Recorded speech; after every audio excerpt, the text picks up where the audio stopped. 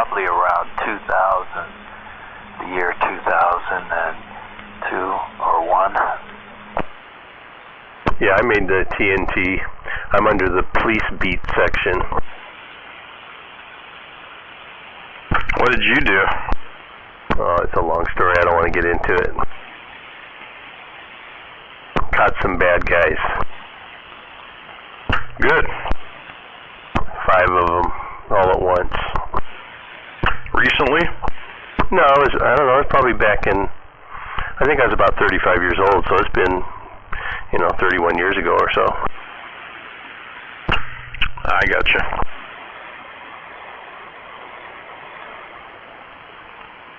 There's a lot of shitty people around here.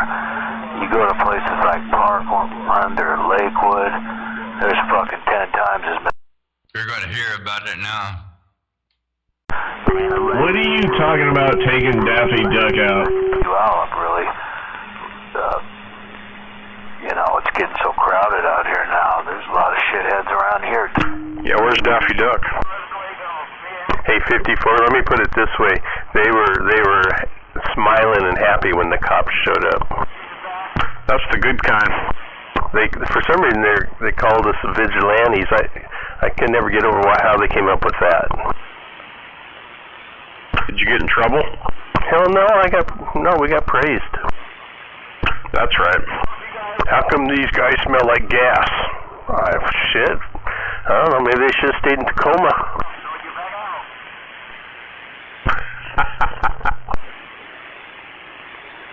I caught a guy trying to steal my catalytic converter at fucking Walmart a couple years ago. And I could have shot his kneecaps off. His kneecaps were sticking out. Kneecaps? How do you shoot him off? I kind of got down. And how do you mean I could have? I mean, that means you did not. Kneecaps. Well, we can lit these guys on fire. I should have shot him in the kneecaps. You should have just stepped on his balls. He had one of those cordless sawzalls, and then he got out from underneath my truck, and I said, how long does it take you to cut one of those off? And he goes, about 3 seconds. And he just wandered off over to Sportsman's Warehouse, probably to do some shoplifting or something. Did he cut it at all, or no? No, if he would have damaged my truck, I would have had some issues with him. I probably would have held him until the cops came, but now you can't even do that shit. If you start doing that shit, you're going to prison. They're going to make an example of you, so I just let him go. But I did want to shoot his kneecaps, but, I shoot these 165 grain Hornady rounds that would just blow someone's fucking lower leg completely off, or damn near. It'd be dangling by a few tendons, but I did want to shoot him in the kneecaps. You still drive around that Toyota truck? Fuck yeah, that's the greatest truck ever made, man. I got 300,000 miles on that. Well, like 340. Just drove it over to Idaho. You've had that thing for a while. Yeah, I bought it brand new. It cost me $19,000 at the Tacoma or Toyota dealership in Olympia in 2000. It's a special order truck. You'll never see one like it. It's got the Arctic package. It's got an 8-foot bed, no club cab, no crew cab, no nothing. 8-foot bed, standard cab. And I got the Arctic package on it and a couple other options that they had. 4-wheel drive. Still rocking that Wilson antenna? I don't have a Wilson. I got a big, huge magnet mount on my roof with 3 huge metal plates on it. Magnets. But, I probably have had a Wilson on there like decades ago. I did have a Wilson 5000. I remember seeing you once and you had a Wilson 5000. Well, that must have been a long fucking time ago, because it's been 20 years since I've had one of those. Usually I just have a little fire stick on it now, but I can put a Francis Gray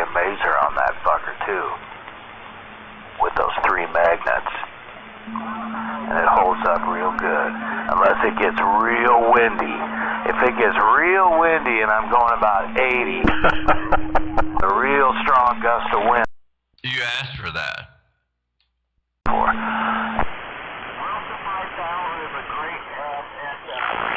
I got my spoon out too. You know that Tundra I got, if you ever get a Tundra, you don't want that 5.7. That's a fucking shitty motor. It's the Lexus motor. It's a 4.7 double overhead cam aluminum motor with a 4-valve cylinder and a double overhead cam, and it'll put out about 300 horsepower. Really? What time does it start? Like 4-ish. It's the best, most durable V8 probably that's ever been made. There's that first V8 that Toyota came out with, because they were out to prove something back then. They were out to say, hey, we can make a big truck too.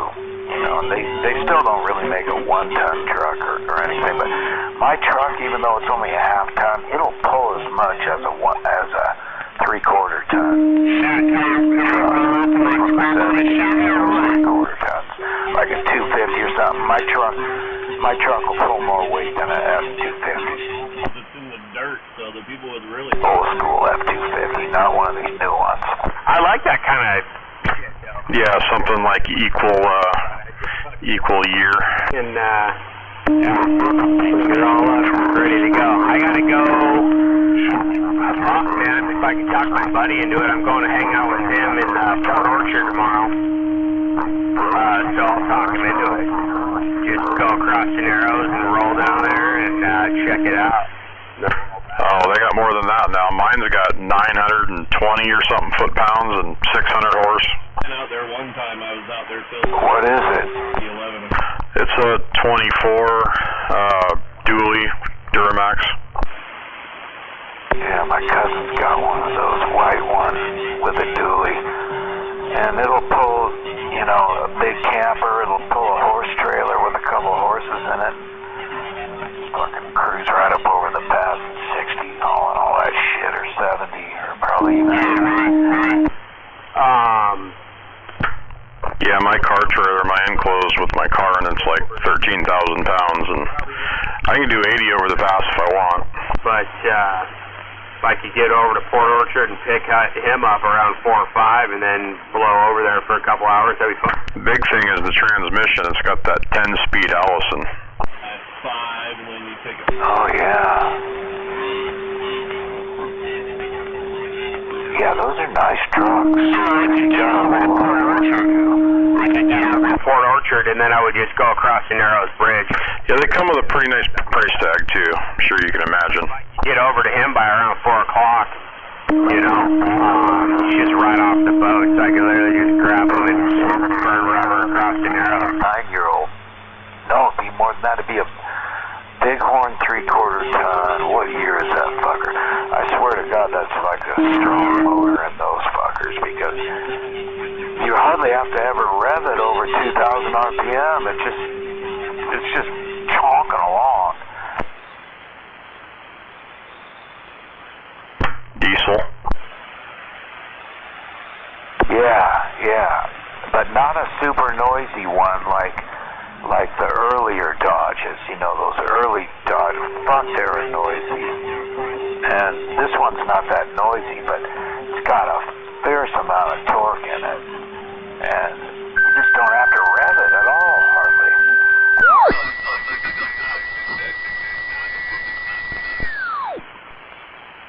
Cool. Yeah, if it works out, man, and I can get over there, I'll hit you up. Shoot me the address or something, or I'll look it up. Yeah, that sounds pretty cool. Yep, it's on there. I don't know how they get that much torque out of those motors. That's a serious amount of torque when you're talking, you know, basically anything over maybe 400 load of torque for a pickup truck.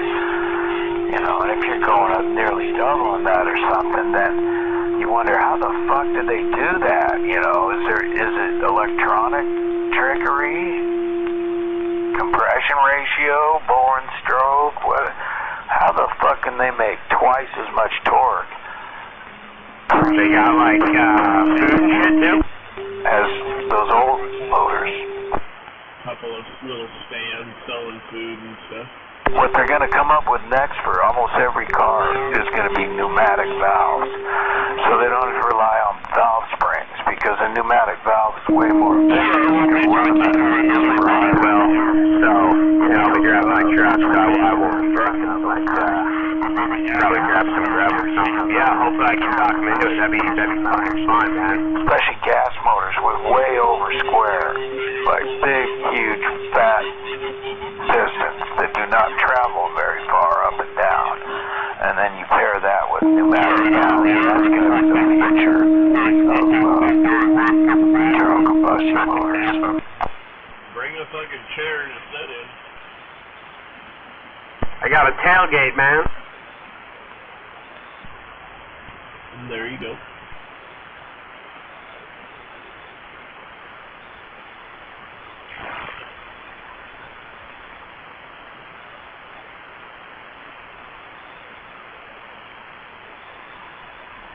I'll throw a couple chairs next to my car and see how long I can save it. So let's say you had a torque wrench, and it was hooked up to I wouldn't be there too long. You know, if I can get over there by 4, I bet I can be there. Probably by 6. automotive force pulling.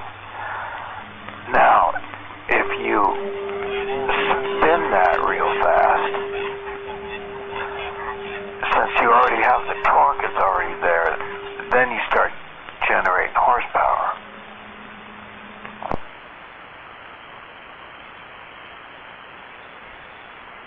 Should just take it to work and then go there from work, but I don't know. I want to be all dirty and shit. I want to come home and clean up. Because torque is the force, and horsepower is the duration, or the speed. It's kind of hard to conceptualize what's the difference between torque and horsepower. Well, that's the easy way to explain it. It's torque is more or less or horsepower is actually a fictional number that's created by taking torque times RPM, or torque times time produced, the time it takes to produce power.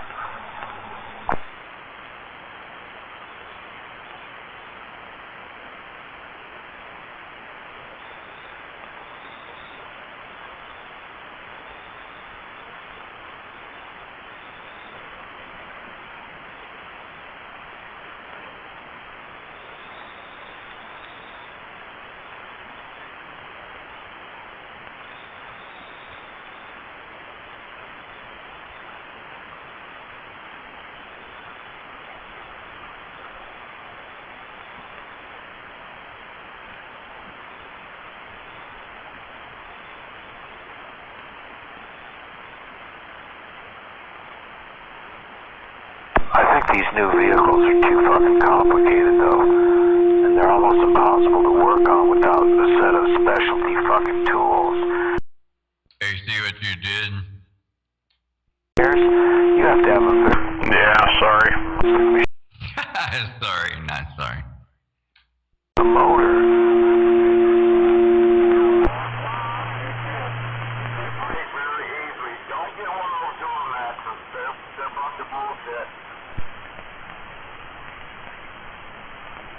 I like shit that doesn't have any pollution control on it.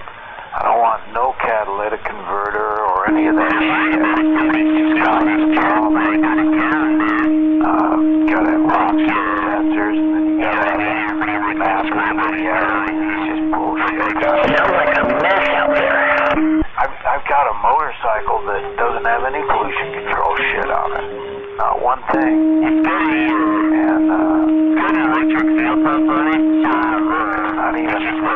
not even jetted. It was just an inefficient gas sucking fucking thing, and that's the way I like it, because it's easy to work on.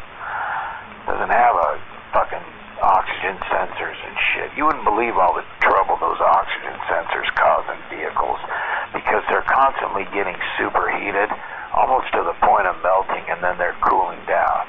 They go through those cycles repetitively, and they're just cheap fucking made in China. So when they don't always go out, sometimes they'll start causing problems. You don't know it's an oxygen sensor, but it's an oxygen sensor. Hey, waving out there, Lee, Trailer Park. Check, check, check. Good evening there, Trailer Park. Got any plans for the weekend, Lee? I gotta run my boat out to Duval and get the yard ready for the sheds coming in next week. Right on, man. Is this thing getting out, man? I got some weird shit going on over here. Yeah, you're right up there, almost, right in the red there. Okay, that's kind of a trip. My functions got all fucked up. I rearranged my room today and everything got all screwed up. That radio doesn't have any fucking mod on it. Sounds good. 10-4, appreciate it. Doesn't have any. Yeah, you got about 7 inches out here by Eatonville, just so you know. No, the audio signal is not good. Kilos, the end of what Kilo said, but somebody else was keying with him there. I didn't catch it, all of it. Yeah, Lee, I was just saying you're making a trip out here about 7 inches. On it. 10-4, that's a pretty good trip, man. Running QRP over here, so we're just all antenna there, Roger. Yeah, 10-4, sounds good, I like it.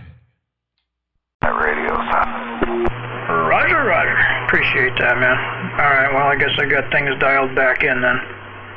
I had everything all tore apart down here today. I think your buddies are just bullshitting you. That radio doesn't have any mod on it. I always try to help people out and they always get... Well, he can't hear you there. Terrible thing out here. That was a mess. Hello there, Level Winder. 5-4, good evening.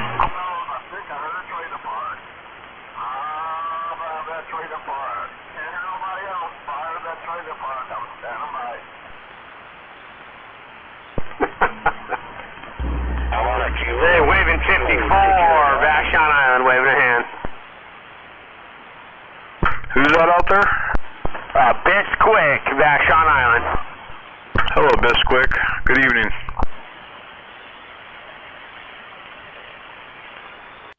Hello out there, Mitch, waving a hand your way there.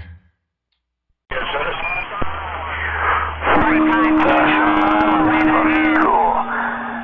Vashon Island is a fucking cool place. I wouldn't mind living out there. Beautiful. They got cool roads to ride a motorcycle on. I really like Vashon. That's where rich people live out there. That's where all the rich people live. Yeah, unfortunately you guys can't pick and choose who transmits, so you gotta deal with that idiot, apparently. So Vashon's got a lot of millionaires, just like Gilligan's Island had the millionaires. Don't you get it? Is that Skip Mitch, or am I just imagining it? Yeah, we call him Polly. You people just don't get it. You people. You put your YouTube channel. You people. Uh-oh, racist remarks out of Idiots this apparently outfit. live close to Kilo's gate, so everybody that monitors his gate apparently thinks that... You'll have to listen to the gate there, Lee, if you want to hear the ultimate trucker. Hey, nobody really lives close to it there. Nobody just got a good ear, though. I think I'm about 500 feet on top of Vashon Island. I'm sure my signal just carries right out there, in case you're wondering. Yeah, no question. You've got great ears. It's terrible, because I'm actually monitoring your gate, which I don't normally do, and seeing what's on my radio, and yeah, there's a night and day difference. You got signals that are hitting you at 40 over, and they don't even move over the 5 pounds of floor noise I've got. Yeah, it's the doggone tree, though. But, you know, I like the tree, but you know what they always told me before? They said, be careful when you go up the tree. You know what you're going to get. That was just enlightening. It must have something to do with location. Who went up the tree? Oh, mine's up the tree, about 150 feet there. I shouldn't pick on these. Yeah, but who went up it? Who climbed it? Jason, 1369 on sideband there. Shouldn't pick on people with low wit. I need somebody that can climb a tree. So Triple M's got a new tree climber. It's pretty good. But I can climb trees. They don't call him Tire Monkey for nothing. Think about that. Well, I guess my main point to you guys on the gate is that if you're just listening to the gate, then yeah, SDR is phenomenal. Your QRPN app, all good. But if you're just a station, antenna to antenna, then, which I am, it's a little different. That's why it's amazing, because you guys are burying the needle on Kila's gate, but I don't hear you at all, and I'm not that burying it. Yeah, you know, nobody. I couldn't really do it with the old SDRs, you know, like, you know, the little dongles and stuff. It didn't work very good. But I put the Flex Radio 3000 over here, and it receives pretty good, so it works good for the gate. Oh yeah, your gate's phenomenal. You're picking people up from everywhere. Gate got down, trailer park. Got a great setup. Hats off to you. No question. I'm not critiquing anything. I'm just acknowledging that my receive sucks. Yeah, no, I didn't think you were critiquing anything. I was just saying that in the old days I used the SDR. It didn't work so good. The Flex Radio is much better. Absolutely. Good for you. Yep. Flex would be good. I just don't need another toy. I got to get rid of about 20. Hey, I got a receive amp over here. Should I turn that on? Absolutely not. Yeah, I wouldn't do that. You'd just go static. What do you think? Turn it off and see what happens. Just turn it on and see what happens. Why you have to... What? Now we got great ghosts out there, so we're standing by. Oh, not that again. Dag nabbit. More static. And he said that shit.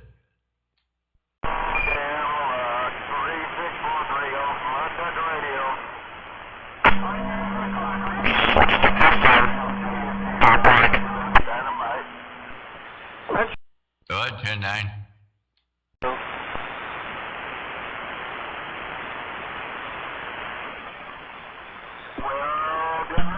Don't tell him I walked on him. It's a secret. Everybody got kind of quiet. I heard a female voice out there calling you. Ah.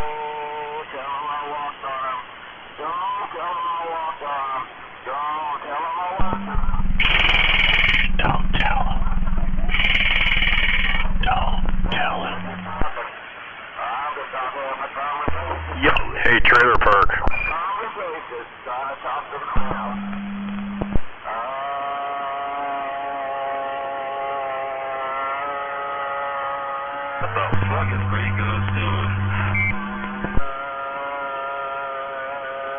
Oh my God, I gotta shut his ass up.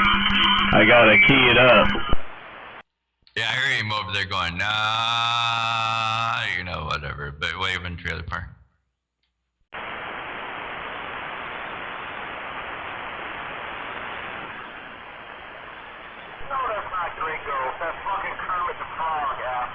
I'm waving over there, 45 and the kilo.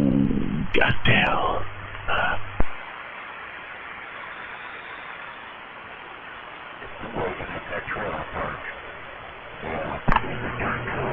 Gray Ghost guy, the one that Kermit was bitching about last night? Yeah. Okay. Yeah, I can't hear that guy, so just making sure. Yeah, I think they had a little conversation going on or something there, but yeah. I just heard you 6 1/4. I just heard you 6 1/4 in between my local talk. I'm waving right on back. Trailer park.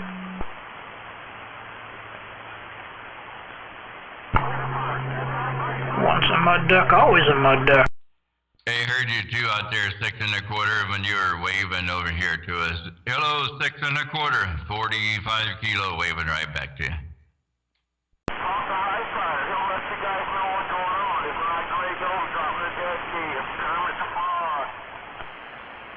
I know it's not Gray Ghost dropping a dead key. Yeah, Gray Ghost.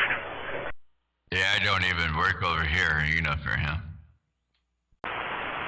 Where you at, 6 1/4? I heard you in there. Thank you, Trailer Park. Thank you, Trailer Park. Thank you, Trailer Park. Hello, Kilo? Yeah, waving hello to you.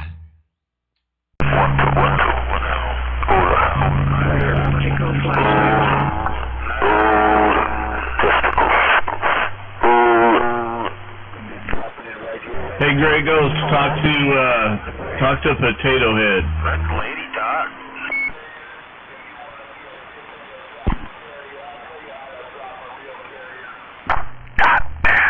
Daddy out Getting on down.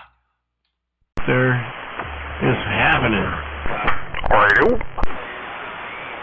No, Breaker.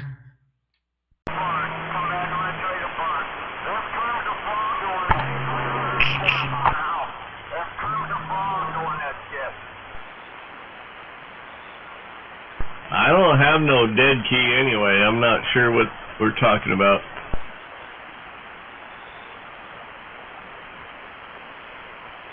I don't see no dead key. Yeah, I don't hear no dead key. Haha, pun intended.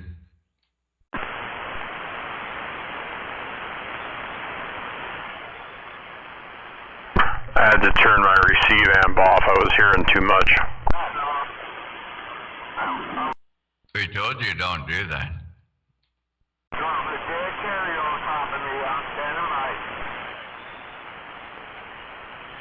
You ain't standing by, you ain't never stood by. Standing by. What is the fucking damn. Good pull. Shut the fuck up, Wheeler Bender. I'm back out. Back out, you piece of shit. Back out, good pull. You turn this cock back down. Good pull. Because I'm waiting from the back of my truck. You're back out, Bender. I'm looking for the fucking troll. I'm looking for trash tonight.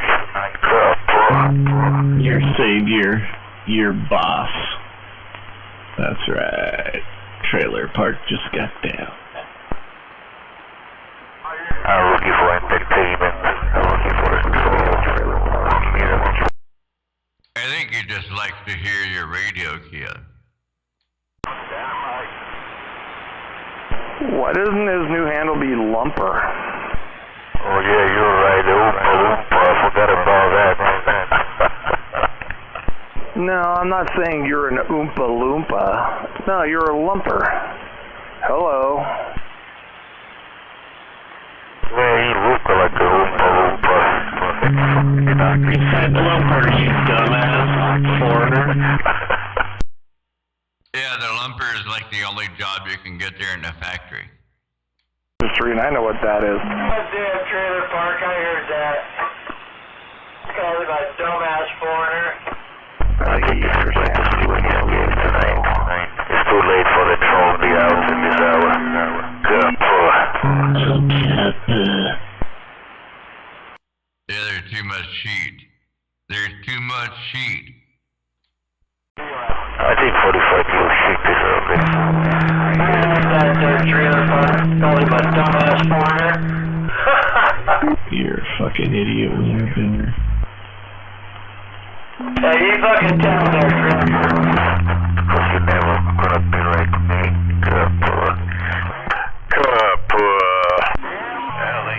Yeah, lay down there, foreigner. Yeah, I couldn't tell because he's getting stomped on. You know, with this big radio, you know. You're just a piece of shit of the world. You're pathetic. No one in their right mind would want to be like you. Are you serious? You just got told, Weenie Bender. Yeah, tell that foreigner motherfucker to lay down.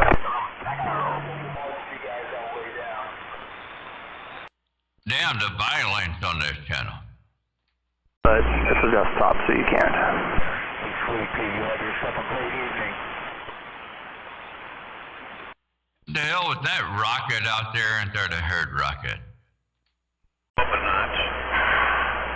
How's that? No, that's not rabbit. No, it sounded like he's in the mobile.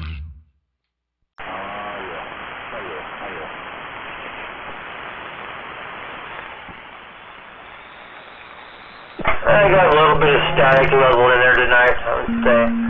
I wasn't hearing him.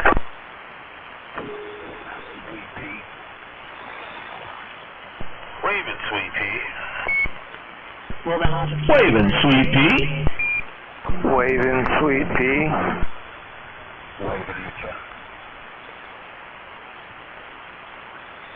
I haven't heard her, but I'm waving. Yeah, waving out there to that trailer park. Hey, I'm waving back. Good evening. Hey, good evening, man. Yeah, I heard you got your shop all set up, man. Yeah, I'm glad you're moving forward with that. Yep. We're working on some cars. Right on, man. Yeah, make shit happen, dude. Definitely. Waving there, War Daddy. Good evening. You're doing a good job over this way there, Curtis. Sounds good.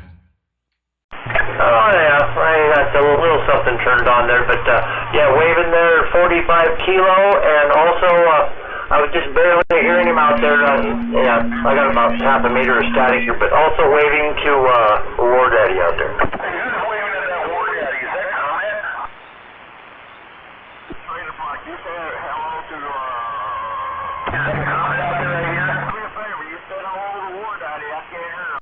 No, you're close. It was not Kermit, though.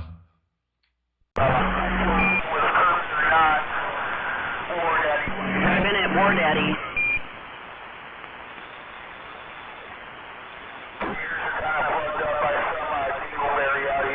Damn, everybody went mobile.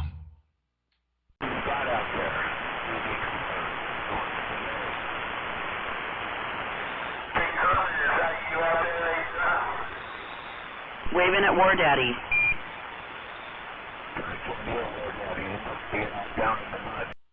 Potentiometer.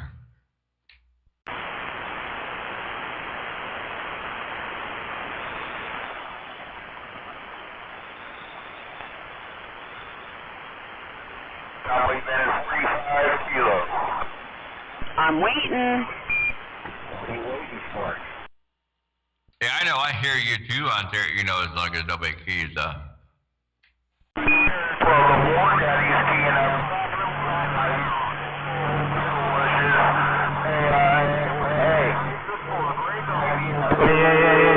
I just want to know. Who you hearing? I'm back out.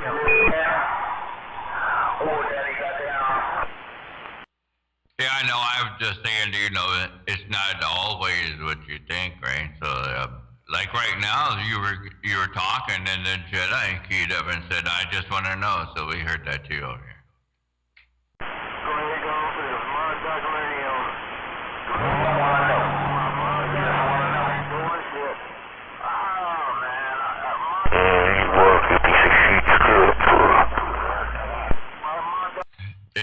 wiener bender takes you all out. It's pretty funny.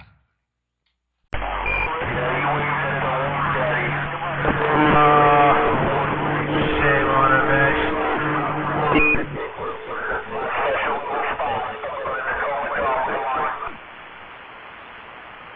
Yeah, you sound good, Ward Duty, Tacoma Bomb. You're just like a few feet away from you. You piece of shit, girl. Yeah, you'd sound good too if you had 2 testicles, coppa. Hang on. Yeah, I hear you 5x5 on the ferry. I can hear you probably when you come to Tacoma. Good.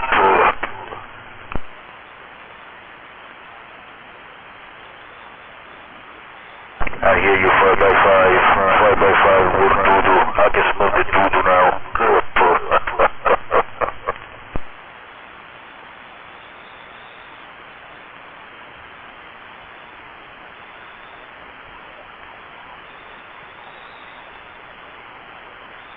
Hey, no, Mr. Nobody, that was Sweet Pea in her mobile.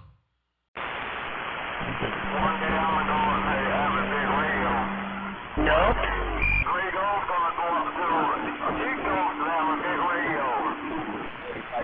You got a copy.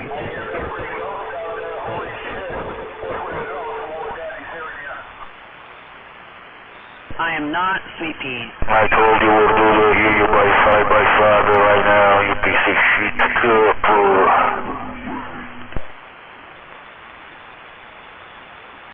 5x5, is that almost like, so he's 5'16", and then, you know, his methodical girlfriend is 5'15", so between 5'15" and 5'16", it's only one number, and it's no issue-net, so I wonder who's up. Okay. What happened to that piece of shit? The word doodle suddenly disappear from my screen here. Good. Hey, you know a Saba radio don't have no screen, right? It's a big screen I got here. It's actually a 50-inch screen that I got all my meters on it.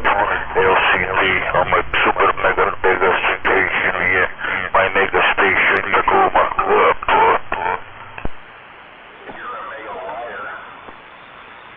You gotta turn your screen off of Pornhub there, you know, that's not a radio screen. Is it 5721 29th Street Northeast? Hey, Trailer Park, do you actually hear people talking out there?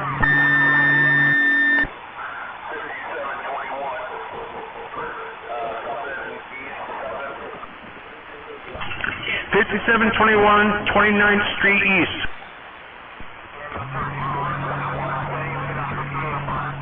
Oh, I'm sorry, Northeast.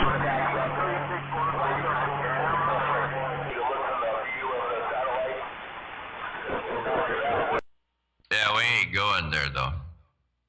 It's Northeast, not East, yeah. 29th Street Northeast.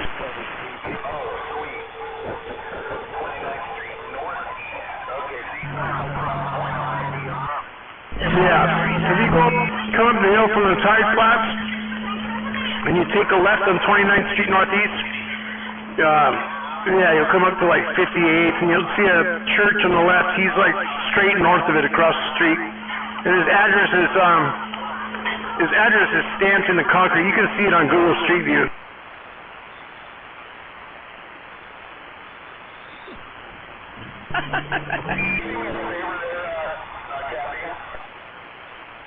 What's that?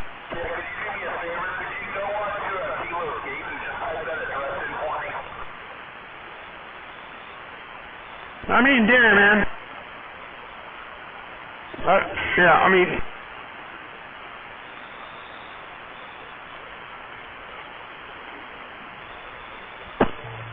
Hey, Ward Daddy, go on the gate. Scroll back 2 minutes.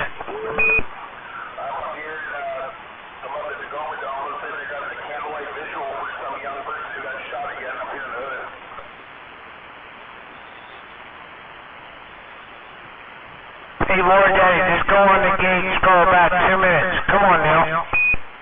You don't want to do that. You go on the gate and he can't hear himself.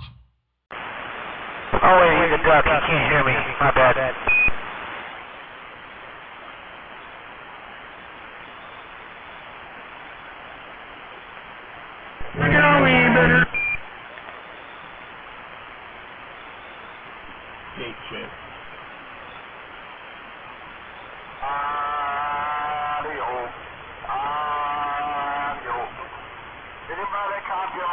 Raven? My bad. He's a duck. He can't hear me.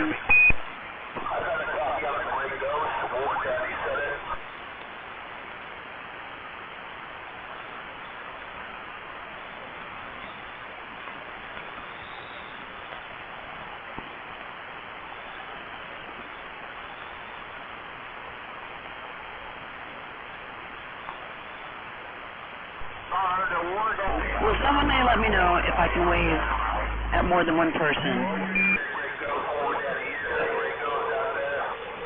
at the same time? Where'd that female voice go?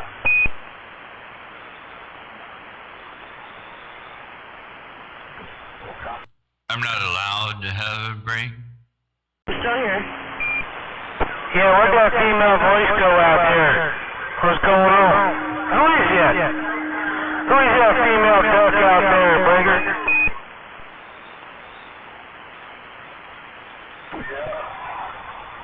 You better watch out, you're going to get some on you.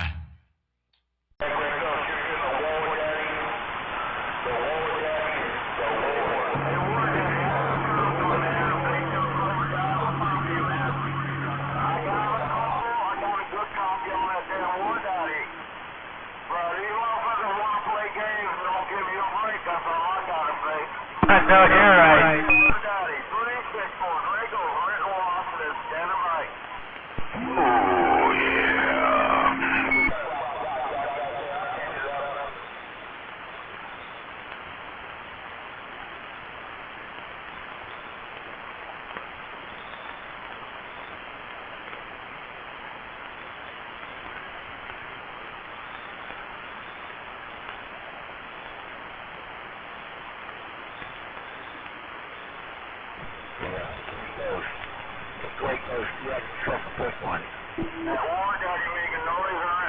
Oh, Grey Ghost.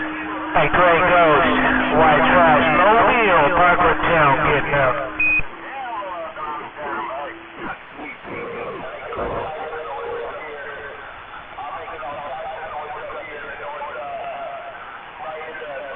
How far are you getting up, Jedi?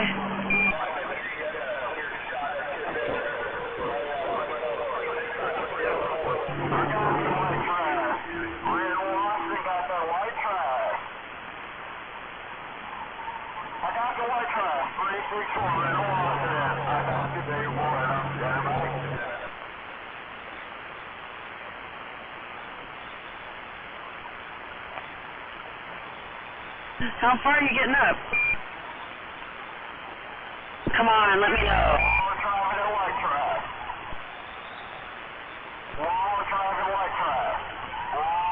You only talk to white trash? I hear you, Grey Ghost. Good evening, Grey Ghost. Good to hear you once again. White trash. Mobile. Parkland Town getting up. I'm back out.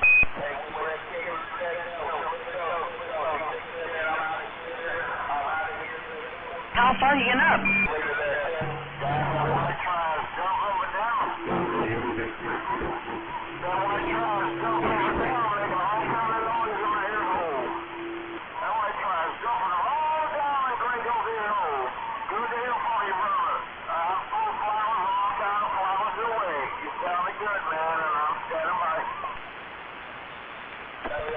Oh, Lord. Sounding good? Okay.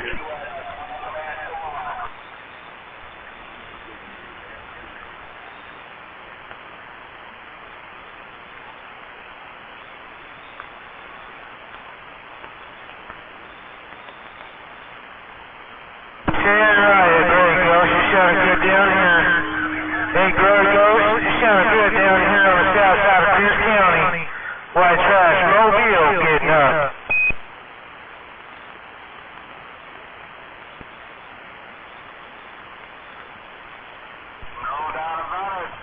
Hey, what's going on, Jedi?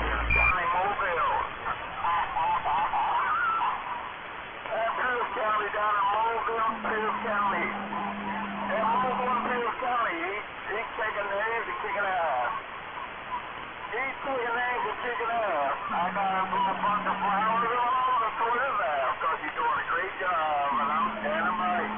Way too much. That tranny showed up today, so I'll get hooked up with you. Oh, man. 11 trannies. I had all sorts of packages. I had an emergency at work. I had to go to Bellingham for 2 days. Yeah, I was really busy the last couple of days. I'll be out of town next week, too. I got every Tuesday, I'll be in Baltimore until Friday. And then, you're still out there, White Trash? I'm on the White Trash. There you go, guys. No doubt about it. Working at Mr. Coyley. White Trash, Mobile, getting up.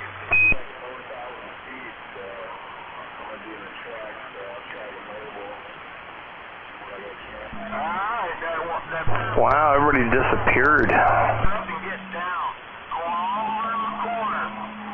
gets quiet all of a sudden, doesn't it?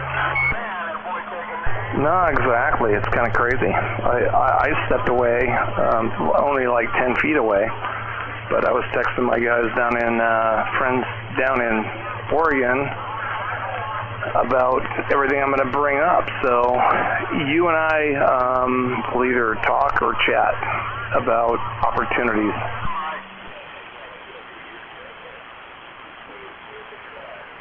Okay. Yeah, anytime, man. You got my number if you, this boy, motherfucker. Anyways. Getting up, and I'm back out. No, I'm not going to do it on the radio, but I'll text you, I'll text Craco, and there's like-minded people who could utilize some of this equipment that I'm picking up, so we'll leave it at that.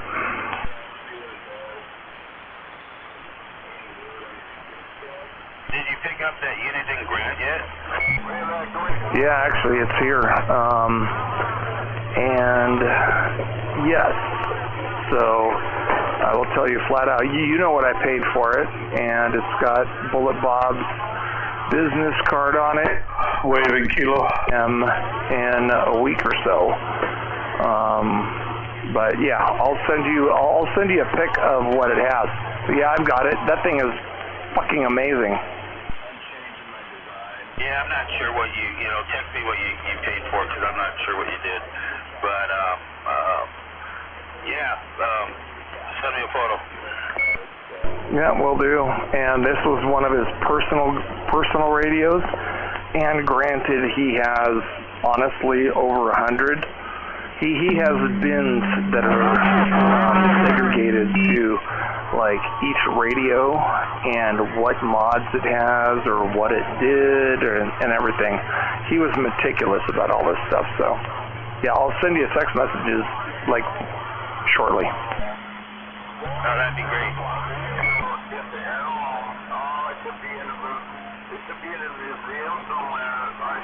And it actually has the price tag on it, and it has my phone number on it because he tagged it for me, so you'll know exactly what I paid for it, and I don't need to make a penny. Cool.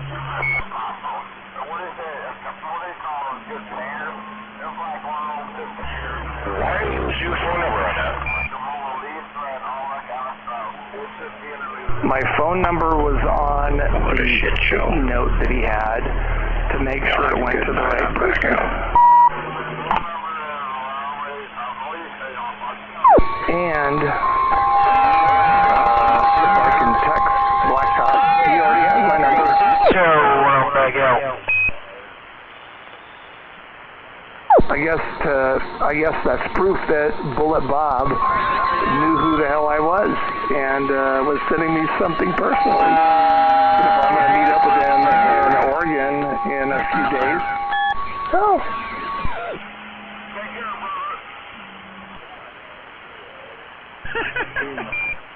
Yeah, I've heard of his name out here a few times. I'm not familiar with what he does, but everyone seems to appreciate it. Yep, he has been a very prolific radio operator and has been in the biz. He owned a truck stop and radio shops and stuff in Northern California, and so he's very well known, and he's yeah, we'll just leave it at that. But he's one of the good guys. We'll put it that way.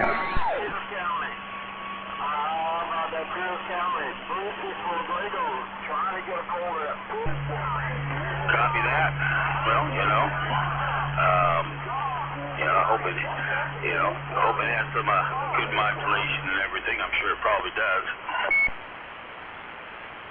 Oh, you have no idea. You look at the sticker here. Talking to me.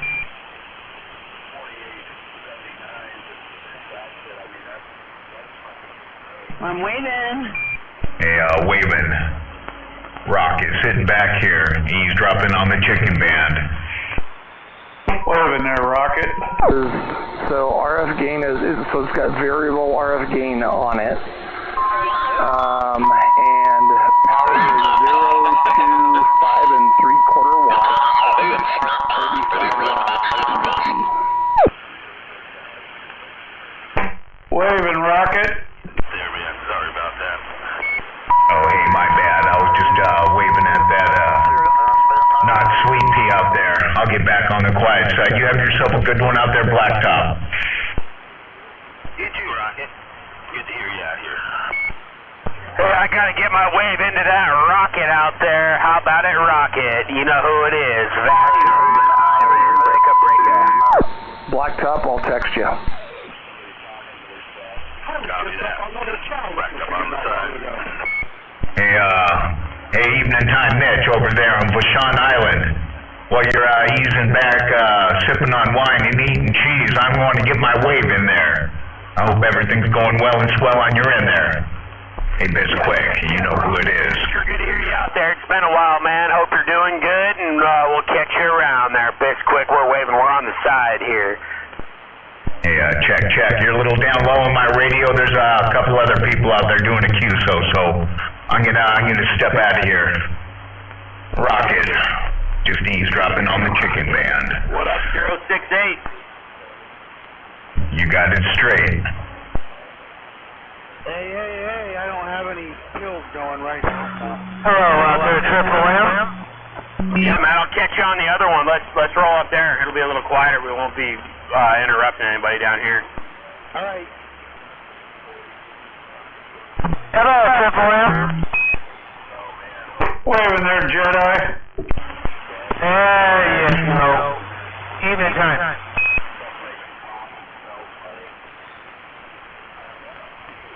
Hello, Triple M.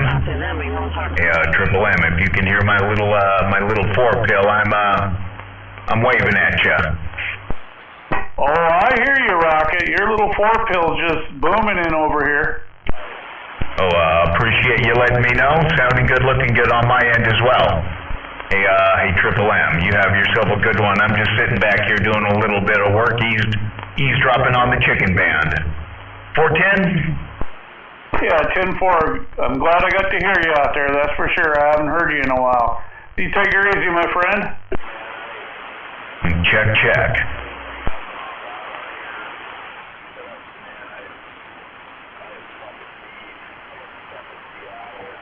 Yes. Or is it B.B. Cooper? No, it's D.B. Cooper when I'm rolling that pick-em-up truck.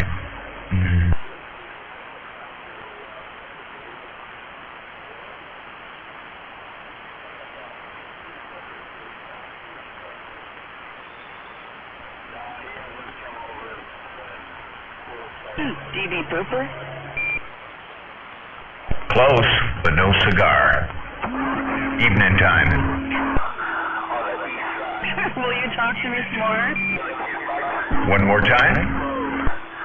That's Clinton that likes the cigars. Right up here. Another day, another dollar. Not too far away from F Street.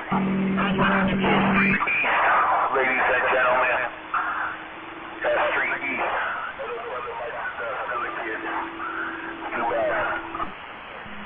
Whiskey, like them cigars.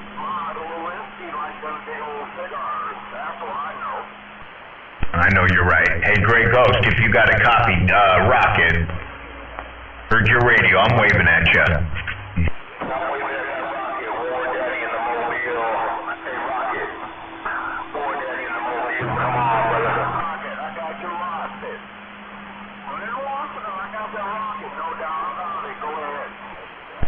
Appreciate you bumping it down, Grey Ghost. Haven't heard you in a little while, and I hear War Daddy out there as well. Hey, evening time, War Daddy. While you're working that mobile, you and Grey Ghost are both throwing down, sounding good, looking good. Rocket with the evening time wave.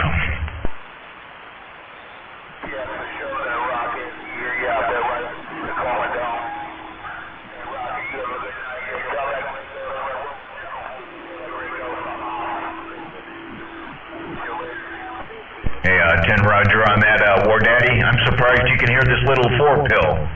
Hey, Grey Ghost, War Daddy, while he's cruising around in that mobile, he wanted me to roll a 5 your way. He said, have a good evening there. I'm just rolling that 5 for you. Hey, War Daddy, Grey Ghost, Rocket, sitting back.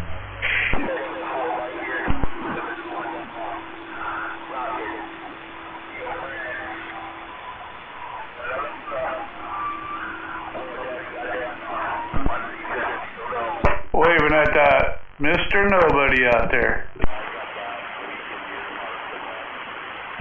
Yeah, War Daddy, you're fading fast, so I'm gonna wave my hand and do the walk away. We'll see, War Daddy, while you're getting down in that mobile.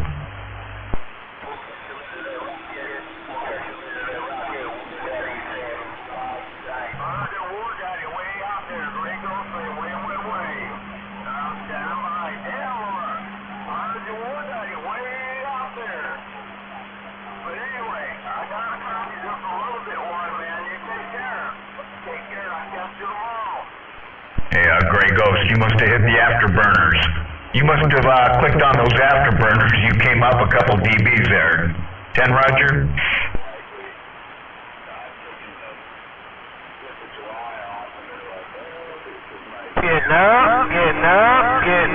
Getting up in the mobile. Oh, there you go.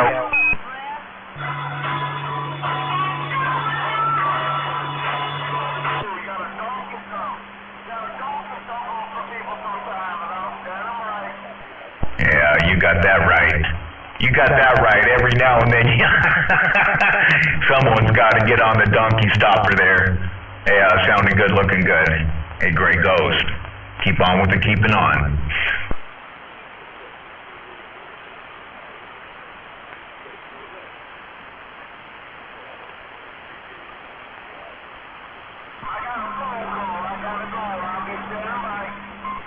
You go on and get that, grab that 21. You grab that 21. We'll see you later.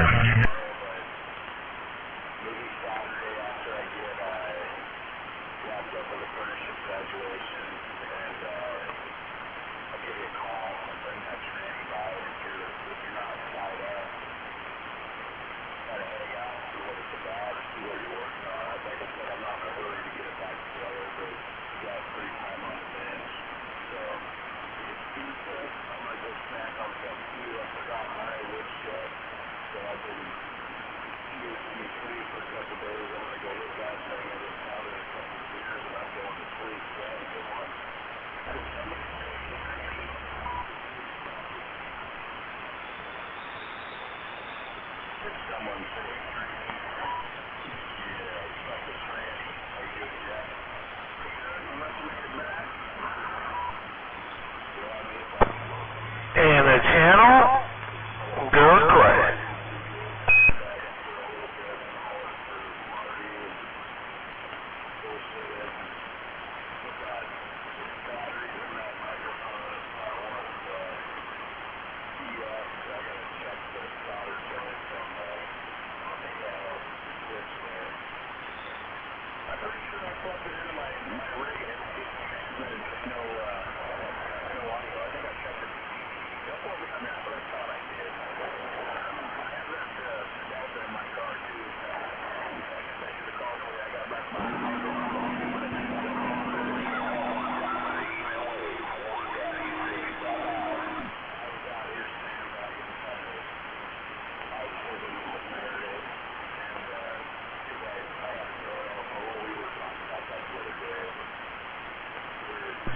Where'd everybody go?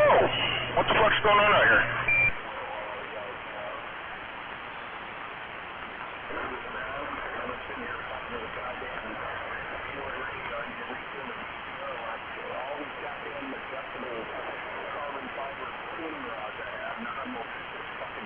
Anybody? You hear me? Yeah. What's the first? Check. What's going on? Hello? Come here. I do hear you. And I didn't know ghosts have colors. But yes, I hear you.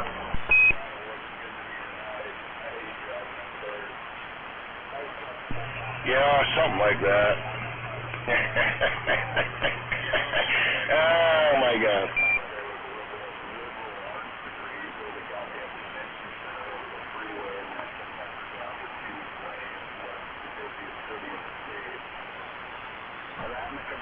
Hey Jedi, who was that fucking chick that was talking to you? Hey, dickhead. Why are you such a duck?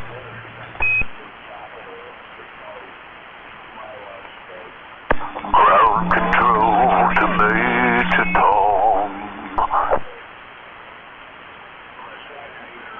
I think you guys keyed up on each other.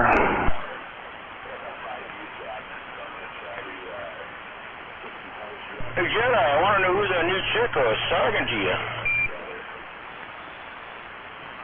Yeah, I don't know, but I don't care. Check ignition and may God's love be with you.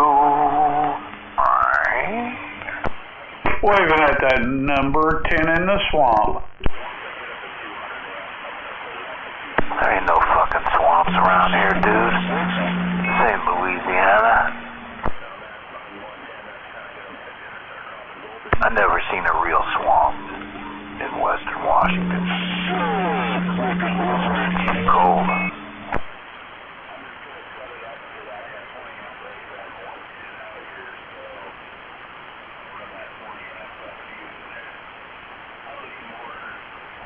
Fifi, what is my beautiful Fifi? Hello, hello, Poochie Poochie, what is Poochie Poochie today? What is Scotty Toddy, that motherfucker piece of shit? Hello, Poochie Poochie, Kappa. You will shut your filthy mouth. I am a little potato head. You are cheap imitation. Party. Fifi, what is my beautiful Fifi? Hello, hello, Poochie Poochie, what is Poochie Poochie today? What is Scotty Toddy, that motherfucker piece of shit? Hello, Poochie Poochie, Kappa.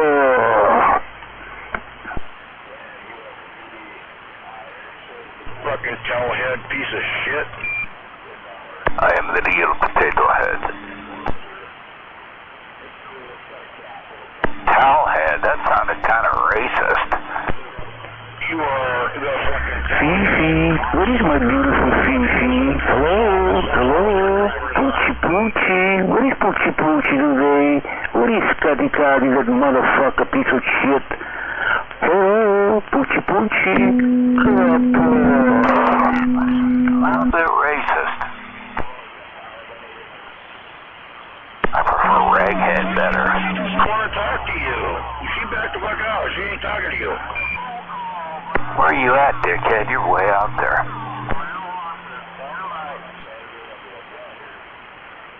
Oh, the ultimate cocksucker. Yeah, I'm way out here. He's always way out there in his head. Somewhere. He's probably picking brush. Hey, dickhead, are you out there picking brush?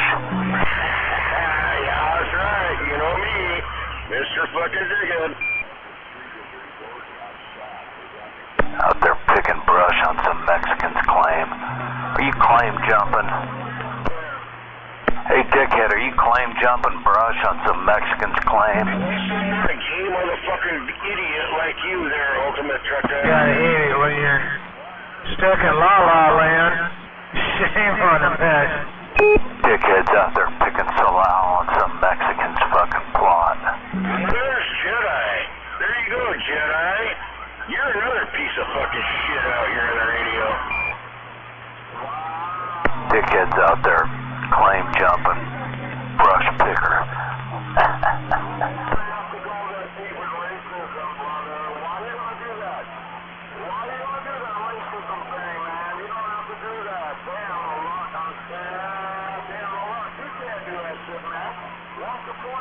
Whoa, wait a minute, what? You can't got my name in his mouth again? You better calm down, old man.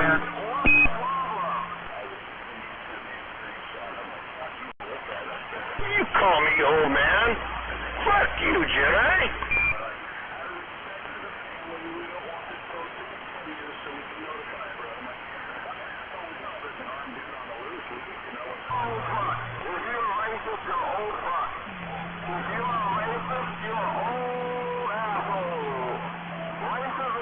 I'll call you whatever the fuck I want. I'm trying to figure out what your problem is.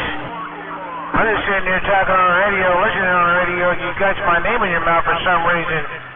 What's your trip tonight? I don't know.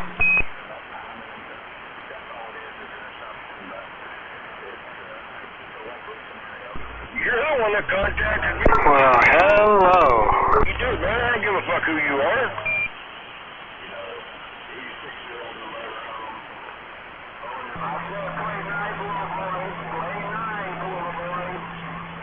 Pussy's pussy, right?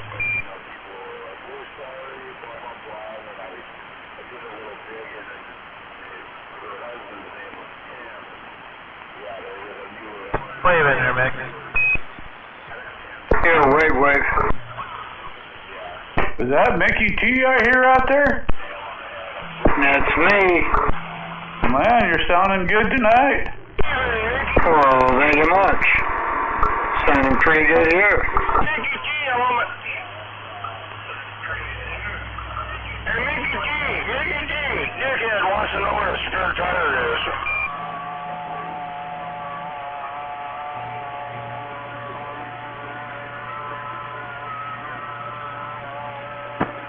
I'm trying to figure out why dickhead's coming to me all sideways.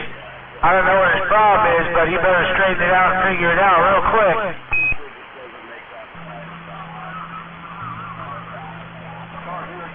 Figure what out real quick, Jedi? You're a fucking idiot.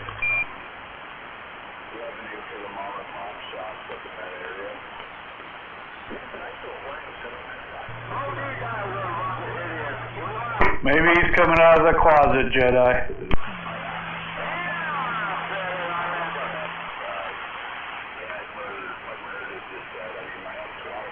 And I haven't even said anything really like mean or nasty or rude or offensive or anything like that, man. And all of a sudden he's coming at me all sideways.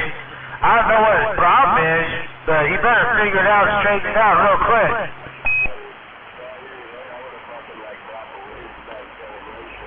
Really? Are you threatening me, Jedi?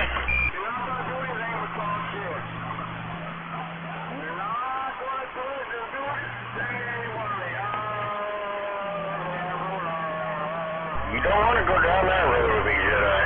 Really?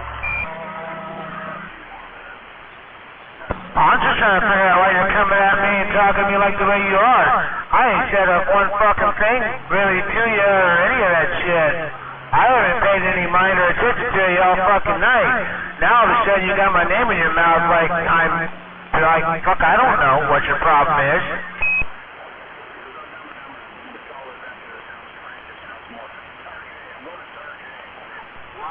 Here's what it is, Jedi. Just drop it. Leave it alone.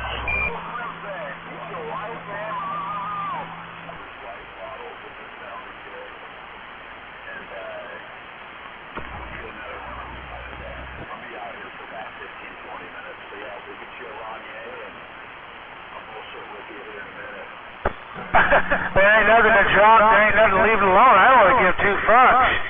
I'm just trying to figure out why you're coming at me sideways for some stupid reason. You better figure it out. Anyways, I don't know. Maybe, I don't know. Did you get stood up by Star President or something? I don't know. You poor thing.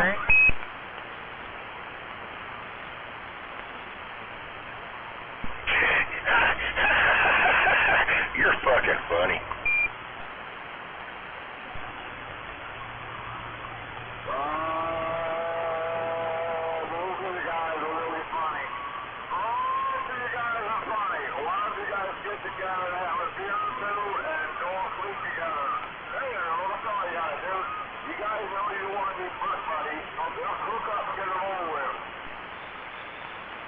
That's right.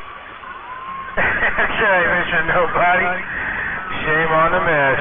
Now back out.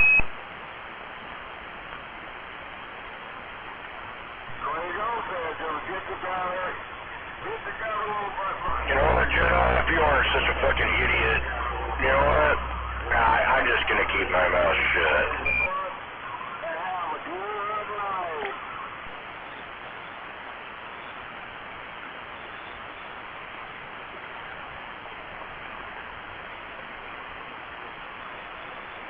She gonna kill you one day, just saying.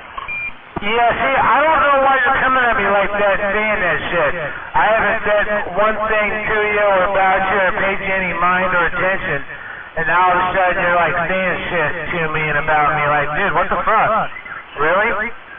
Are you that fucking bored and lonely and drunk or something? I don't know what your fucking deal is, but you better figure it out and straighten it out quick.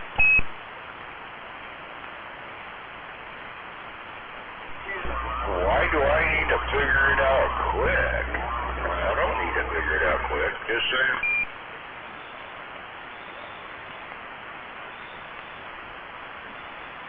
Maybe that was your problem. You tried to figure it out too quick, and, well, if you would have spent more time with your fingers figuring it out, you might have been able to satisfy her. Just saying. Well, I'm just saying, here you're back out. Yeah, I'm gonna leave it at that.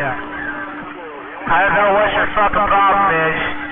I don't know why you're getting all fucking high-strung and mouthy out there. I don't know, but you need to just calm the fuck down.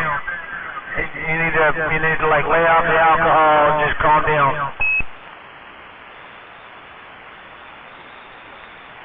Lay off the alcohol and calm down. I'm on my second beer, stupid.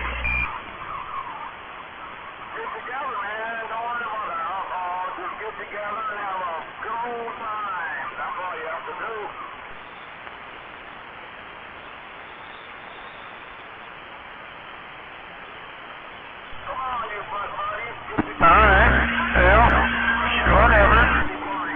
Like I said, I'm trying to figure out what your fucking trip is, man. You more like, you just trying to get my attention by running your mouth or something? Well, you got it. Just so I can key up and push it back out? There you go. That's what I'll do. I'll wait for you to key back up and I'll key it up again. Oh, you go ahead. I don't care.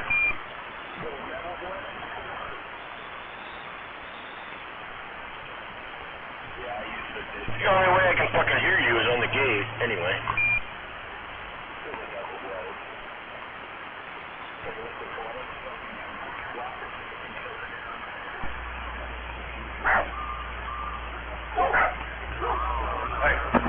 Damn, Mr. Nobody. Damn, Mr. Nobody. I got a crush out there. Damn, that's fucking creepy.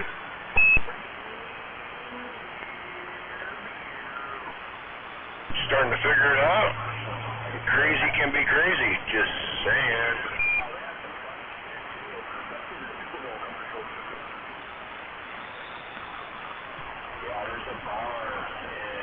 Creepy, creepy, creepy. Creepy crying Brian and he's back out.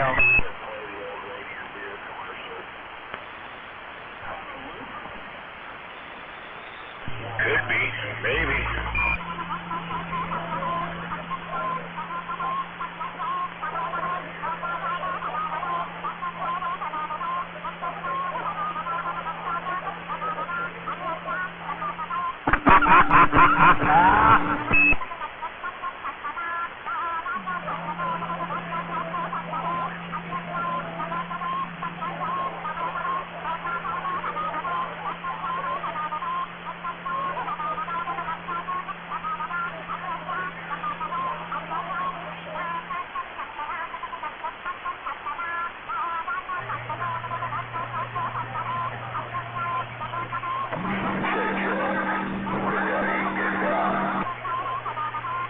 I know, man.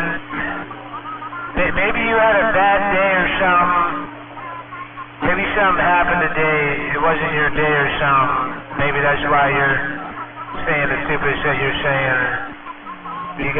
You're coming at me sideways or something. I don't know, but I hope you figure it out and things get better for you soon, I guess. I don't know. I'll pray for you.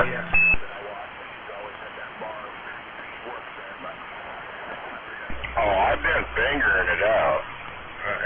There ain't no doubt about that.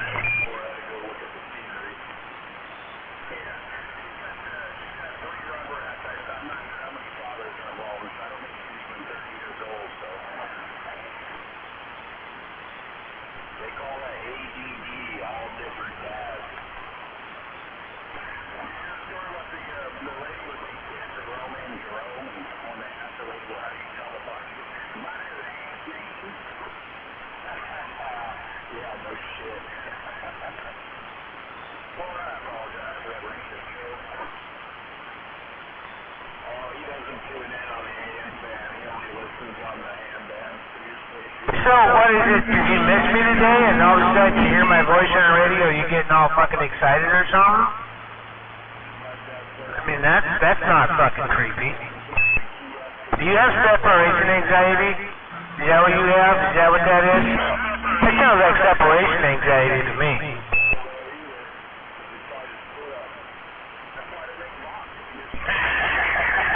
Absolutely not. Well, you trying to figure it out? You ain't figured it out.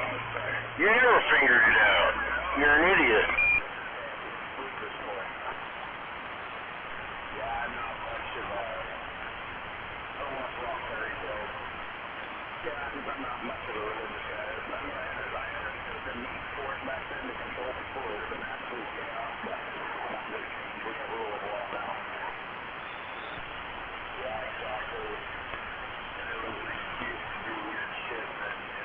I don't know. I don't know. Don't fucking care. And leave you to it, I guess. And I don't know. Whatever. Don't care. Yeah, I got down.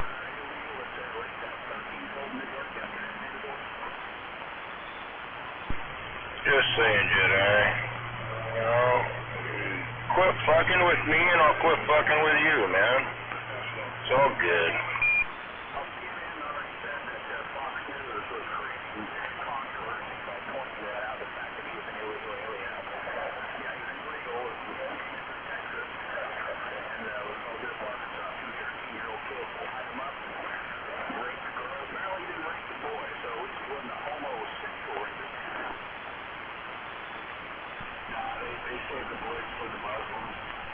I haven't been fucking with you at all. I haven't been fucking with you at all. I haven't even been talking to you about you at all. And then all of a sudden, I hear you got my name in your mouth. I'm like, dude, what the fuck? Alright, well, whatever. Somebody's got a problem. It's not mine. Oh, yeah. No, you teed up on the radio earlier, motherfucker. Earlier tonight. And your name was in your fucking mouth about me. You either talking shit about me earlier tonight. Fuck you, Jedi. Really? You know what? Just fucking don't associate me with you and your old lady, whatever, man.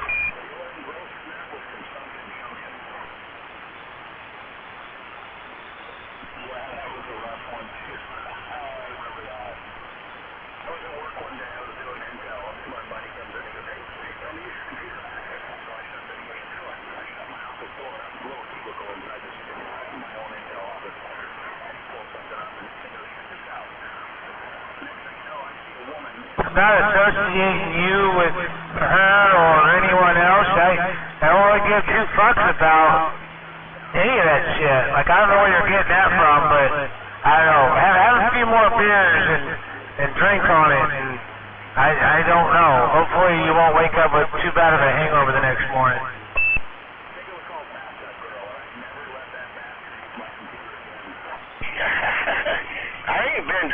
dumb fuck. Really?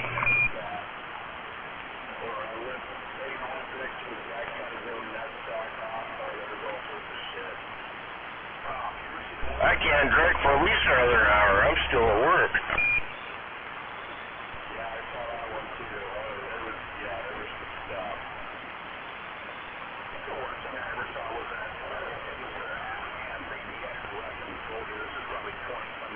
I don't know. You're really stuck on me for some fucking reason.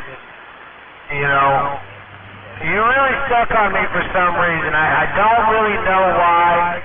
I don't really care why, because it's not my problem, it's yours. So, I don't know. Whatever. I guess I'll just deal with it, or get over it, or forget about it, or just move on without it, and mind my own fucking business. So, I don't know. Whatever.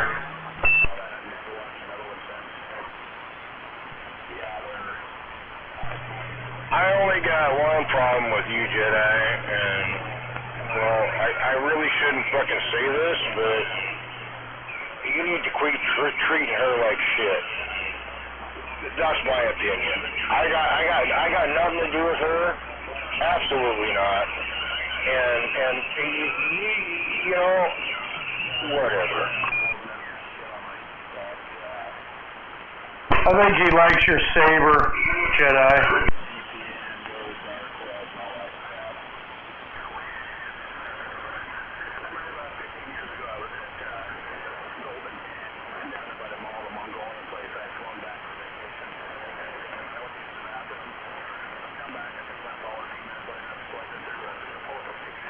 Wow. You're going down this road again? Well, you know what? I don't really give a fuck that you're still stuck on that stupid problem of yours. I really don't. Because you come out here, you say you don't have a problem with me, and you don't want to have any problems with me, and then you say you do, and then you backstep and start all over, and I'm just like, what the fuck? You know what? Whatever. You know what? You're just like her. Out of sight, out of mind, moving on with my own fucking life. Have a nice life, big kid. You're back out, Jeff.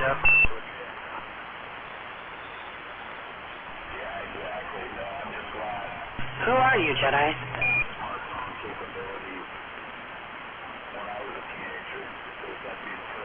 You think you know me, but I'm not Sweet Pea or any other female.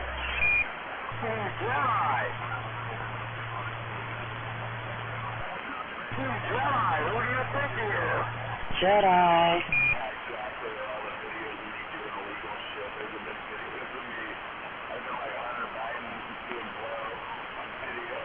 What do you want, Greenpeace?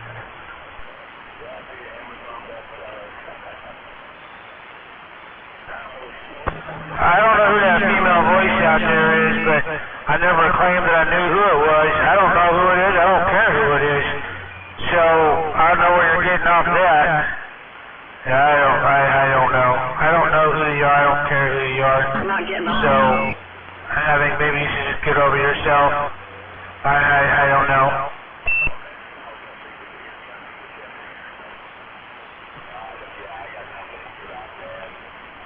Say it again. Actually, a guy. She is a he. Believe it. She is a he. You ain't getting up.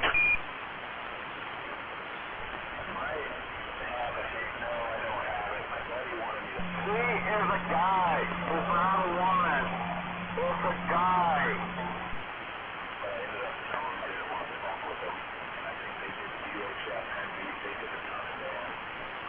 You're the guy.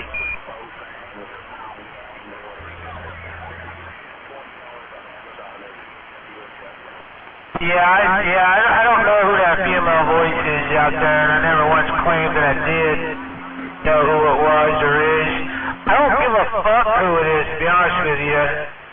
So, I don't know what your trip is, or Dickhead's trip is, or whatever, but it's not mine. I don't care. Whatever. You're a duck anyway, just like him.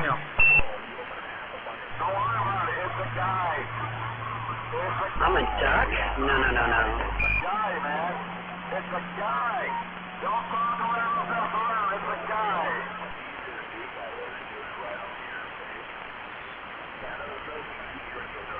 You wanna come fuck me?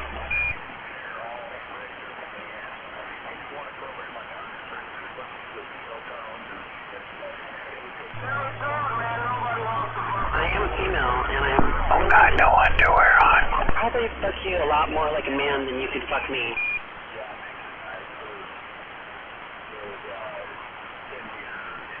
It's not a female. It's not a female. It is not a female. It's a transgender kind of thing going on. You don't want to know me, but you're getting to know me right now. I'm pretty sure no one wants to do that. Not wearing any underwear. No one? I waved at them earlier. Did you say you were wearing Sweet Pea's underwear? Oh, I'm wearing Triple M's underwear. I wish. How you doing, 188? What's going on? Oh, not a whole lot. Looking at the dickhead out there. Oh, okay. Yeah, what's been happening? How long you been home? Hours? Oh, I just got home about a half hour ago. Yeah, you made the regular runs tonight? What's that? Make the regular runs tonight, or did you just go around in circles? Oh, I just only had one run tonight. Oh, how far down? Down to Blaine? Down to Kelso. From here? That only takes you a couple of hours. Well, I went down there and back, but I had to wait down there to be loaded for about 4 hours. Who are you carrying? Truck 2. What's that? Who are you carrying? Very good place to drive. Chicken noodle soup. Are you carrying chicken noodle soup? I'll be damned. Huh. Yeah, you know, our drivers go down there. They run up and down I-5 all the way into California and back. They carry all kinds of food. But, yeah, chicken noodle soup, you don't have to keep a temperature, do you? Wow. It's actually, I go down to Foster Farm and pick up their chicken guts down there. Yeah, what do they make it with? The dog food? Kelso was... They make chicken feed with most of it. Oh, okay, chicken feed, huh? I'll be damned. Well, don't ever roll that truck or tip it over. That's that's a live load, that's for sure. It'd be a stinky load, that's for sure. But, yeah, right on. Yeah, you don't gotta worry about hurting anything if you lose that load. I mean, just a bunch of chicken feed, not the chickens. Yeah, but they don't stink. They just kill them that day. Yeah. Yeah, the chickens probably stink worse. You're right. Let's change the subject here. This is getting gross. Even there, 188. Way out there, I don't know if, I think I gotta charge up this battery. I think I might be having a dead battery situation here. But I got a text from Grey Ghost. He said there was he took a picture of 2 moons out there. Have you heard anything about that? 2 what? He said there was 2 moons out there. Chickens and huge fuck. Wow. I think he's on the pipe right now then. He's probably on the pipe and on the pot. Sounds like a bunch of drug addicts. That guy out there scratching my ass out there, is that the ultimate cheeseburger? No, it's dickhead. Kelso is a friendly town. Every time I key up, I hear ultimate cheeseburger out there scratching my ass. Kelso is a friendly logging town. You sure he's scratching your ass or if he ain't sniffing your ass? Yeah, he's probably sniffing my ass. No, it's not dickhead. It's the ultimate trucker out there. I don't know. He's probably in his mobile in his garage. But you don't need to verbalize on it out here. Nobody wants to hear that. Let me get some lights on in here. It's dark. I can't see a damn thing. I'm gonna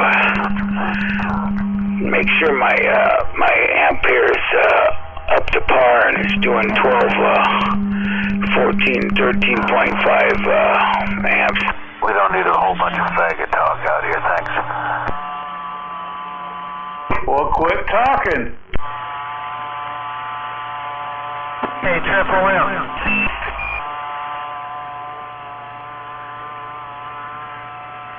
Hey, Triple M. Who's singing?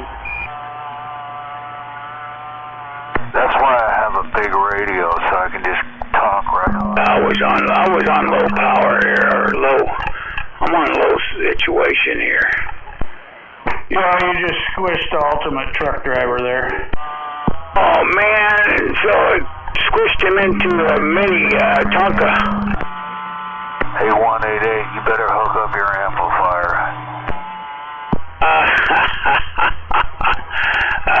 Okay, I'll hook it up.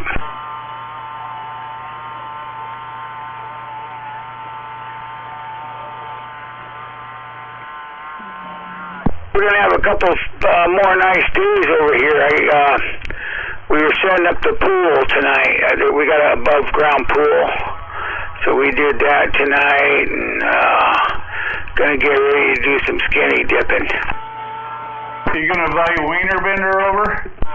I'm gonna invite Ultimate Cheeseburger over, maybe Triple M, and maybe the gang, maybe the whole CB gang over here. Don't invite over any of those Bandito guys. Those are biker guys. Some of them are kind of criminals, I think. I'm not sure, though. He said he was a criminal? Betcha he's a smooth criminal. It's not about that. They probably won't even get in the pool. There's a girl way out there. Who is that, Triple M? I hear her out there, but she's in the bottom of my radio. Yeah, I don't know. Your Miracle Air battery is wearing low. Hey, 188, I think you're going deaf. I am going deaf. I'm kind of glad because I won't be able to hear you soon. I thought we were friends.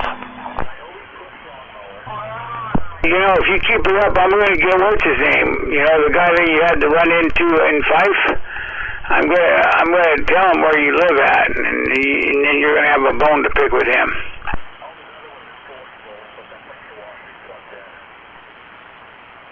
Oh, the one that was with God, what was her name? Oh God, I can't remember her name now. They were right there on Portland Avenue, about 34th and Portland.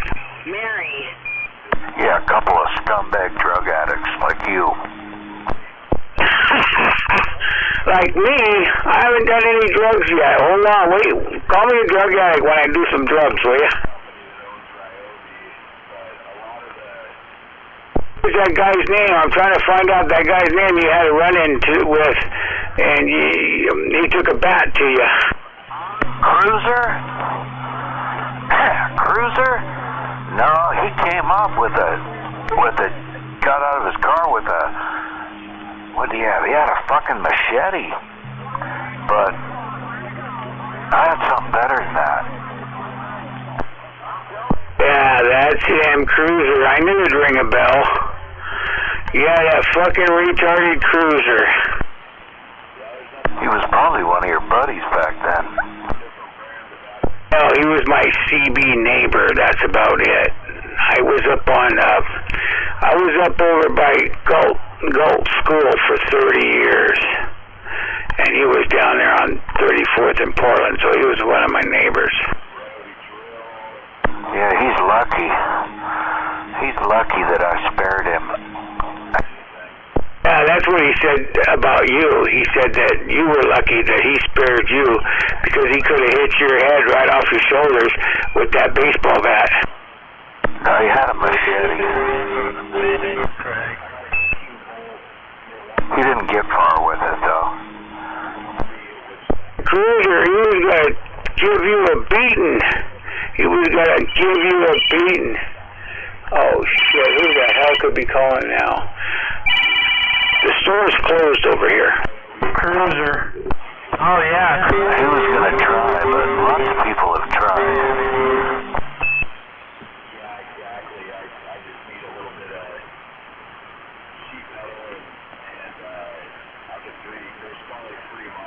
Just another meth addict, drug addict. You know, they're really not that dangerous once you understand them.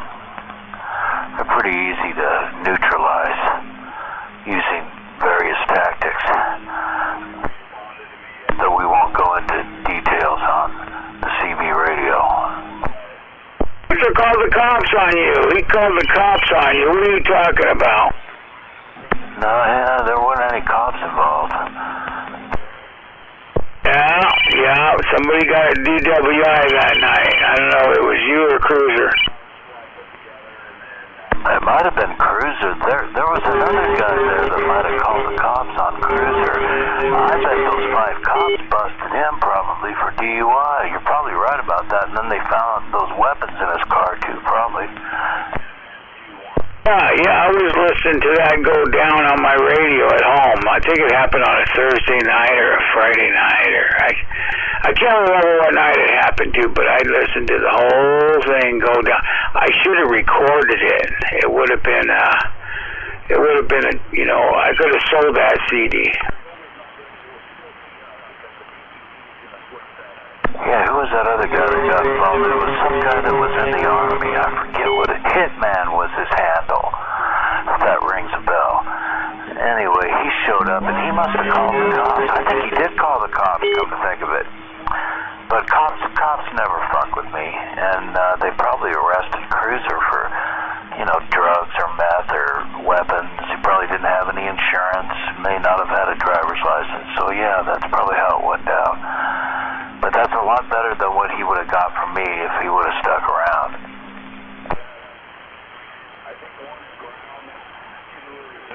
Those were the days that you and Cruiser were fighting over Libra. Yeah, I remember them days.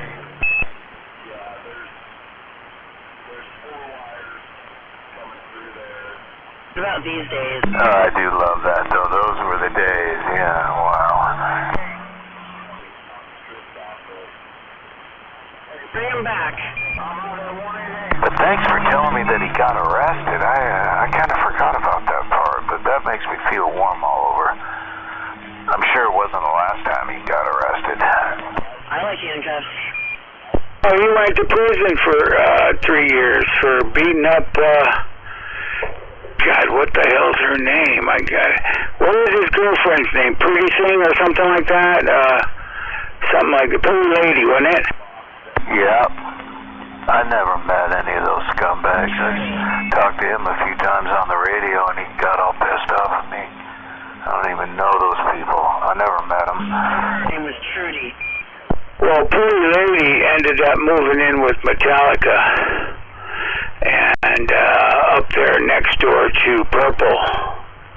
And man, I think somebody gave her the wrong handle, but anyway, that's where Pretty Lady went after her. He went to jail, prison, and then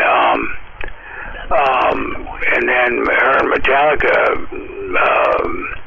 they lived together for I think about a year or something.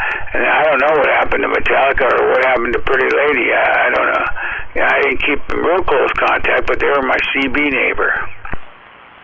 Yeah, I remember Purple too. Oh, she was kind of entertaining, yeah. Purple, that duplex that they were renting, it's knocked down now. But that was a lady, a girl at the bank. That was her parents' duplex. And she went in there and knocked it down. She didn't want to put no money into it. Oh, man, you should have told me. I would have bought it from you. I could have got it from her for $50,000. But anyway, that duplex is now gone. They tore it down. I don't know if they built on it again or not, but that's a pretty good lot up there on Strawberry Hill. But anyway, it was just a coincidence that I knew.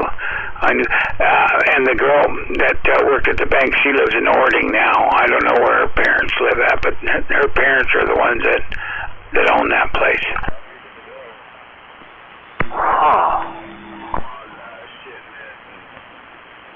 It's a small world.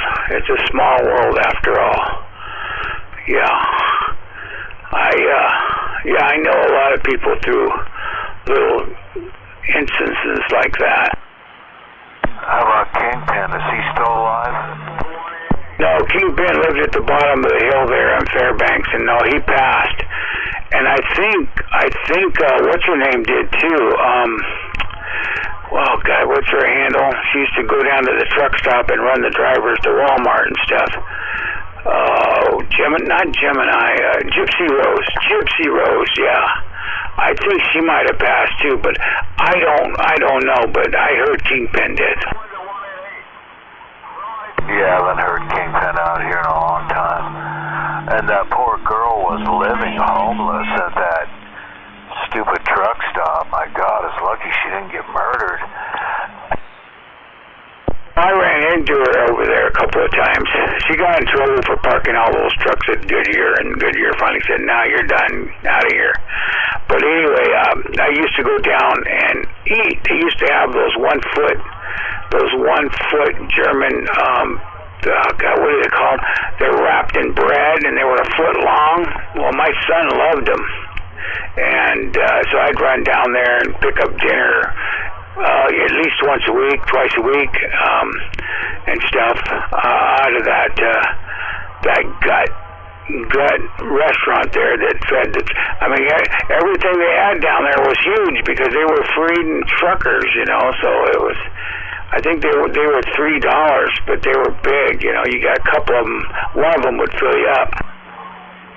Huh. Yeah, I think that girl moved in with Kingpin, didn't she? I think he was nice enough to give her a roof over her head for a while, at least. I saw her car there all the time. Yeah, he had a big long driveway on the side of the road. I know another guy that lives over there, and he was on top of the hill there, or halfway up the hill.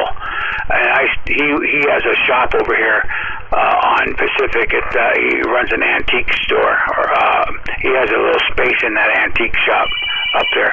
But also too was what's his name lived over there? The guy that lives in Georgia, or what the hell is his handle now? I forget his handle.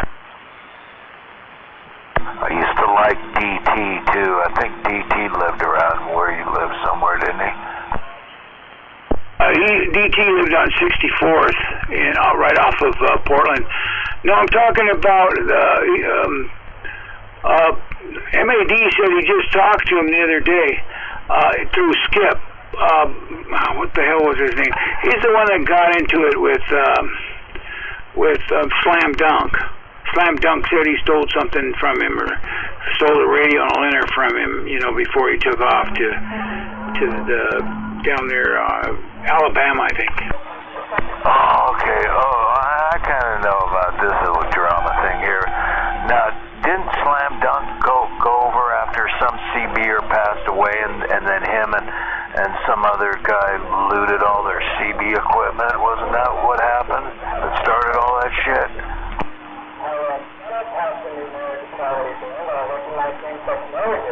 Okay, it's 187. That's his number. It's 187. That's who I'm talking about.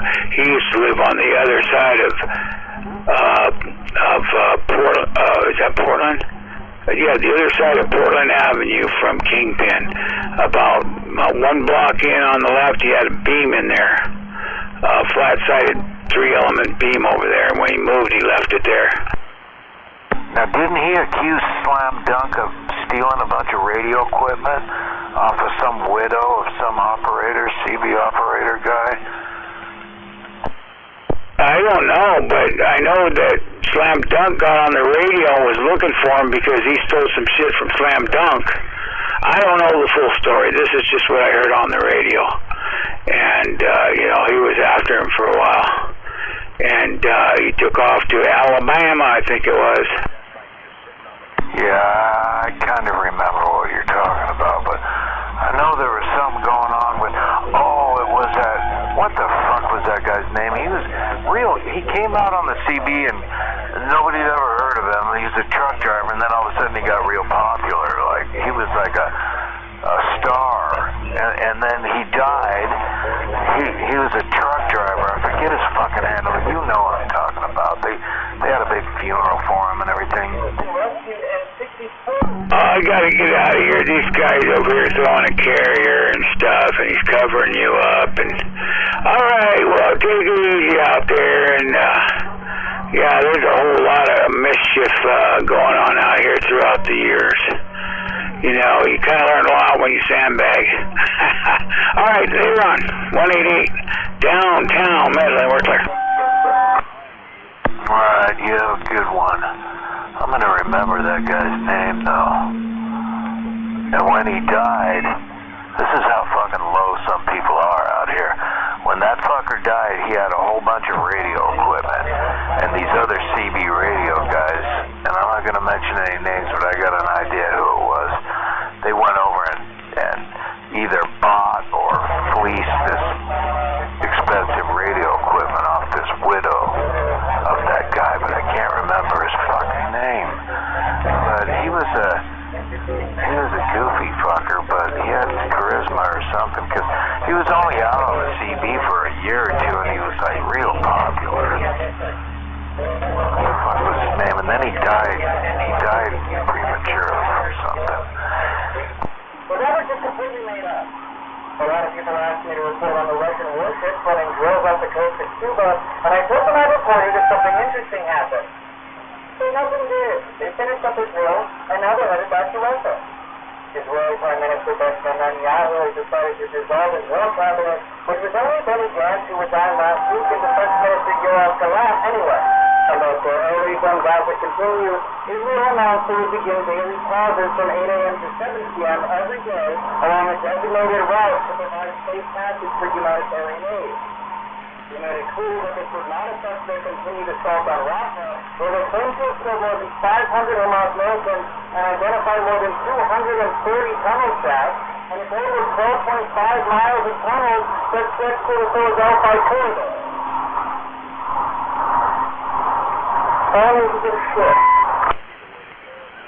For your information, we got cable TV and stuff. We don't need the news out here. There's radios for talking, but I guess you can do whatever you want with it. We're clear. In Puerto Rico, two power plants were shut down, leaving 340,000 residents without electricity. Over in Kuwait, a fire broke out in a residential building, killing at least 49 people and injuring dozens of others. The United States has lifted its ban on supplying weapons to Ukraine's controversial Azov Brigade and secured bananas in order to pay $38 million to the families of Colombian men killed by the United Self-Defense Forces in Colombia, also known as the AUC. The Ukraine has been extorted by the AUC, saying that their payments were only to protect their employees, but ultimately they pleaded guilty to funding a terrorist organization. Follow me to give a short.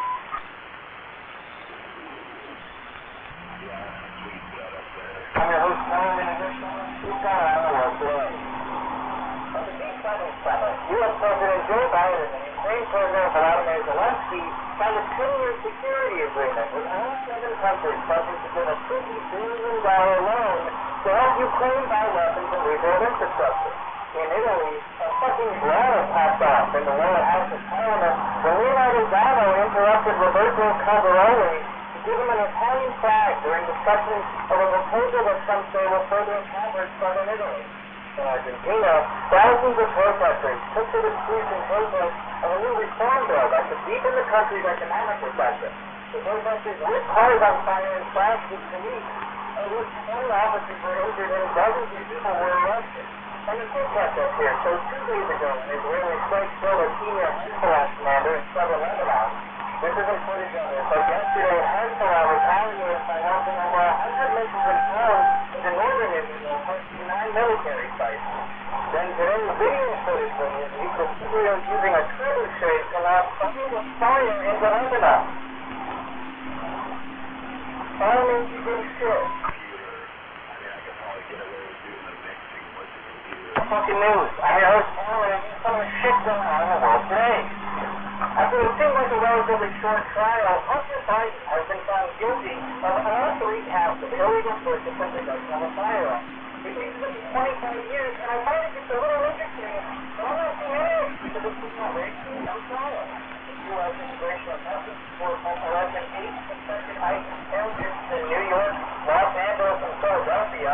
Over 4,000 residents fled the town of Tia in Mexico over the weekend when a gang battle broke out, killing 2 people and setting 17 buildings outside. In India-controlled Kashmir, at least 9 people died and 33 were injured when a group of militants opened fire on a bus carrying Hindu pilgrims. The Vice President of Malawi is missing plane has been found crashed into a dense forest, but unfortunately he and the other 9 passengers have been confirmed dead. And a quick correction from yesterday when I reported that a man had been found shot to death in the burning building in Miami. He was not dead. He was taken to the hospital and is in critical condition. Also, police have apprehended a suspect they believe to be responsible for both the shooting and setting the fire. I don't need to do shit. Apparently we have some script rolling in.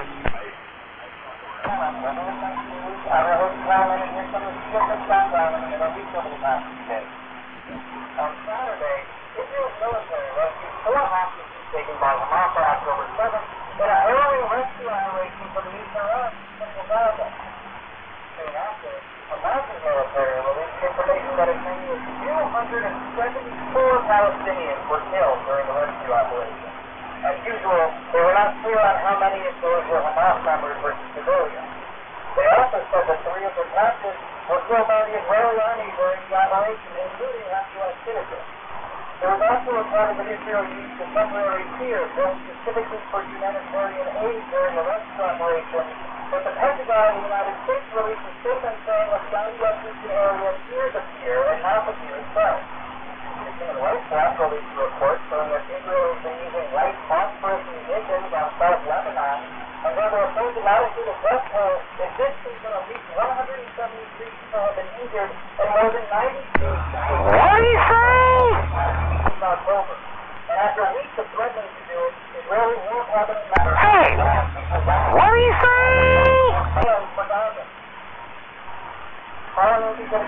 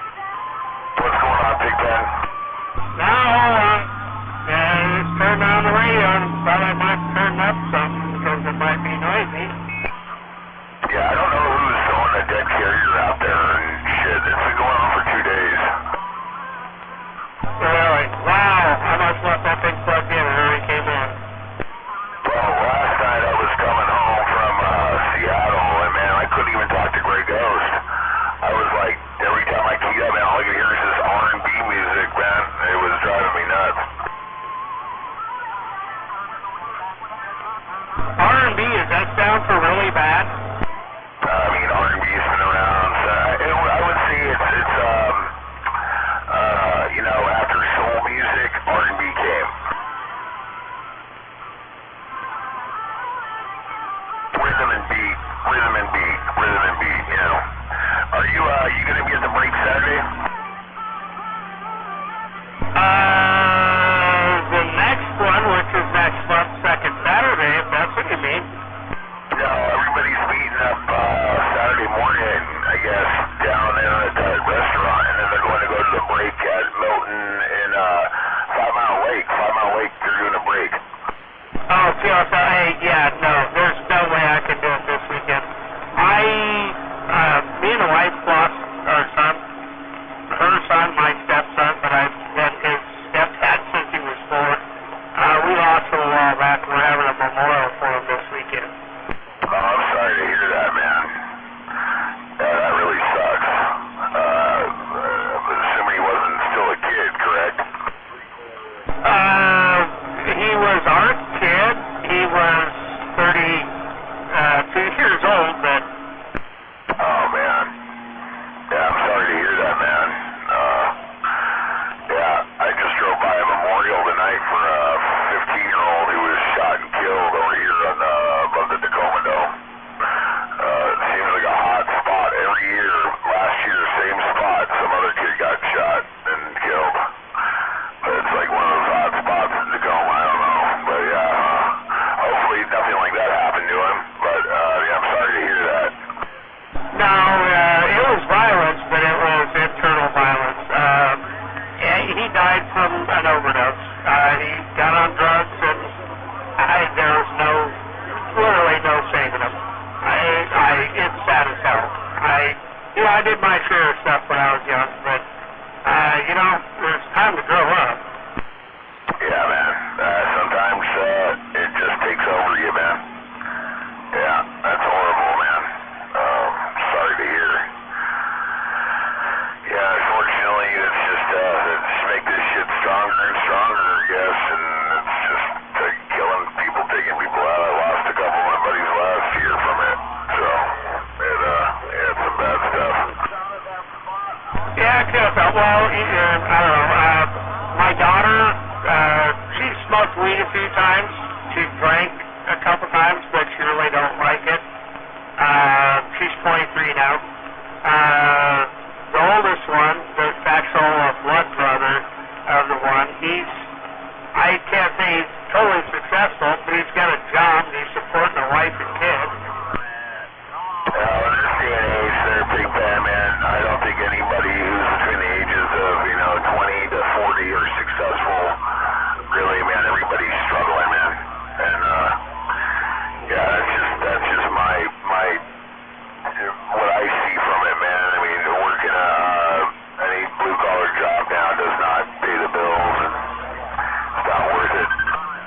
Well, here's the thing. He moved to Yakima so his wife could stay home with the child, which is 10 years old and almost as tall as me right now.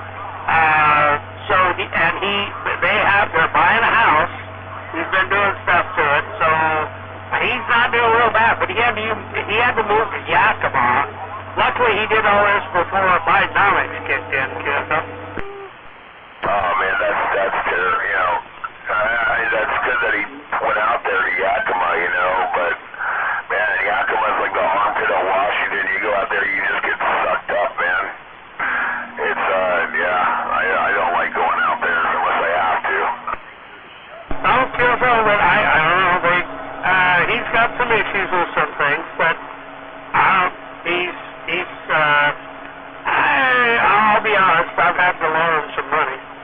But, I don't, my real father never loaned me anything, but my stepdad did.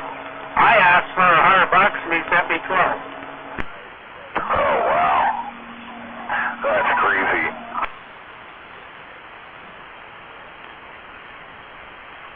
And he sent it in the mail in a check form, whatever, but me and the wife went to the mailbox back when we used to, whatever. Anyway, come back, I opened up this letter and he says a few words and he goes, I hope this helped you out. I immediately started crying. Wow. Yeah, you know, I think these day and age, man, things have changed so much that it's older generations don't follow the younger generations, don't follow the older generations, is what I'm saying. And it's sad. It's really sad, you know, unfortunately. It's just that's how it's been like the last, you know, I don't want to say 20 years. I don't know, man. I'm a stepdad to now one kid because the other one deleted himself pretty much. Right. Anyway, I don't know. I've done a lot. He tried. So I help him out as much as I can. There's been a couple of times I've helped him out and didn't even let his mom know. Yeah, Ken, I get it. Lead by example is what I always been taught.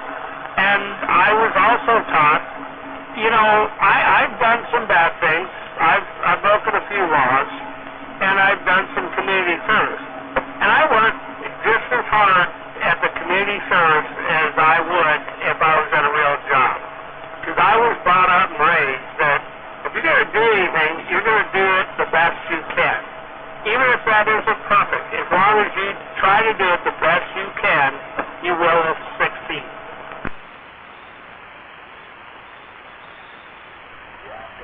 Yeah, man, no, I believe that there, Big Ben, you know. I feel like this generation just doesn't believe in any of that stuff, and that's why they run wild and they slap, you know, hands, they slap a kid's wrist, and that's it, you know. There's no slap on the wrist nowadays. That's all. There's no accountability, man. That's what's happened with America. That's what I've seen. Oh God, there's so much truth in that. Not disciplining children and going, no. I had a burner on, and my daughter-in-law kind of did this for a while. The no things. I'm like, no, if these at my house, the burner was on. He looked at it, reached for it. I'm like, that's hot. You're not going to want to touch it. So I turned around and looked the other way, and I heard his fingers sizzle. And I turned back around, and he had this puppy dog look on his face. I go, you touched it, didn't you? And he nodded his head, and I go, you going to do that again? And he shook his head, no. And you know what? He didn't do that again. And I helped him out with some water and stuff to cool his fingers down. Yeah, no, I get it, Big Ben. Well, I'm going to take a stand. I got to take a phone call real quick. I'll be back. I'll just be listening. Yeah, okay. Big Ben standing by with a fan blowing in the back.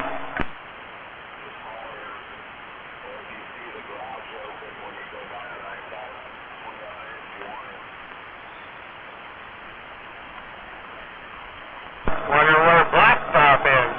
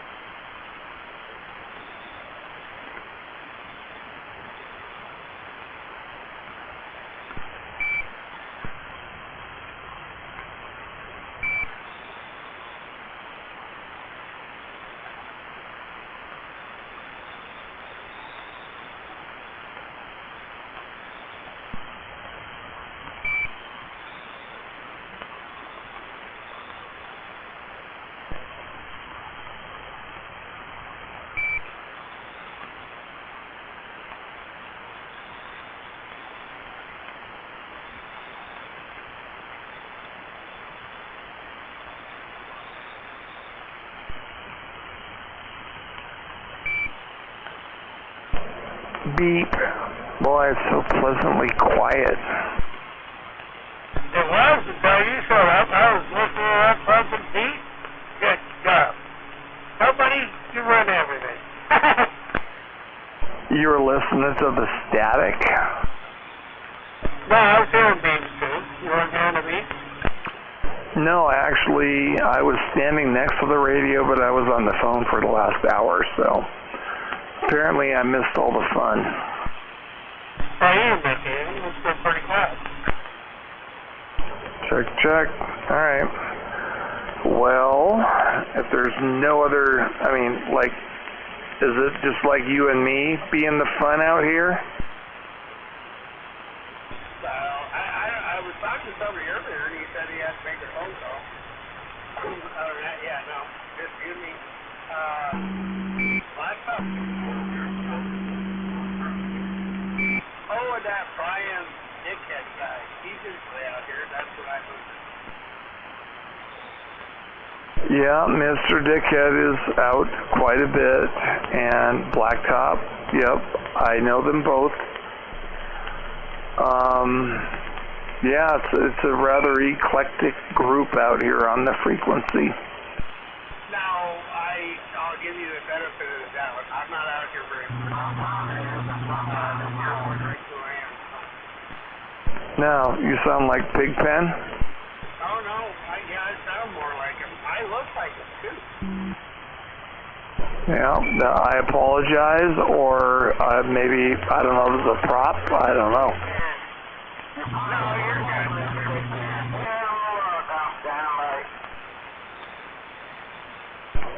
So, yeah, I apologize. I don't know your handle, and a lot of people give me all kinds of handles. I probably have 10. Okay, no. I've been Pigpen forever. You got my handle right. You're not at fault. Unless there's somebody else out there. No, okay, good. So I was accurate. Yeah, I thought I don't know. I was kind of confused because that's who I am. I'm Pigpen, but I spell it different than how it's spelled. It's P-I-G-P-I-N. It's different. It's a name. It's not Pigpen for pig. QSL? QSL? Oh, you're ham too. Yeah, no, I get it. No, I was confused because I'm not used to having so many people that are articulate on this channel like you are, and that's a positive thing for you. Yes, I am a ham as well. Okay, I've never been called that, but thank you. Yeah, and I should say 73. What, are you going away? No, I'm not going away.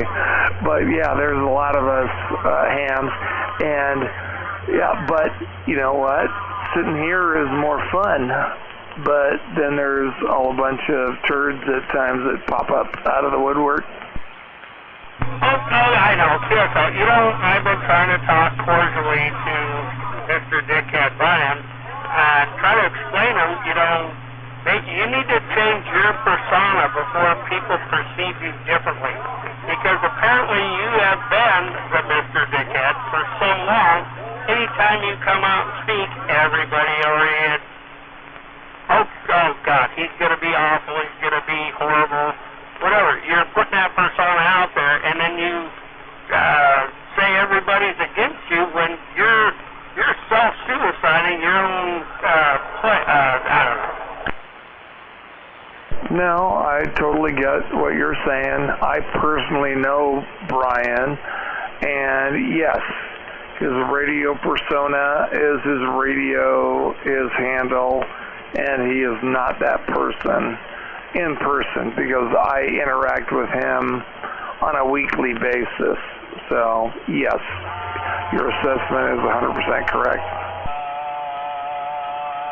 No, I get it, because I've had cordial conversations with him, but he's got issues with other people, but it's how he's treated other people, so I don't know. It goes both ways. I do get it. You're 100% correct, no doubt. And that's something he's got to deal with his, those people. But I get along with him. He's a friend, and like anybody else, there's hits and misses, and I don't know what is the Rodney King. Can't we just all get along? Yeah, no. I got somebody text me. Actually, this has happened twice now. Somebody texted me, they mistakenly missed a number or something, and they sent a text to me, and I cordially, but I'm always really nice about it. And I always get replies back. Oh, you're a nice person. Anyway, but I had another one the other day. Somebody texted me and thought I was somebody else. I'm like, no. And they texted, oh, I'm sorry. I hope I didn't ruin your day, whatever. I don't know why that would ruin my day, getting a strange text. But I texted back, no worries, and a little smiley face with a wink. Now I get another text back.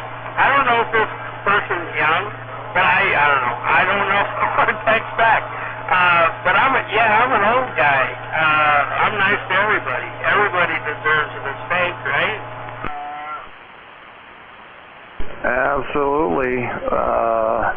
I'm another one of those old guys, and we all deserve. I try to, like I tell my kids who are in their 30s, like I personally am in the no judgment zone until you really start messing with me, and then my military background comes to the forefront, and that doesn't get pretty. But, I try to chill out on this stuff. Hopefully everybody can get along. I don't know. I got actually 4 left because one passed. But I got kids, 2 different wives. The 2 of them are from my current wife. But I have never treated them, any of them, any different. But the older I get, the calmer I get, and I never downgrade them. I praise them for their goodness. I never say, oh, you're so good at this, but, you could improve on this. I never say that. My mom said that to me my whole life. You did a good job, but I swore I would never do that. Yeah, no, I understand. So there's a difference in generations, and especially on the radio. I mean, my father is 96, and he lives, a mile and a half from his twin sister, and they're just sharp as a tack. So, you got 96-year-olds that are like on top of things, and then you got 36-year-olds that are a complete basket case, and they happen to be people on our radio. Yes, quite honestly, I envy you. I just lost my dad a year and a half ago. At 80 years old. I lost my mom at 64. I envy you.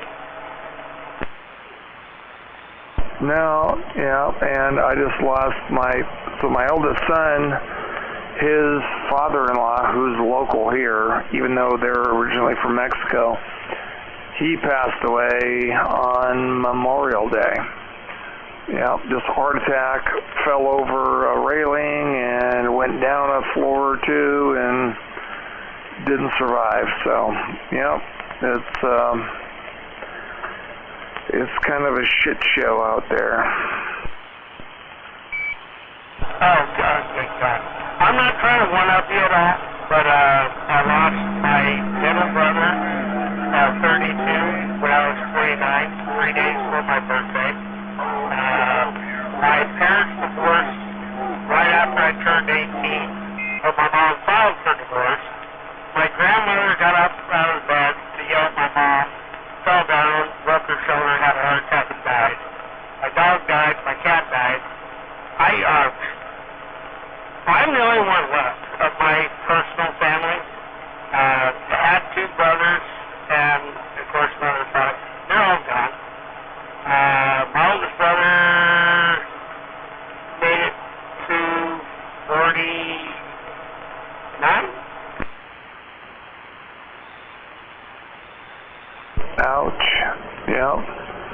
I think I need to give you like a bunch of bouquets of flowers and maybe a few bottles of whiskey or whatever. Yep, you've definitely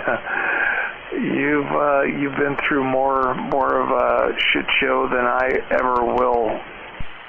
Oh, and it goes on even further. I'm gonna turn that off. So, I also, my best friend died. He choked on a piece of pizza. Choked to death, died. He was 49 as well. Just saying, I think I'm back out here for a minute or two. It was currently, I was with my ex-wife. I just lost my brother to suicide, no doubt. And then I have another friend, and then I lost one of my uncles. And then I lost a friend of mine, which I met through my ex-wife. He committed murder-suicide down in Auburn, and me and him, my ex-wife introduced me to him. Me and him became really good friends. And I was down at my brother's house because they were out of town. I was taking care of my nephew, making sure he got to school and stuff. And all this stuff happens, and then my ex-wife calls me up and says, "Hey, don't bother coming home. I'm through with you. I can't handle all this." Ouch. So nothing personal, but maybe it is. So I'm making a note to myself. I don't want to meet up with you personally unless I have a life insurance policy. You know what? You might not. I've actually had bosses. They're like, "God damn, you know what? I'm glad I'm not your friend." I'm like, "Why are you saying that?" Anyway, no, I get it. It's kind of like Outlaw Josie Wales. Seems like every time I get to like it, somebody. Really? What the fuck? Yeah, it seems like when you get to disliking somebody, they are around too much longer either. Oh, Outlaw Josie Wales. That's one of the best movies ever.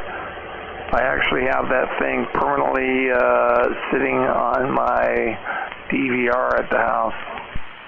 Yeah, so Chief Dan George, quick story about that. My grandmother was born in 1906.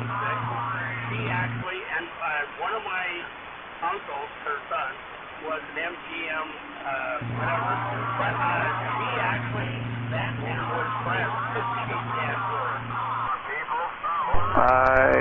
There's kind of a lot of parallels. I get it because my mother's uncle was actually in a lot of pictures with Buffalo Bill and yes, that same generation. And if you've ever heard the old poem Flanders Field from World War I by any question, are you familiar with that? Maybe, not positive. Okay, Flanders Field was a poem written by a Canadian doctor in World War I that was one of my relatives. He was out of Red Deer, Calgary, Alberta, Canada. But that was part of my mom's family. But yeah, Chief Dan George was the bomb. I loved his character and just, like deadpan humor. He was a Sea Elf Indian chief. Okay, I didn't know which tribe he was from. I've got connections with the Blackfoot and Kickapoo and a few others, but yeah, it's funny you should bring up Blackfoot because I never really met a real grandfather on my mother's side, but I met a lot of men, and one of them, he was a Blackfoot Indian. He literally looked like a leprechaun. He had this little hat, he lived out in the woods in a field, no electricity, barely had running water, But I don't know. Yeah, that was the only grandfather I know. But he looked like a little leprechaun. But he was a Blackfoot Indian. You guys paying for my coffee? Yep, and somebody that I would give the utmost respect to, definitely. Yeah, the funny thing is, my parents have worked on time. Long story short, I found a cat house down my mom's garage, and it was full of stuffy stuff. I'm like, oh, what the hell is that cat box, or that cat food bag with all those boxes in it and stuff? It's like, oh, that's Blackie and his brother.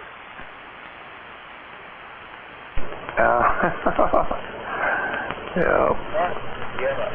Alright, I gotta take some pictures of some things, and well, I think people are gonna misinterpret that. I gotta take some pictures of some radio equipment for somebody, and I'm going to transport them down to Oregon and hopefully buy a bunch of shit and upgrade this radio station.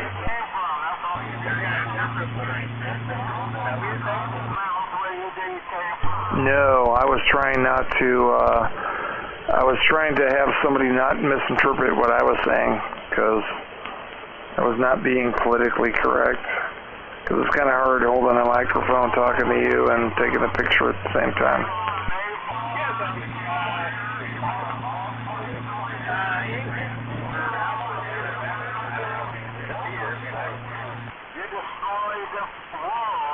We'll just say, well, I can't say it anymore. I can't say nobody will be here because I should say anybody will be here.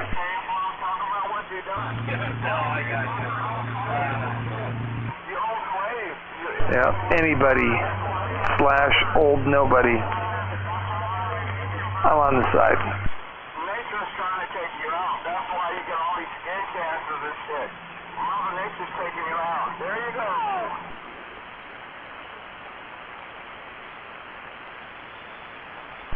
Okay, I'm keying up. Hello, Blacktop. Hello, nobody. No, apparently I've been shifted to anybody. Okay.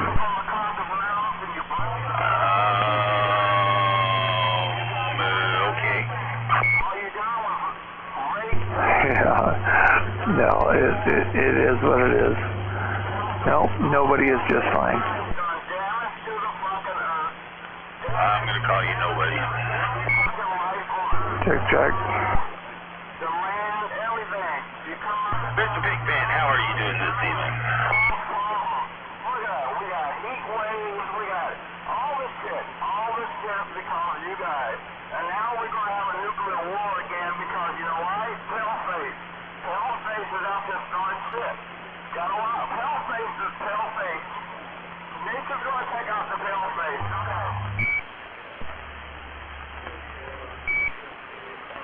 I know he was here. Yeah, he was stepping aside for a couple of minutes.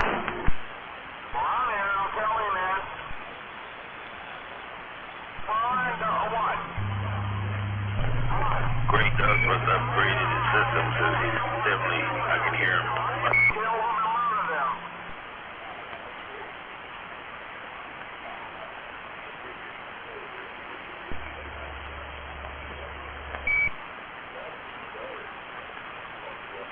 How can you be proud of your race? How can you be proud of your race? Everything you've done or gained was off of the backs of other dark-skinned people.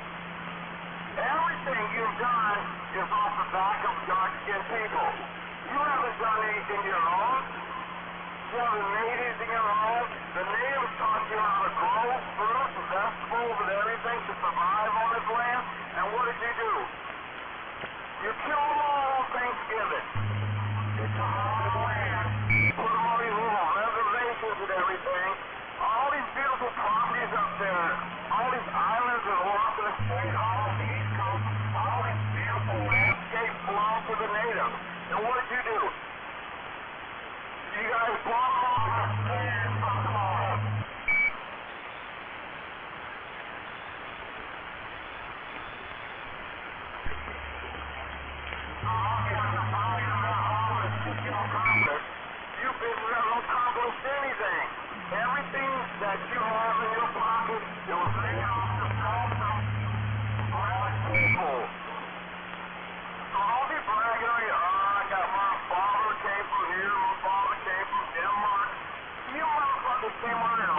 this earth.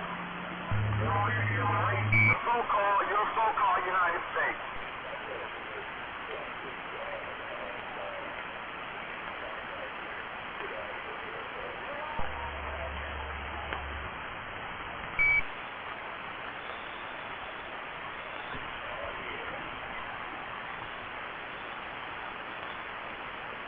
Think about it. Nobody's created war, and nobody's started a war anywhere. Nobody started a war. No person of color started any war. Russia, white people. Ukraine, white people. America, white people. There's no black person got airplanes to bring drugs to the United States. There's no black people who got manufacturing companies to build weapons and bombs and all that. Who does all that? And you're so stupid. The pale-faced people do all that shit. We didn't create all that shit. No black person has big old manufacturing of drugs and all that kind of stuff. All that stuff, pharmaceuticals, come from the government. It comes from white people. No person of color has no nuclear weapons. None of that shit. How would a black person even have a gun if it wasn't for white people selling them? Come on, man, wake up.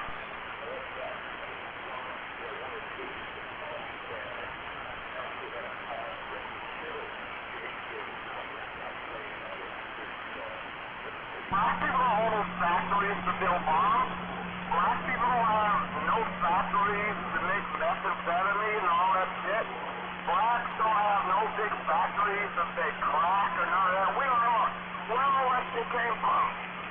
It came from Southface. We don't know none of that stuff. You guys throw that shit in the neighborhood, in a black neighborhood, or, you know, black people, some people of color neighborhood, and then you wonder why they out there just killing each other. Because of the plan you had. That's your plan. You think you throw all that shit in the neighborhood, and they're going to kill themselves. But they'll stop doing it now. They're stopping it. They'll stop doing that shit now. You haven't realized that. Yes, sir. Oh, shit. What the fuck's going on here? Who's the one running into school and shooting up kids and all that? Columbine. Jeffrey Dahmer eats people. Who's doing all the crazy shit in the world? It's not black people. It's not black people. You motherfuckers are dangerous.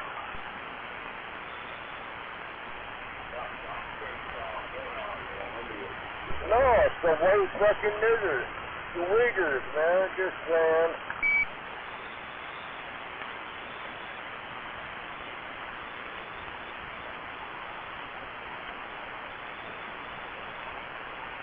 Black people brought no fucking weapons in there. Even in Africa. Alright, Squelch, Gray goes south. People from Africa brought them here. You know why they conquered us? I will tell you why they conquered the black people in Africa. It's because black people in Africa didn't have weapons. We fought each other on our own land with spears and all that kind of stuff.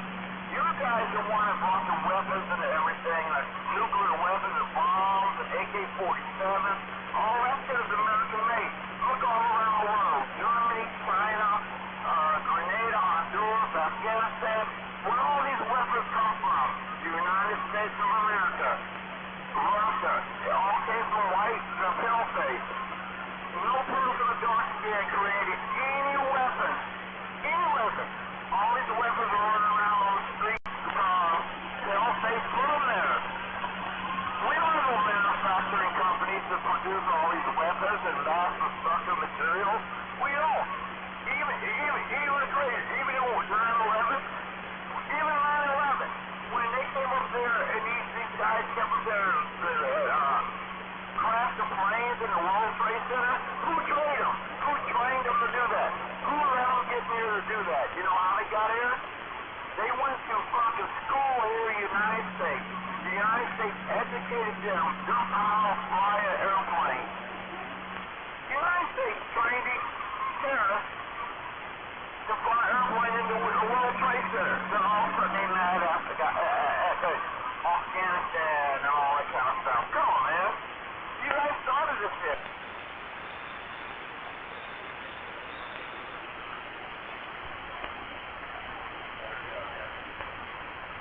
So you started it. You'll friend.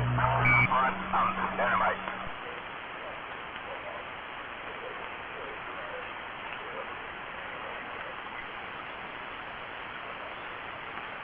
Because you started it, you're going to stand by it? Freaking bitch.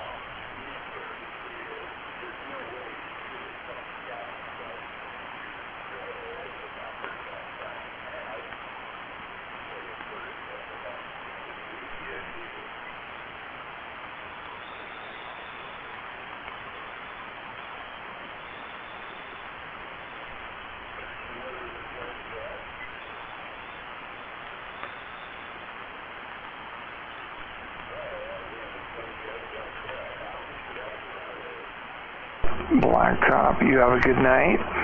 And Big Pen, if you're still out here, you too. Yeah, I'm back out here.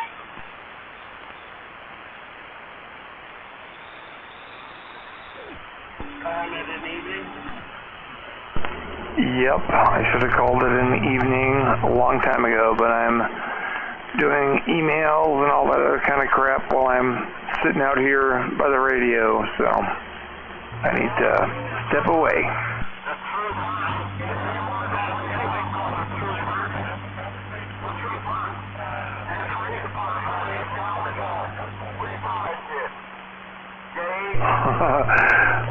Check.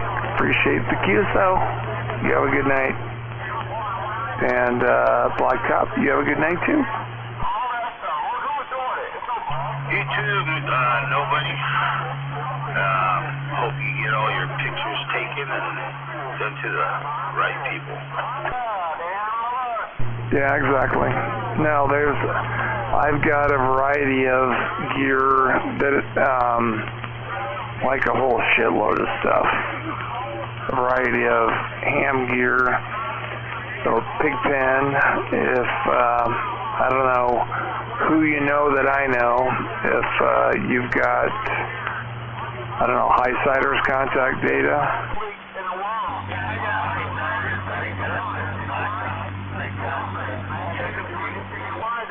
Alright, QSL. Alright, so I've got some actual ham gear that, you know, would rather not just fall into an average person's hands, but there's a variety of stuff that I'm collecting that I'd be happy to find another home for. Two like-minded individuals, we'll leave it at that.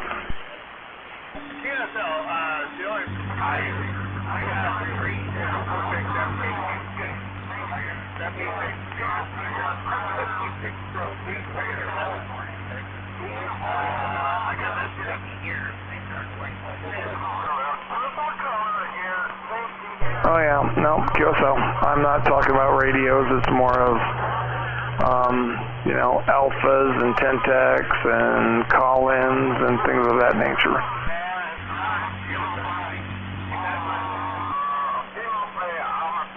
You know the radio last night you said you still needed.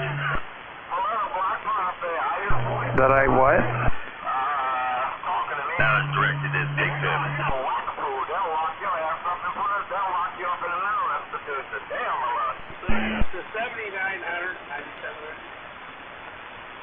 It's a 2 meter, but I don't know. Okay,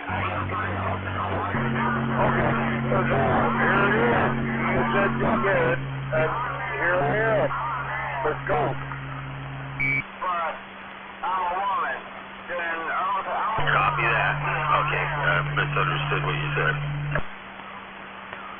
yeah, but if you're gonna black person saying, hey man, I'm hearing voices.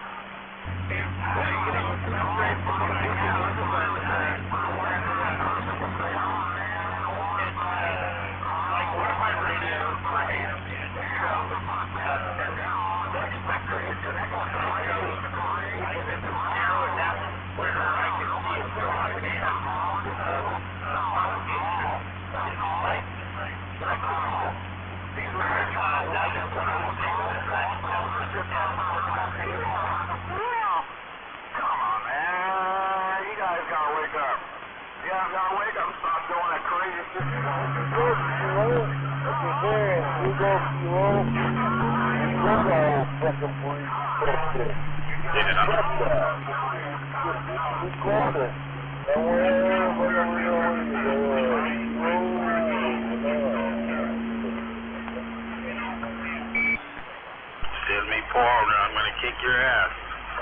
Do what? I said if you send me forward, I'm gonna kick your ass. You're fucking around.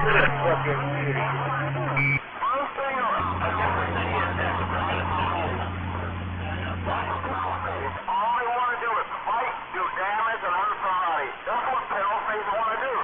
They don't want to make peace. Pale-faced people just want to come out and fight somebody.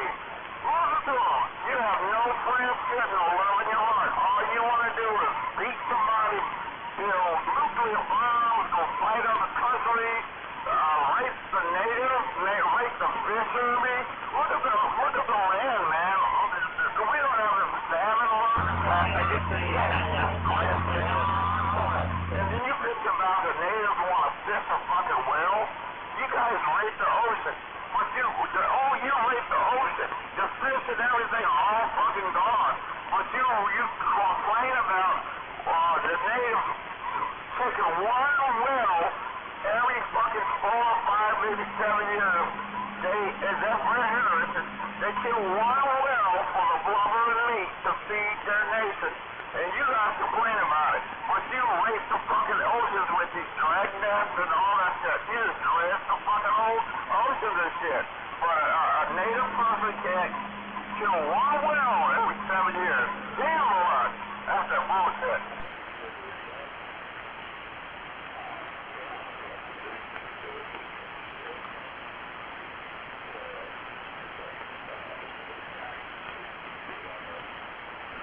Think about it.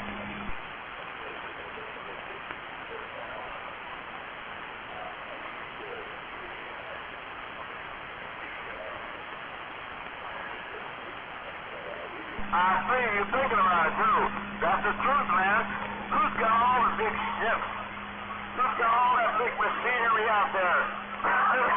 All from Alaska, all around the United States. Who's got all these big shipping companies? It's not the natives. It's these big rich people that run all this. So, what the fuck?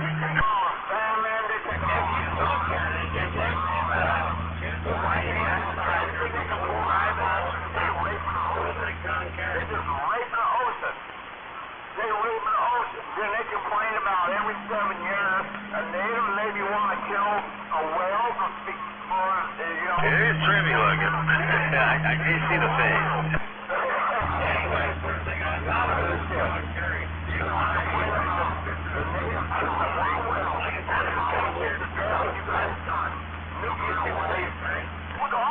Yeah, I see it.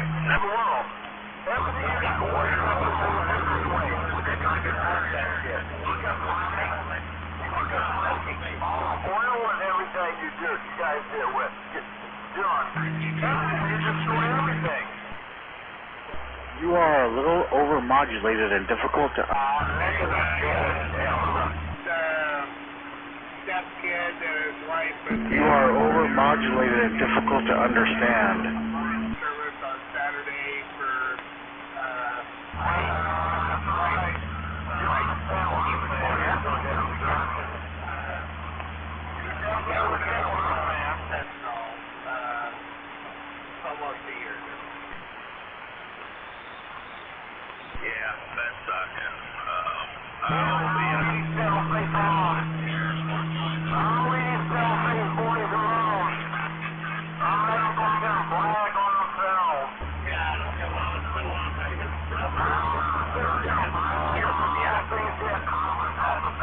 people killer.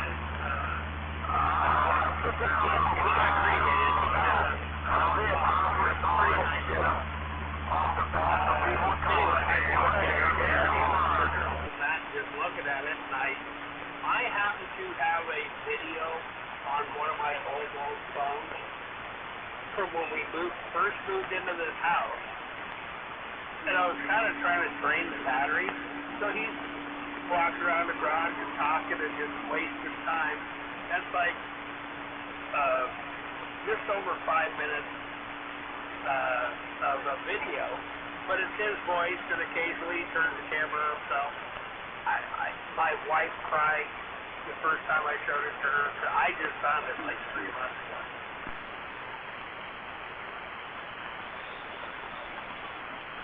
Oh, wow. Wow. Yeah, well, you kids are all here.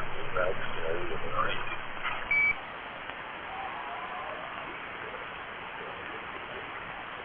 Anyway, yeah, it's very, I don't know. It was very, anyway, so when I saw his brother sitting there holding his ashes and stuff, I went upstairs. Of course, that phone, the battery's dead. I took the phone.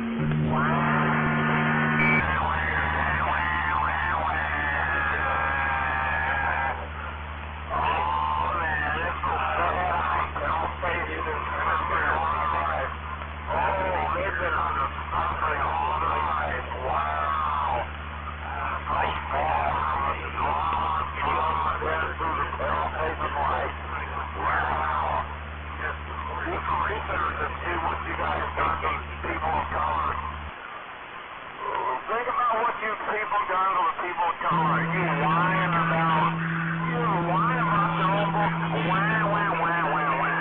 Look about the people that you have children that you want. You guys made them be a terror, and you sat on their back. You sat little black children on their back, so you can have a terror. You stuck your feet in white women.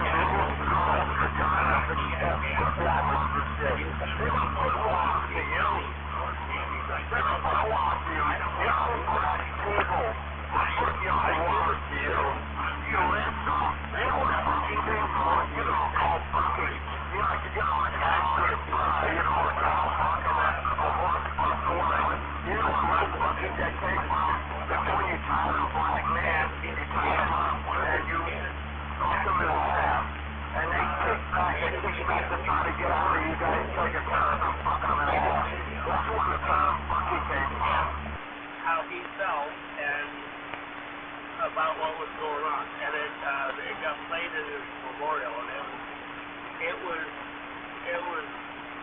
amazing. That's cool. Nice.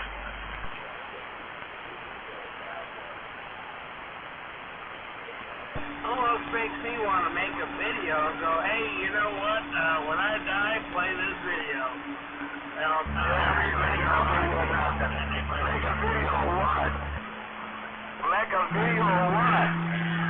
You're not making no video or anything. What are you going to make a video of? Are you whining about something happening in your life? Why don't you make a video and put videos on the web to people come on? That's what you need to do. Put a picture of what you guys done to people of color. That's what you need to do. A bunch of wham. Pull off a bunch of good stuff and have a memorial, or what is it? God damn, celebration of life. Celebration of life. You guys have done nothing in this world, and you want people to feel sorry for you guys? Other than hate, why would anyone feel sorry for you guys? I think that all the bad in your life is Simpson. And how do you really go talk about that damn bad that's happened to your life? All the damage you have done to all the people in the world. Look at that, Nagasaki. Everybody was right hand. Everybody, you don't put the tax on Japanese and everything. The war encampments and everything. All that Nazis burning out fucking the Jews and everything. Come on, what have you done positive? my wife's aware of that as well. But he moved to Portland just because Portland advocated that and actually gave them money to support their drug habit.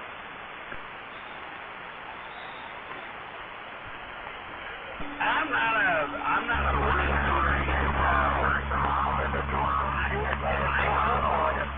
there's a lot of people that get joined for killing their children.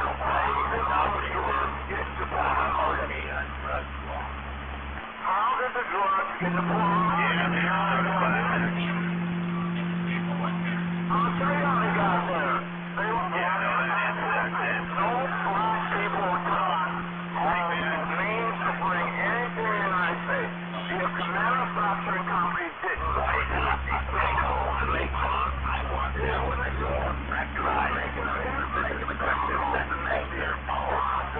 It's nothing else. People come. I don't think they can be opportunity. And they should even be able to get on a mechanical $100 of the thing. I'll really make my don't think. I don't know. We get not much better here. You know, to get here.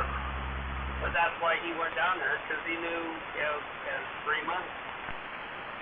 Are you black?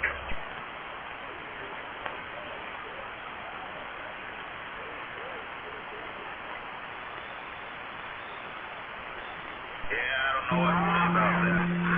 I don't know.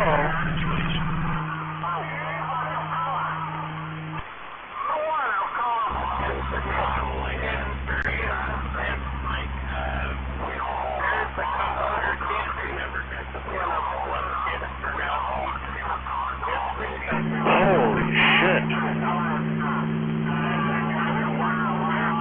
Someone's got brain damage.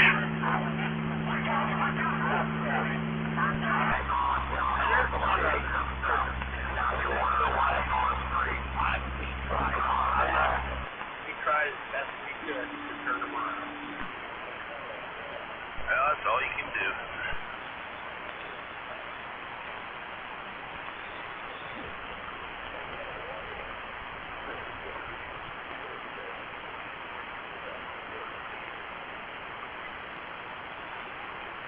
Hey, I don't know, man.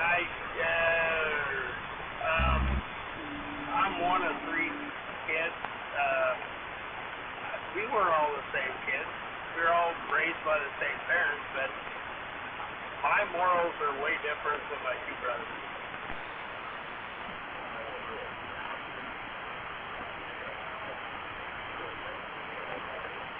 Which are no longer here, but whatever, that's the point. Oh yeah, my brothers and mine were totally different too.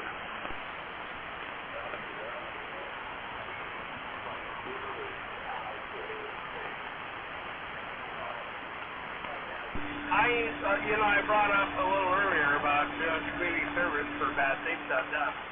There was actually 2 times I went and did community service at certain places, and they both said, I don't know what you did to get in trouble, but can you do it again?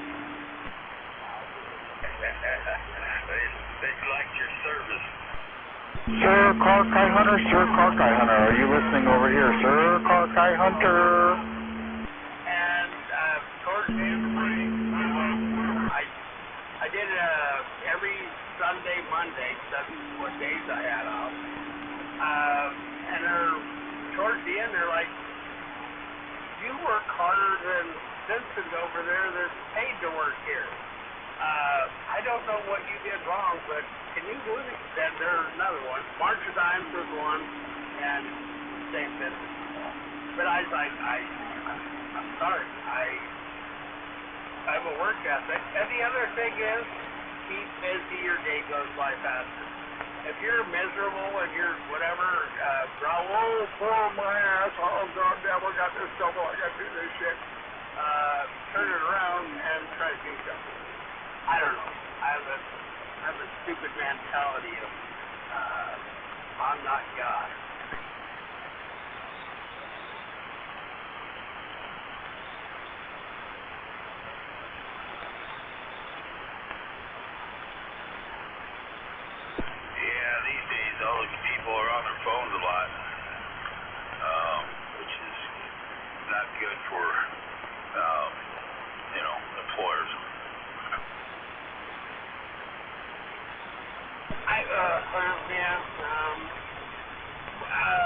go to college, at college, your cell phone, they got cell phone blockers. So maybe employers. Actually, I worked at a place called Carlisle. Our cell phones were partially blocked in there as well.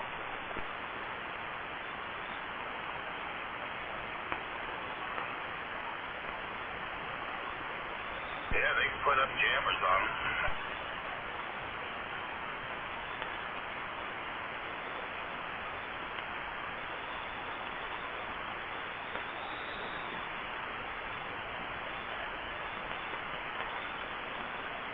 But I can't believe they haven't done it sooner, but there's a couple high schools, not sure if they're in this state, but they're banning cell phones in the classroom. Because you know these kids are cheating.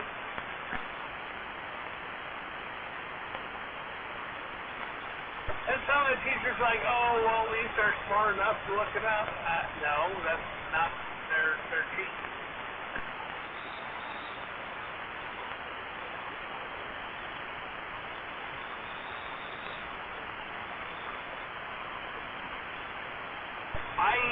There's Gigaparks has a little quiz thing. They can sweepstakes. So you can log in to win a radio. Right now it's the ITOM 7300. They ask you a bunch of random questions. Some of it is about the 7300, but a lot of them are ham questions. And 90% of the time when I'm asked a ham question, I get it right. But if it's something about the radio itself, it's like a 50.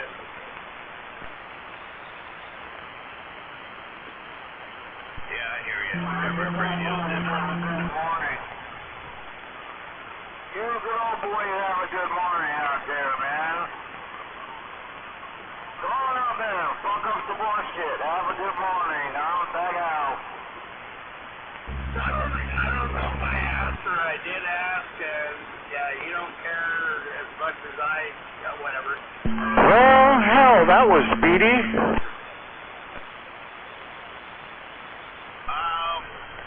I'm not really sure on that. It's, you know, I don't know, 18, maybe more. I really have to.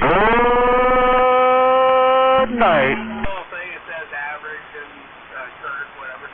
The thing is, if you're not on the freeway a lot and you're doing a lot of in-town driving, I think my average speed was like 32 miles an hour and, I don't know, 16, 17 miles an hour. That's with my Capri. Yeah, I'd have to get into the menu there and check it out.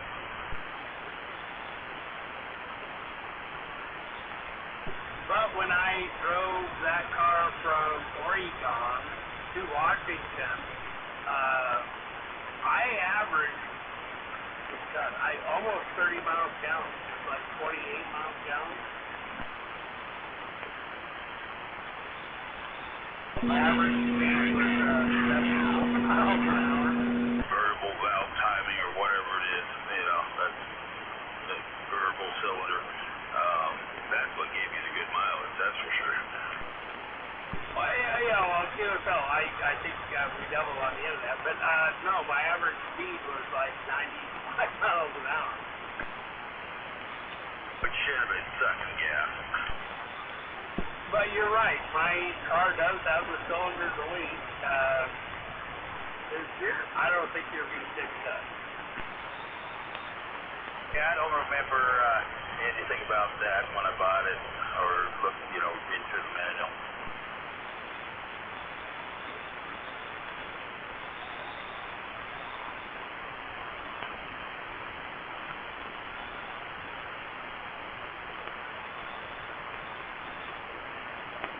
I almost put Damn it. well, you wouldn't have heard anything, but somebody on 146.560 would.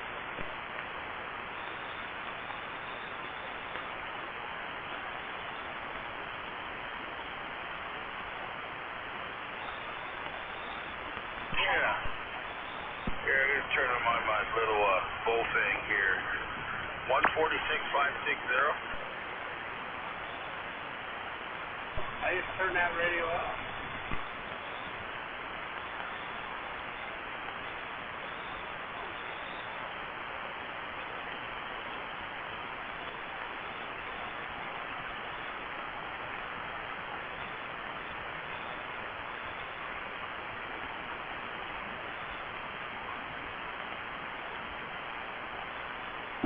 Did you have it on? I'm trying to program it in. FM.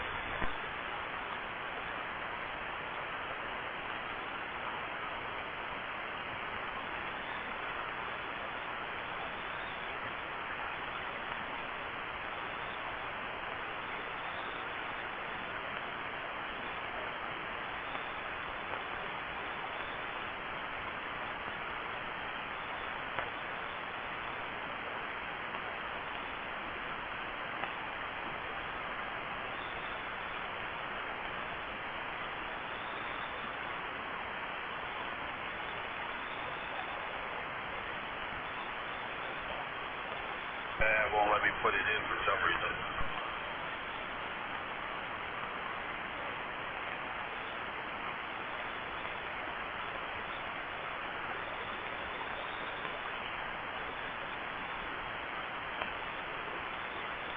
I just keyed up there, and a friend of mine keyed back. Well, I mean, I got 146820. Can you go to that? Do what? 146820. Generally we don't go there because that's a repeater. Oh, okay. Never mind.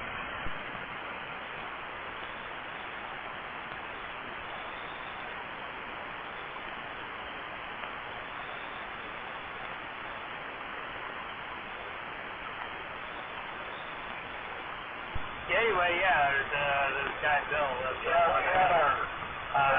right across from where you are. You can hear him now, right? Yeah, what was that frequency again?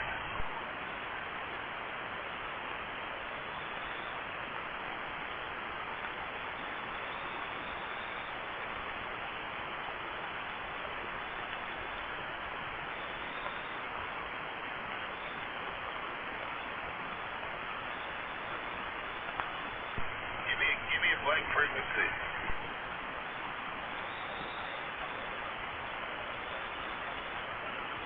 What was that blackout? Just give me a frequency I can hear you on. 146.560.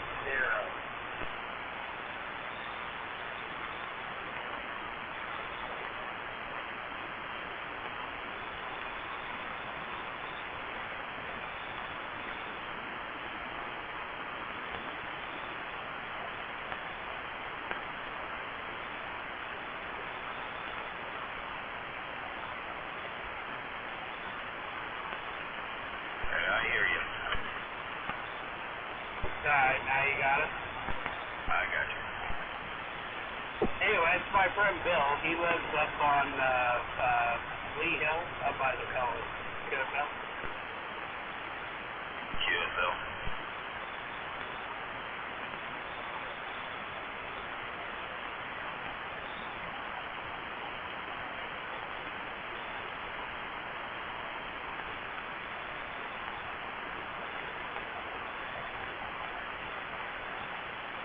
South 18.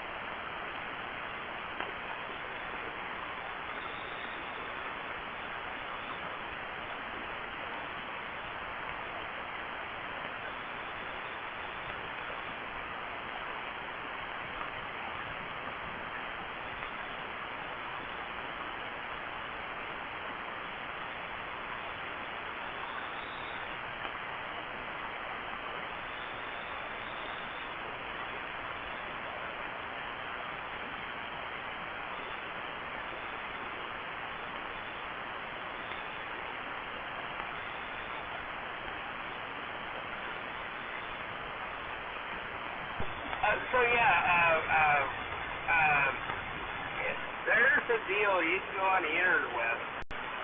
Take these practice tests for a technician deal, and go through the whole thing, and you can kind of learn as you go. But yeah, you get your technician license, it'll get you somewhere. I hear you.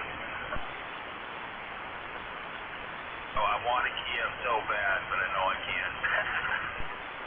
Yeah, I can't. The thing is, I don't know. I have a technician electronics background, and that's what most of that means. I don't know how confusing this is for people. Yeah, he's kind of big, popping in and out on me. It's because I got a GMRS, 467 megahertz antenna instead of a 146.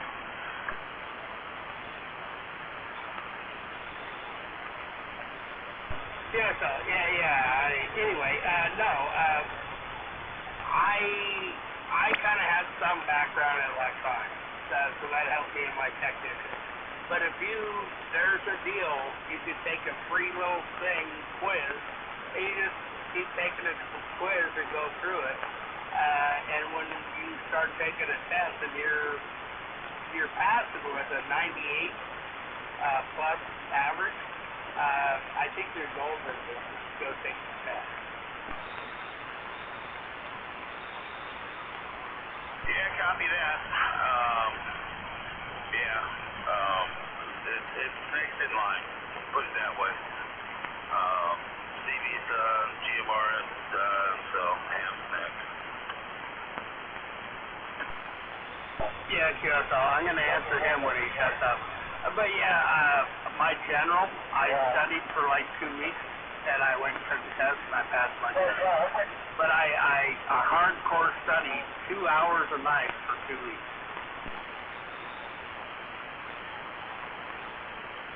You try to become proficient for every subject, so when they randomly pick out of you, you might get lucky to pass.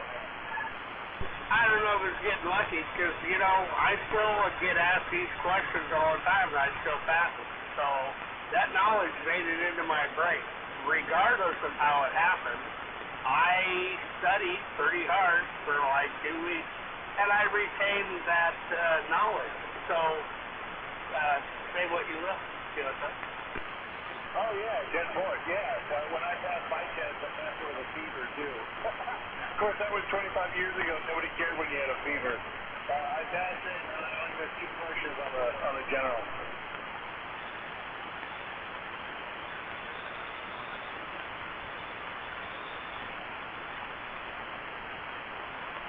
Woo! People are hauling ass out here tonight. Jesus Christ.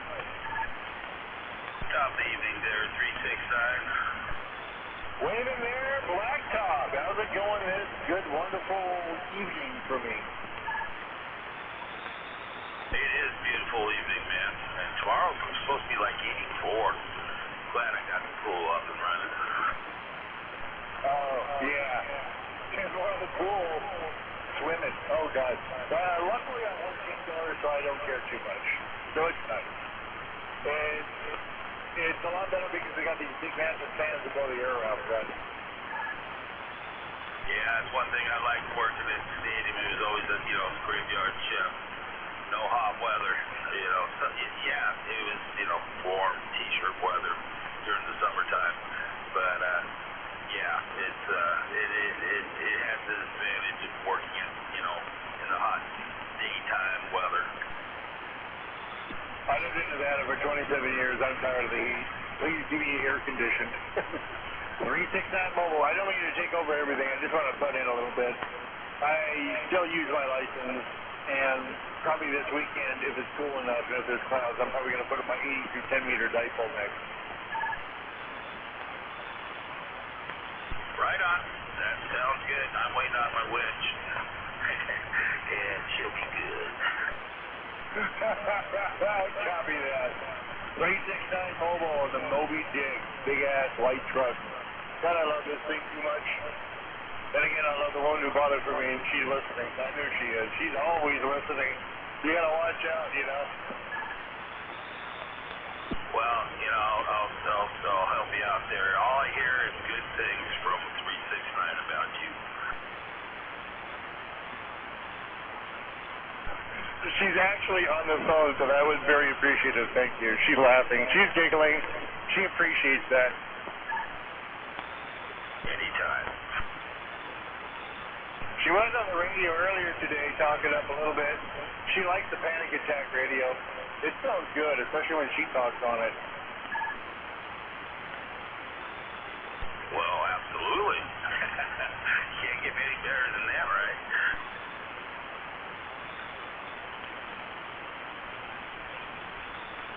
Still on my shot. You know how that goes. 369 mobile. Oh boy, we got the lights up here. We're going to change lanes. Let this guy go flying by first. We have Christmas lights all over the place. Now we got to see what's going on. Location. Let's see here. I am coming up on. Give me a second.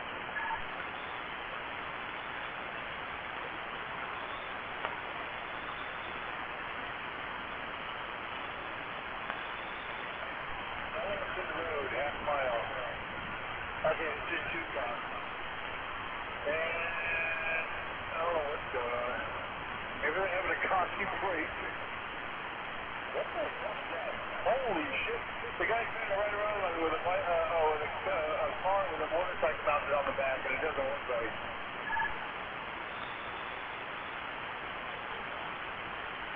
Yeah, it's funny. Well, I don't see nothing on WSDOT. That's got to be that false alarm.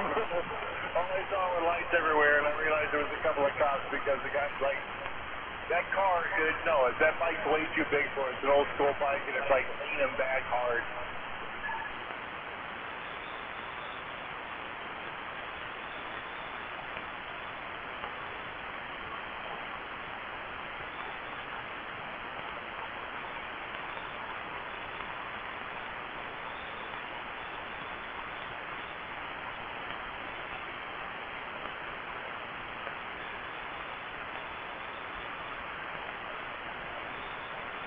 God damn, it's cold out here today.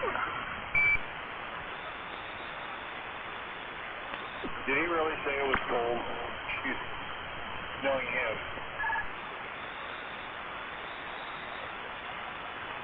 Yeah, that's the quickest way to get off your gas pedal. See some flashing lights.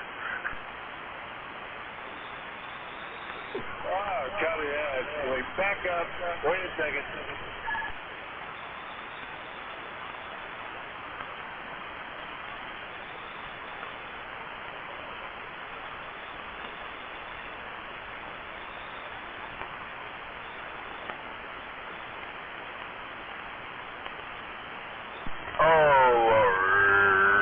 It's hard to be humble when you're perfect in every way.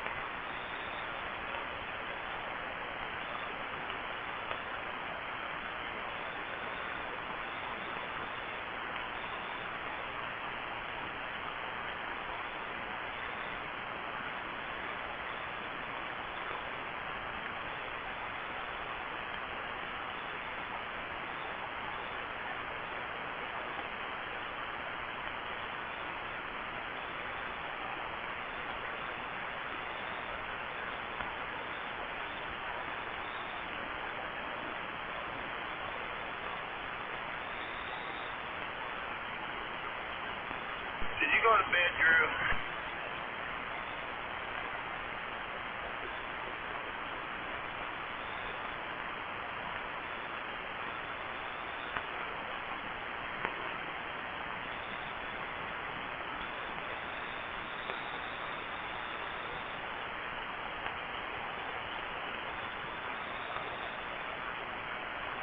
Okie dokie. Guess I'm the last one out here.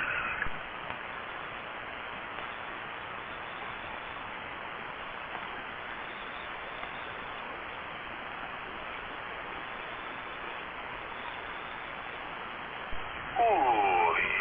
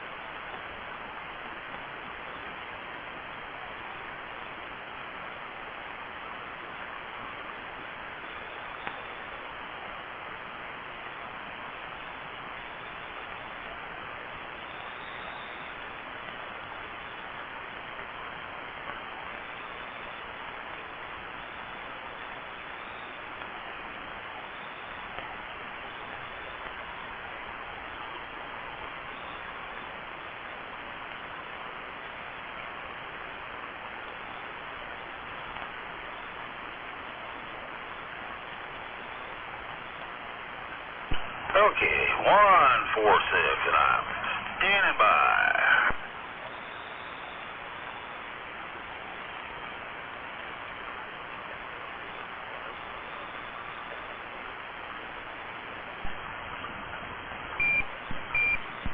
No, you're back the fuck out.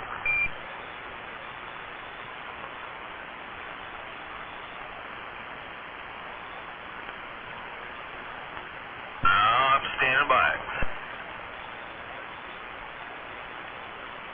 Nah, you're back the fuck out.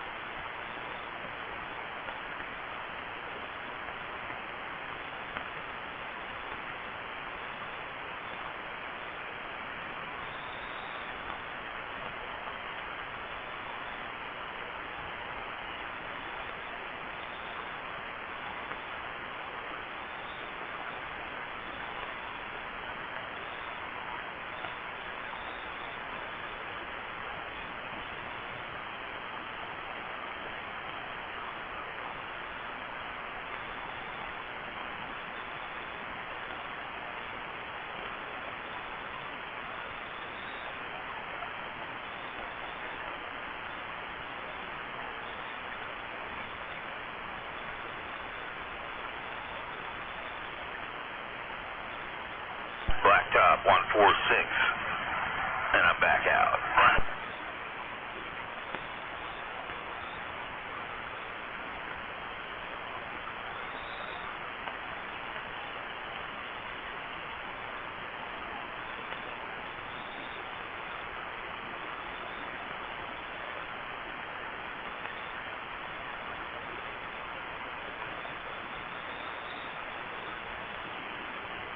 Block off, bail out.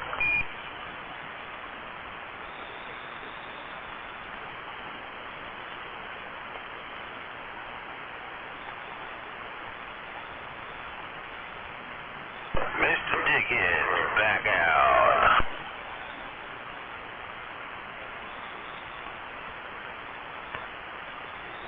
That's right, Mr. Dickens, back out.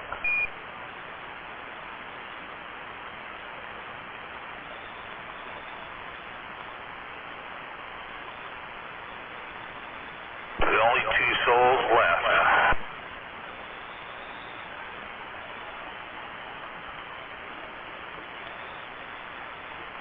And I'm back out. Yeah, you bag out. Just a second.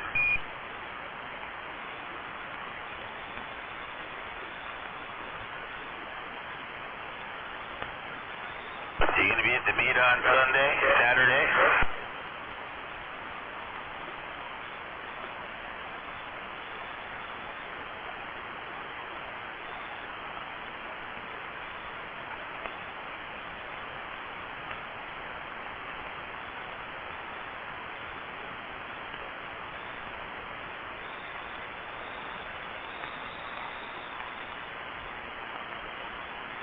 Yeah, probably not my pussy system.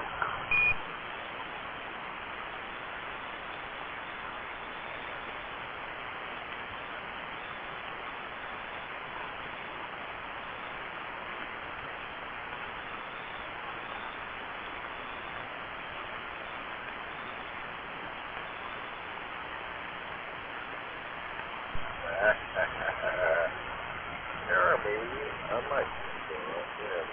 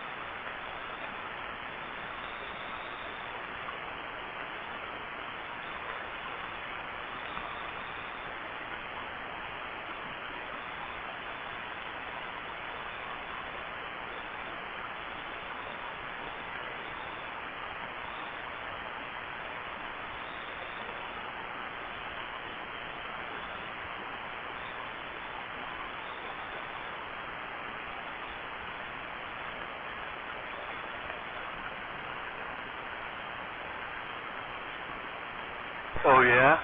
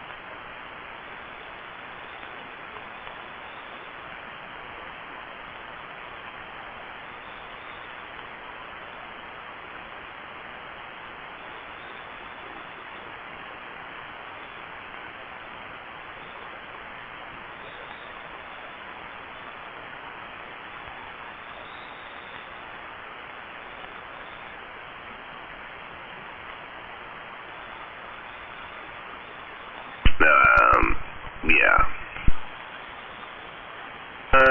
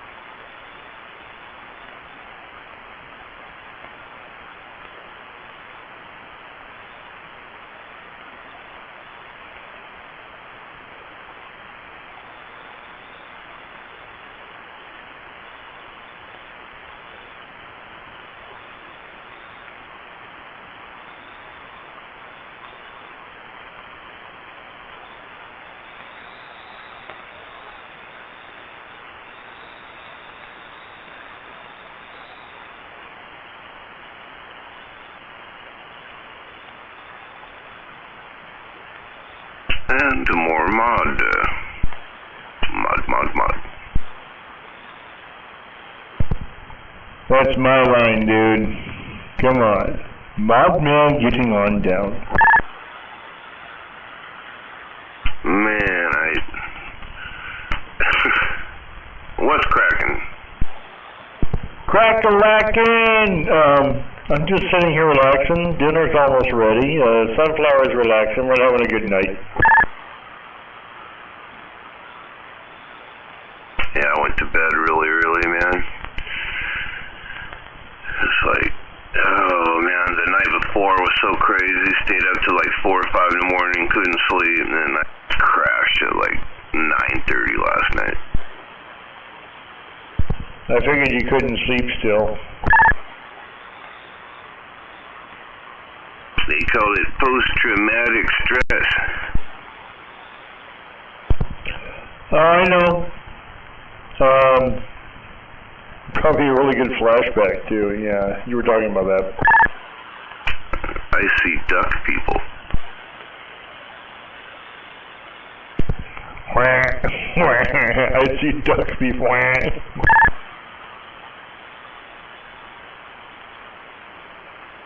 Went down to the waterfront though about 3 o'clock. That was fun. I had a lot of fun, man. That was excellent, man. I had a big old thing of fried oysters and clams and beer, and oh man, it was excellent. That makes me slightly jelly, but I think I survived. Well, I'm surviving right now. Dinner's almost ready. We're having chicken and rice again. It's one of her favorites, and I love it when she makes it. Yeah, you're saying that sounds good, man. Dude, you can't beat chicken and rice. Oh man, I had me a big, tall, really hoppy, like Red Hook kind of. Man, that was good. Man, it was ice cold sitting outside. Man, that was good. I think I'm about to receive a beer now on that note. Hee hee hee.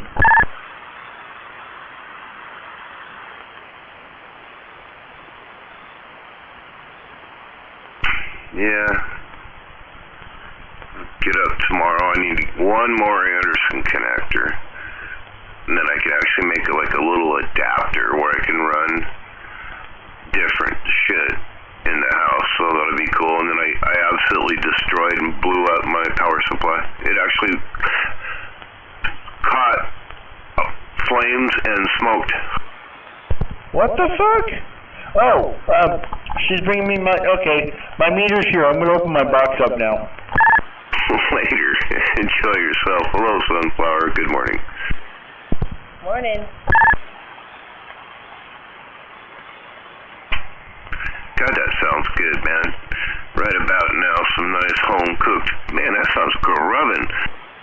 Anyway, do your thing. I'm going to keep spinning the dial.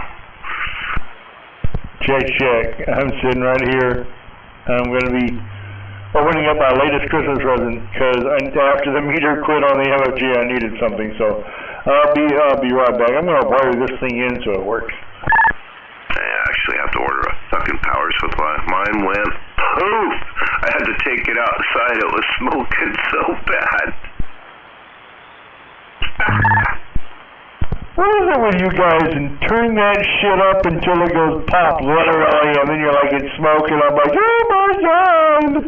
Dude, I was waiting. This is like a 40-something-year-old SME or whatever it is. It's really old, and I think something got spilled on top of it or something. I don't know, but I put the fuse in. I've been waiting like 2 weeks for it. Turned it on, it went pop. Shit, that one? Fuck. Oh, that's fucked up, dude. I was going to give you more shit, but Jesus Christ, I'm sorry about that. That one you were putting back together? Something else is bad, obviously. That's probably why you weren't running it. Yeah. So I order one of these Hammer Jockey ones. I got the money, so I'm gonna order one of these Hammer Jockey ones. It's 75 amperes.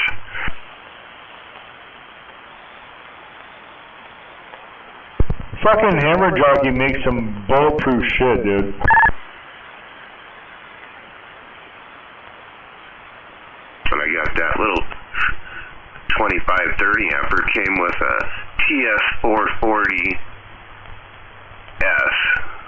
Kenwood, and I sold at Kenwood and kept the power supply. Yeah, we'll have to find some. Alright, enjoy your eats there, and yeah.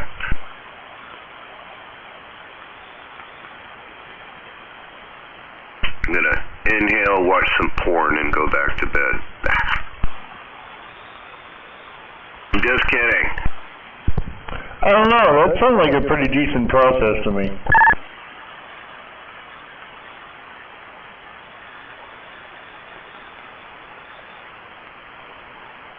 Anime porn.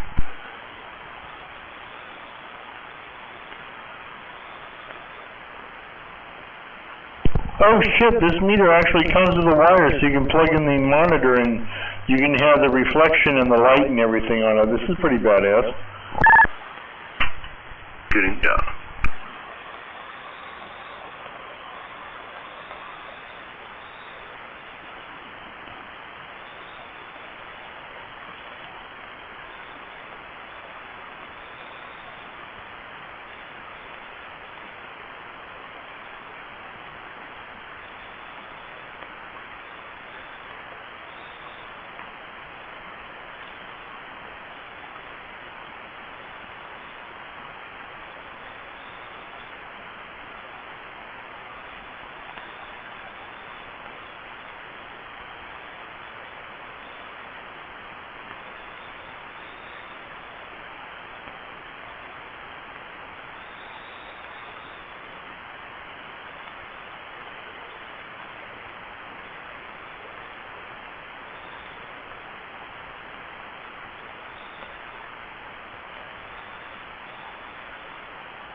Oh yeah, you're not going, are you?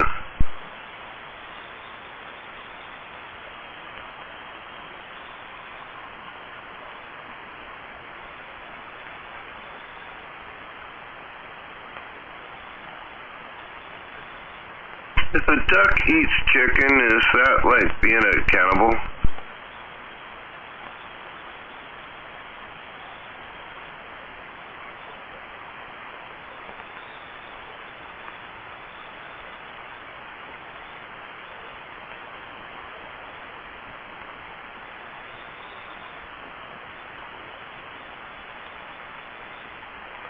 And which came first, chicken or the rice? And did the chicken cross the road to get the rice? Well, that's like setting himself up for failure. I want to know.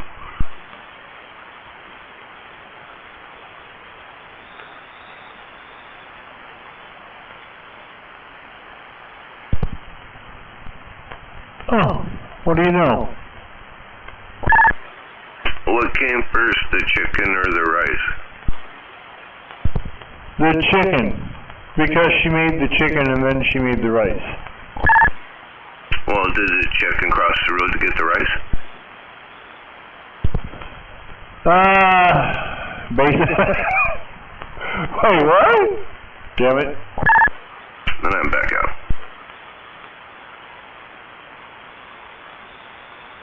I got a new bong.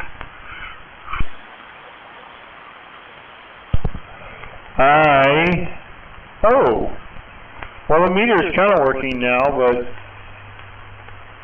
Okay. Oh, I see. Now I gotta learn how... Okay, that's not the right 1 kilowatt range. Okay, I'm trying to learn... Oh, there's the measurements. This is an interesting meter. I like it. Yeah, you probably don't have any reason to be in the kilowatt range because you're a duck. It does 202 kilowatts. That's why I got that. I did that one because plus it covers to 150 megahertz, so I can check 6 meters, and it'll also handle the 800 watt the ADB. Oh, that's what's up. And you said it's clamshell type or whatever, egg or whatever you call them. Cross needle, yes. And according to this, I have 0 reflection. Right now I'm reading forward. And, yeah. there's no reflection whatsoever because I had the ring set in there and it shows no reflection just like the other one did.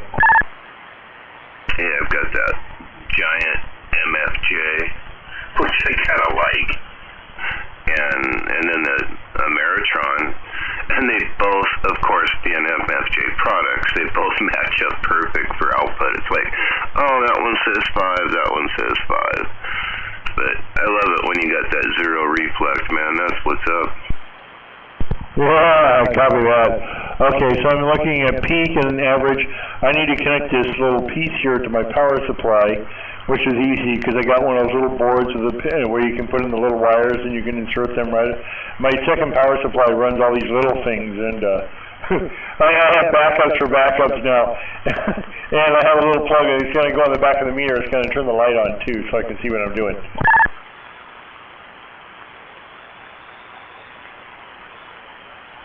You would have enjoyed that.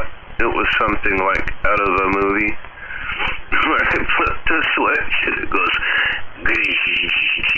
pop, and then all this smoke just, I must have popped capacitors or something and spilled all whatever because it was smoking. You're terrible, man. You're terrible. Oh, damn it. It blowed up good.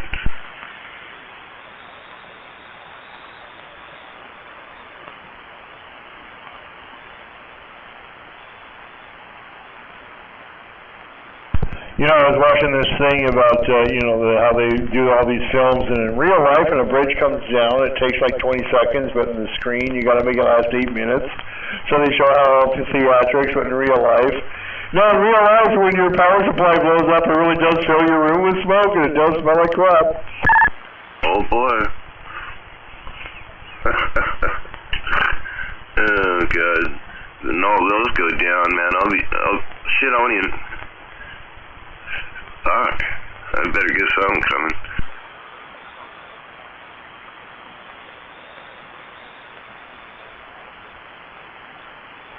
$150 delivered for a 75 amp, and you can't beat that. And that's 110. And if I double it, you have to have 220, and I don't have 220, so.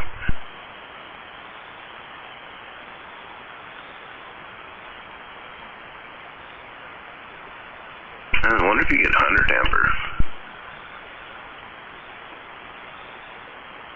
I'd rock that. Fuck, that would work. Now I sound like 369.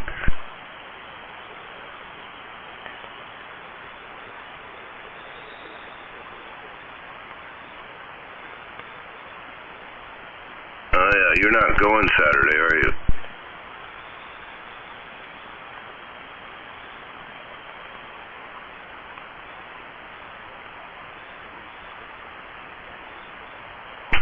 Call that focus.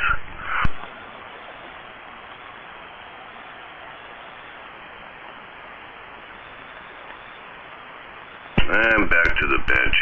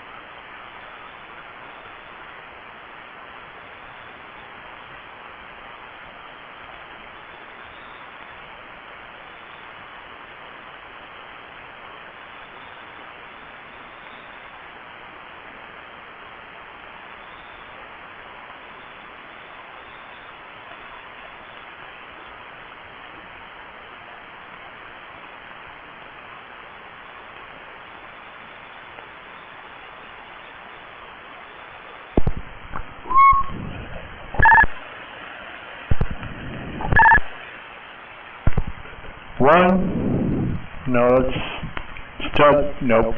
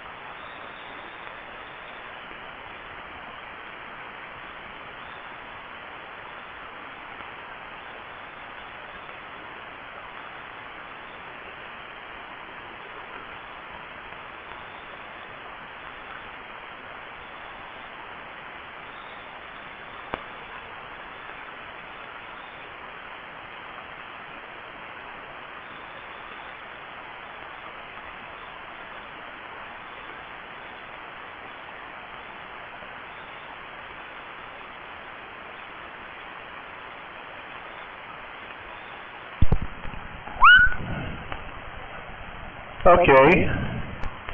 Mod, and getting on down.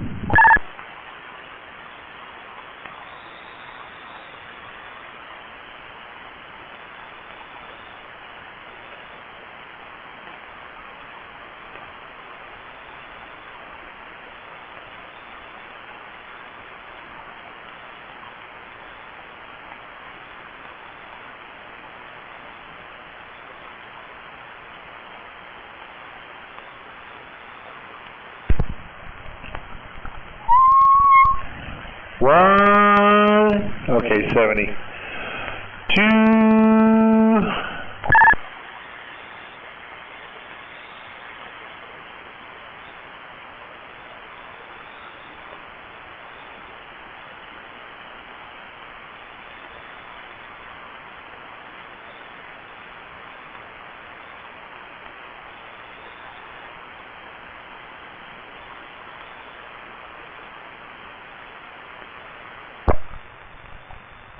Whoa.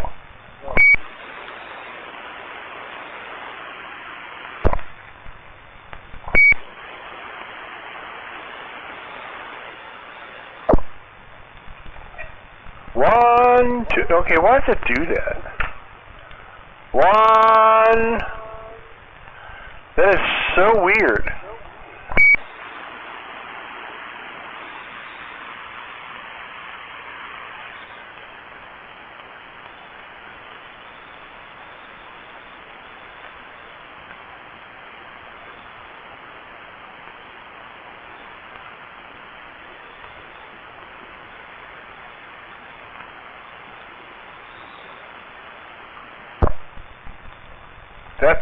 I don't know what it's doing on either scale, but it does that. 1. Okay, that's funny.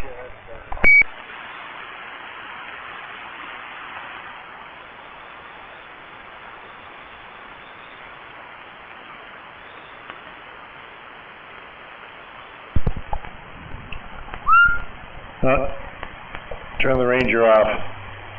2, 1, 2.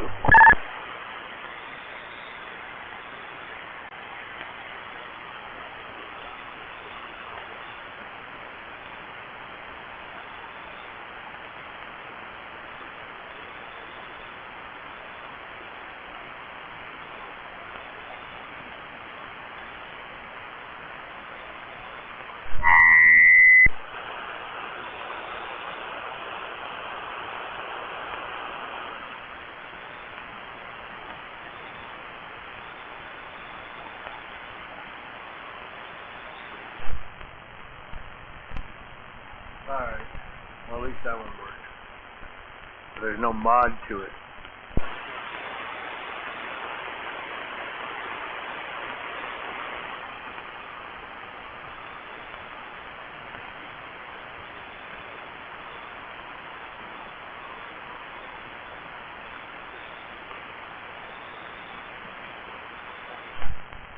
At least that does.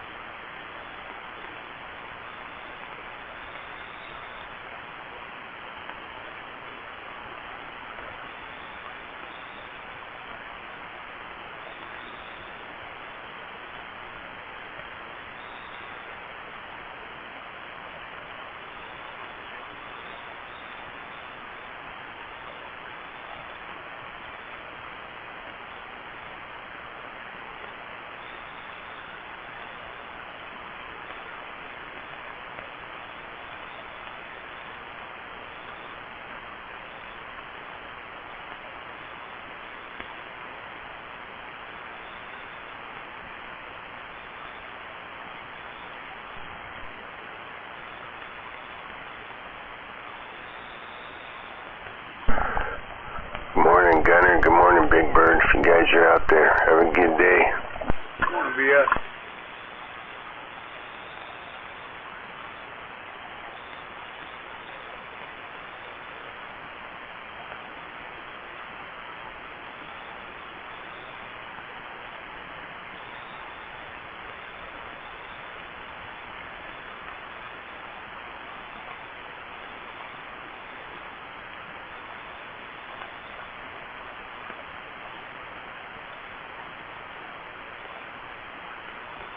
Wakey.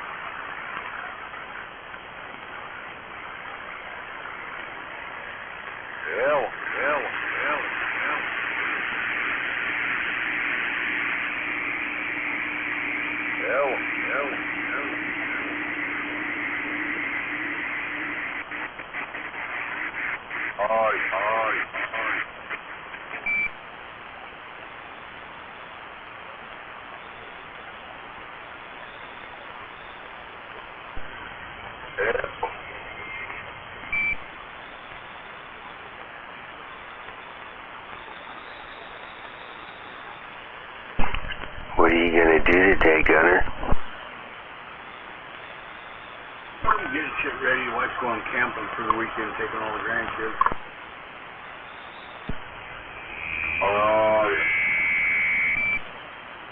Well, that sounds like a heck of an adventure.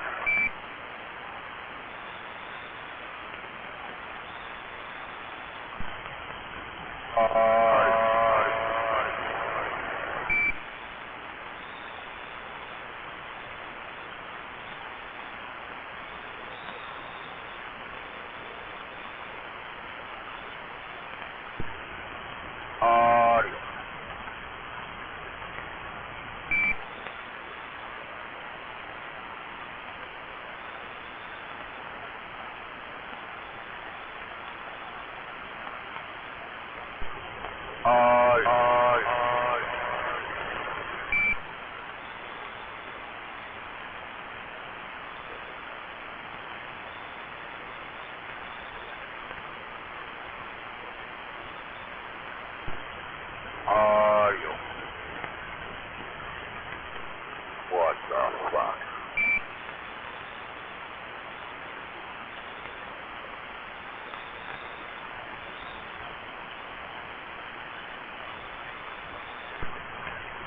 What the fuck?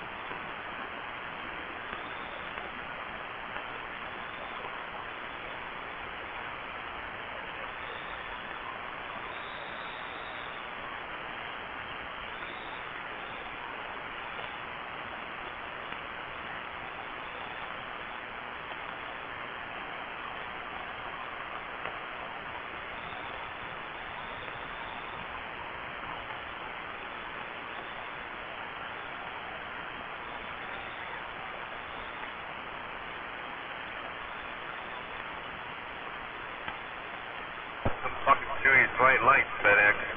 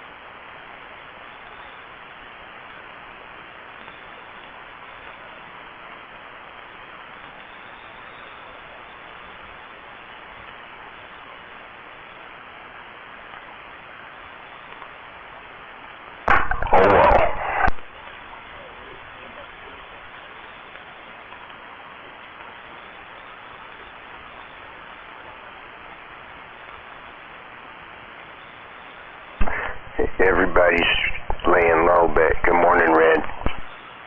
Good morning.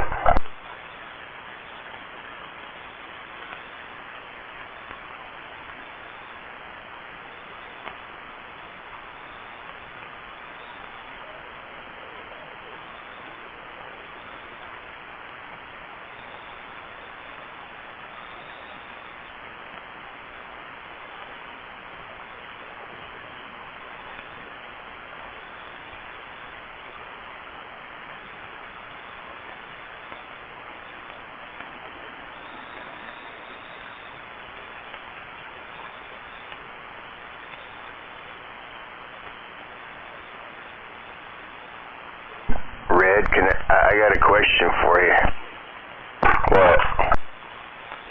Have you ever heard of in Pierce County where somebody that had a dog that's barking called the sheriff's department and the sheriff issued, I don't know what you call it, whether a ticket or whatever, but told them that if they got turned in again for a barking dog, they'd be fined $600. Have you ever heard of the sheriff's department being involved in something like that? Yeah. It's called a nuisance. Okay. Well, my neighbor got a letter from the sheriff's department stating that, and they were thinking that I was a cop caller, but I'm not a cop caller. I wouldn't call the cops. I'd just take care of stuff and then call the ambulance. And if they want to call the cops, they could. But anyway, I thought maybe that was phony. I'd never heard of that. I thought you called the dog catchers and they came out. I didn't know the sheriff department got involved in stuff like that. The dog catcher is the sheriff's department. Pierce County Animal Control is part of the sheriff's department. Okay. Well, I've never seen animal control. I only see dogs wandering around the neighborhood lost, not knowing where they are, and people complaining about it, but I've never seen animal control people. Yeah, they're out there. I can't believe you call on the neighbors. I know, right? I mean, over dog barking. I mean, I'm surrounded by dogs. In fact, I've named my neighborhood the Dog Patch in honor of Southeast Portland being the dog patch. I mean, just surrounded by them. There's a gaggle of them out there. So shit, I wouldn't know who to call and complain about.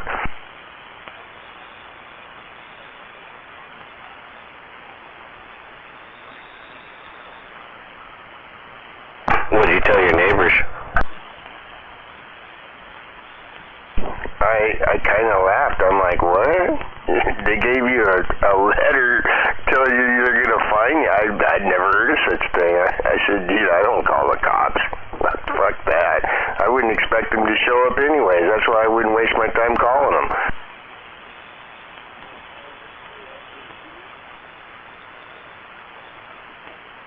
That's funny.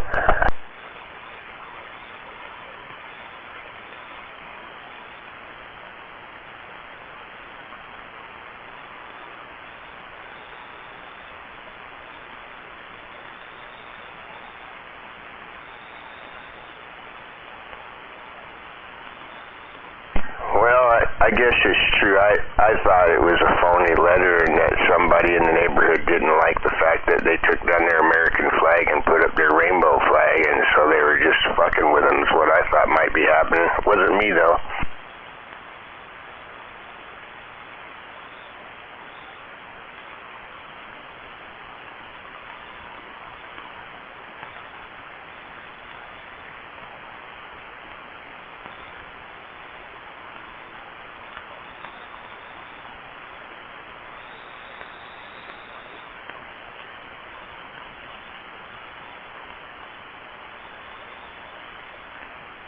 Because you're a nice guy, you'll go over there and give the dog some antifreeze on these hot days.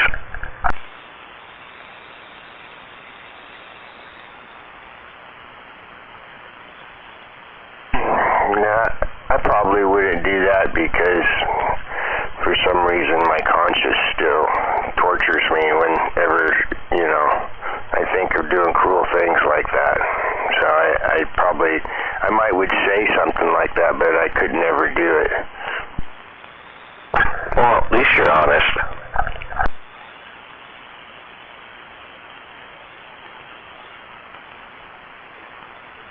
You know, I don't know what I would do in that scenario. In fact, actually, I think I'm more offended at being pushed into scenarios where you have to sit around and try to think what you're going to do about the problem like that, you know. Somebody pushes, that's what I don't like. So just leave me the fuck alone. I don't want any of your drama. Right?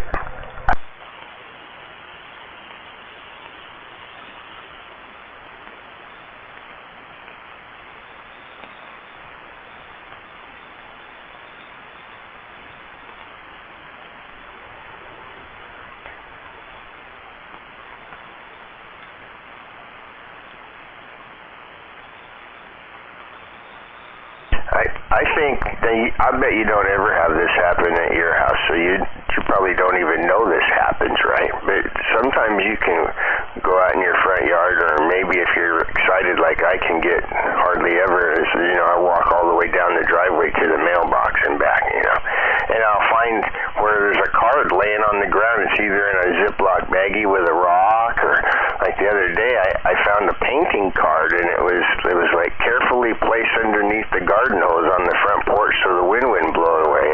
I picked it up, you know, and I like looked around like, where the hell did this fucking come from, you know?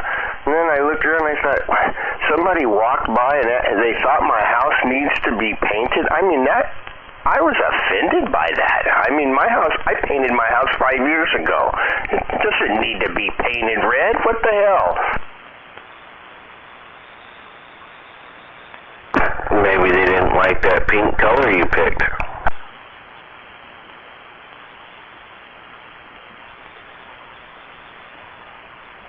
Well, you know, the point is just you look around and try to figure out how the hell did that car get there?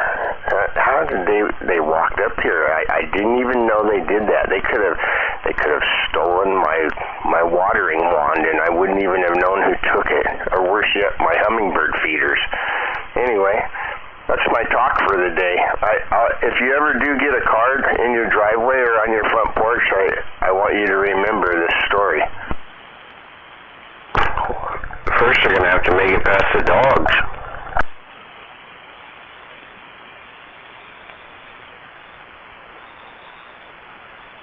Well, I hope they don't bark, because I don't want you to get a letter from the sheriff's department. Oh, our dogs bark. Yeah. They won't bite, but they'll bark.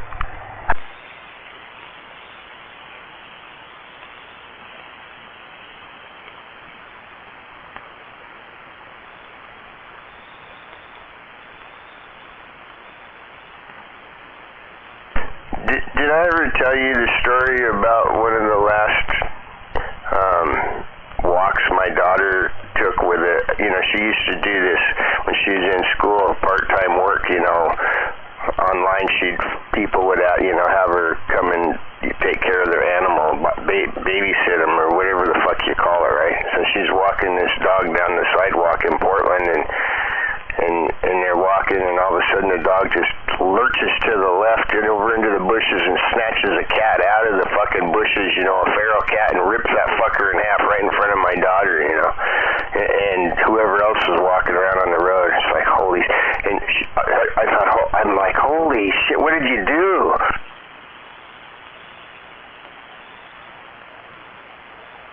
She was worried, thinking the dog got hurt, and she rushed off down the sidewalk back to the house to clean the dog up. I'm like, oh, what a mess.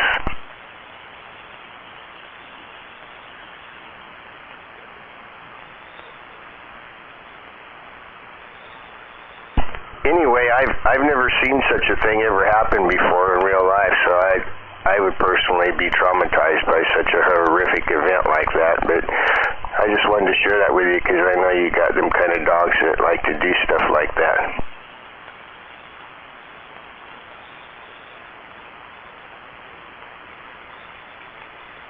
I don't have dogs like that.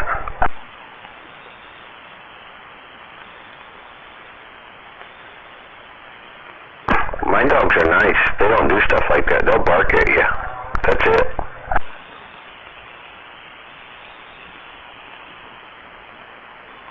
So your dogs like cats? They're not, because I like dogs that don't like cats. I almost would like to have one of them kind of dogs in the backyard, especially if they don't like deer also. I just wish you could get one that didn't shit all over the yard. Well, Stormy, the little American bully, she don't like deer.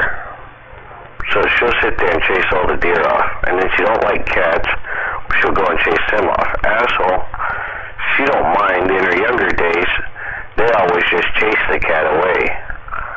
And then when they got it cornered, they would just sit there and look at it.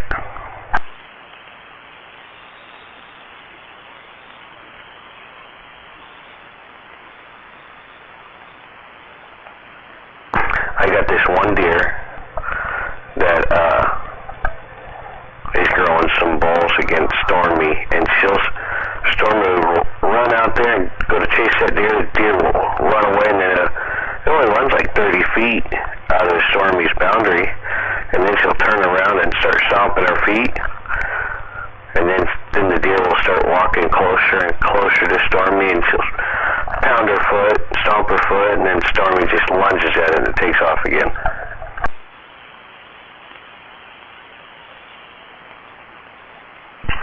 Well, I have to say that'd make an interesting video. Yeah, I'd watch that. Well, I wish I could have more compassion for the deer, Red, but I had one somehow get in my backyard a couple of nights ago. I don't care that the deer trimmed my apple tree. I was getting ready to do that anyway, but it did take a couple of bites off of my potato plants, and so actually your story, you know, I visualized the dog on one side and the deer doing that right as the arrow hit that deer right in the chest. All right, that's the last stomp you get to do. I mean, I shouldn't feel that way, but I'm a little irritated at the deer right now.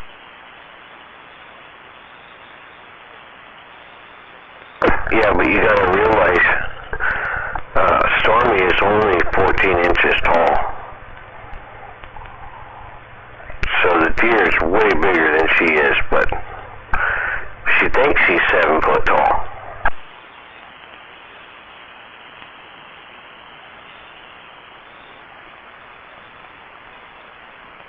Well, I'm just proud of her for chasing the deer out a little bit, you know. They need to be harassed. Asshole, she'll just watch them walk right by. But Stormy, no. She ain't putting up with that.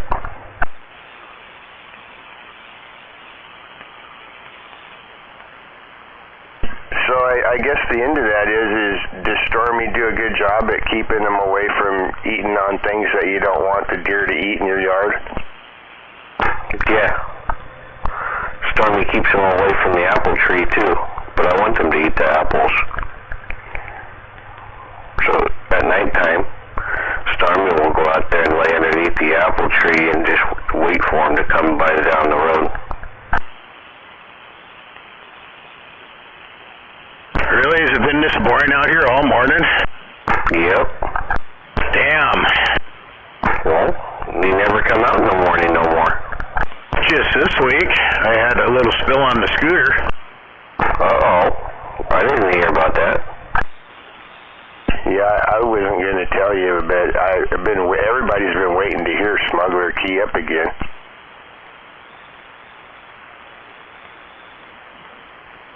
What happened on the scooter? Hold on, he's sending you pictures. Yeah, I'll send you pictures. I was out here last night for a little bit. I don't know what time it was, 7 o'clock maybe. I don't know, I talked to Zodi and Kilo was out here. Who else? Fuck, I don't remember. Anyway, yeah. No, I'll send you some pictures. The bike, I could probably fix it for under $500. I need a fairing, outer fairing shell, and I can probably pick up an aftermarket one for about $150 in vivid black. I need a crash bar. A couple little scratches on the bags. I can probably do that. I mean, they're really small. I'll probably do that with buff out and touch up paint, and make a 10-footer out of it. And then I don't know on the floorboard on the right side if the bracket's been or not. Adam straightened it out so he could use the brake so the bike's rideable. But I think the floorboard mounts are probably bent. So what happened?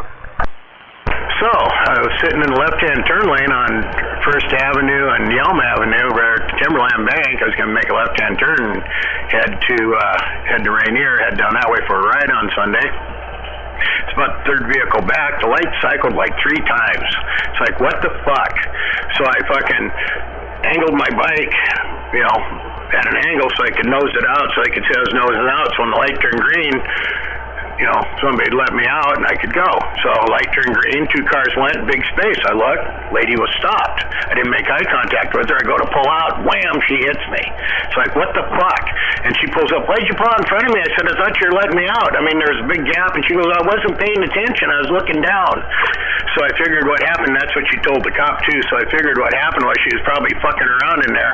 Light turned green. She looked up, see it was green, no cars in front of her. Oh, fuck, I'm holding up traffic. I better go.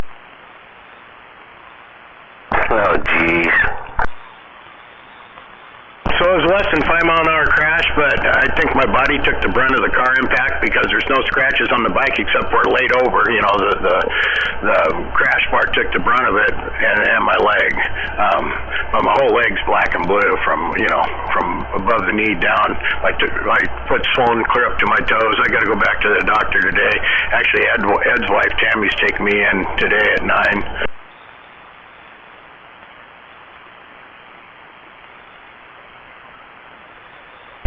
Wow. And of your interaction besides your boo-boos, was it your fault or her fault, or does anybody even care anymore? Well, I don't know. I didn't do anything to her 99 Katura. She was probably 75. She was more upset, because she hit somebody. I told the cop, I said, well, technically it's my fault because I pulled out in front of her. I thought she was letting me out because, I was nosed at an angle, and somebody else came up and they said they've seen everything. They were writing down police report. I probably need to go into Yelm and see if I can get the actual physical police report because somebody said, hey, I seen the whole thing. And a bystander, if they would have looked up and heard the noise, it would have probably looked like she ran into the back of me and, ran into me that way. But I got her information and everything, and I was going to call her to let her know I was okay, and when I called, the phone number's no good. I don't know if the address is or not. I might take a run down to Lacey and see if the actual address even exists.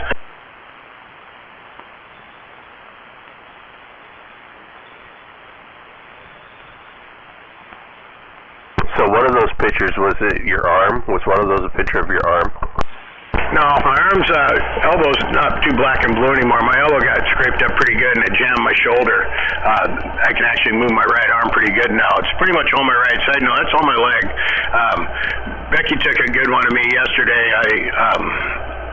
Standing up from, backside, kind of an angle. She's supposed to send it to me. I'll send it to you. But it's pretty much black and blue, and my whole leg's yellow. So it's going to continue probably to get worse. Wow. Yeah, it looked pretty bruised up. Surprised Mr. Ed, he must already be, he is at work, but did he key up this morning? No.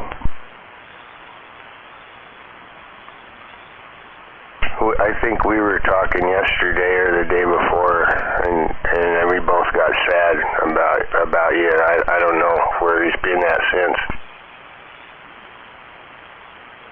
Mr. Nobody says he knows a good attorney. Yeah, he sent me the link. I need to get the actual statement, the statement paper. All I got was a paper that said, both our contact information, no driver's license number, and she's with Geico. I talked to my insurance guy, and And he's saying, well, you got $750 deductible. You don't have any medical on you, coverage for you on your bike, but I'm double covered anyway. I have Regents and Medicare Part A, so the hospital's covered. I'm going to probably do a little follow-up this weekend, maybe take a drive down by your place and see if it's an actual place or not. Well, there you go. $750 and you can get your bike fixed right. $750 deductible. That's my deductible. If you've seen the scratches on the saddlebag, I mean, it's like 2 scratches, and I can almost probably buff them out. Yeah, but you pay $750 and get the whole saddlebags repainted and your new crash bar, you know, all that. Yeah, why would I pay $750 to my insurance company to pay my deductible and only cost me $500 to fix it? Okay. And not only that, he says if I make a claim, it's going to raise my insurance because then I'm going to be in an accident, and not just my motorcycle insurance, my vehicle insurance too.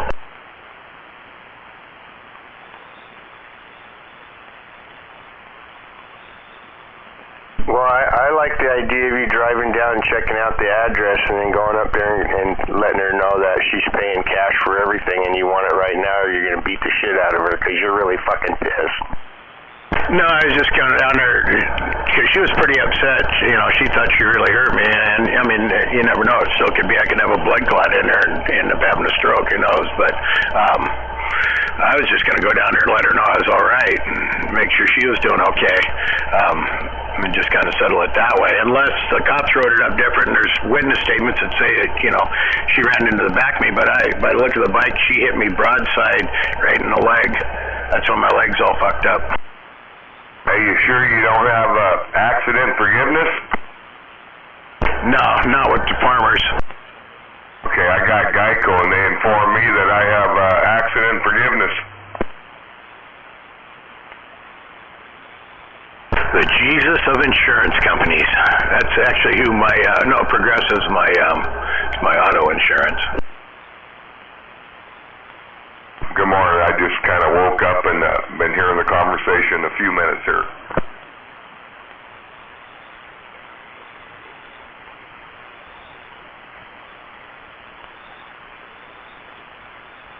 Well, why don't you go down to Yelm and get a copy of the police report?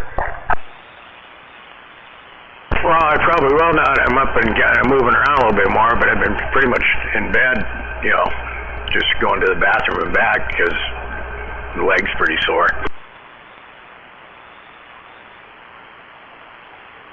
I didn't think you were ever going to talk on the radio again. I was starting to get kind of sad.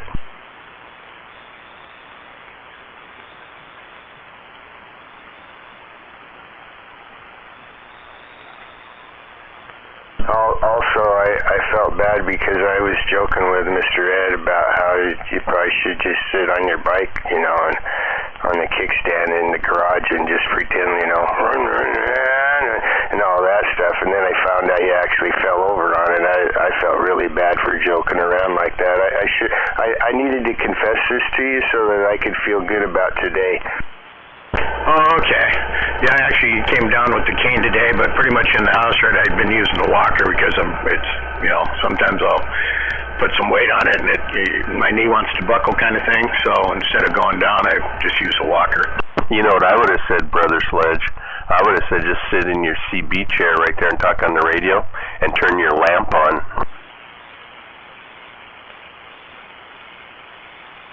Oh, well, I never seen the lamp. I wouldn't have known to say that.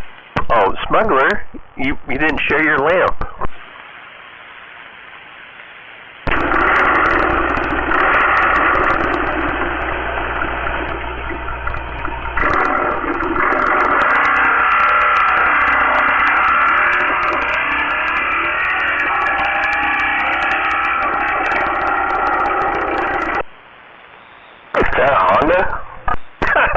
No, it's a Harley lamp. Oh, it was funny. Well, now that's special. I like that. It's a Softail Deluxe Heritage with the leather saddlebags with the rivets all over them. motor and the cross pipe right under the filter, so I know it's at least a 96. That thing's special, man. I'm glad I scored on that. That's pretty cool that it worked. Yeah, it is. Well, wait, does it make the noise every time you turn it on, or is that separate?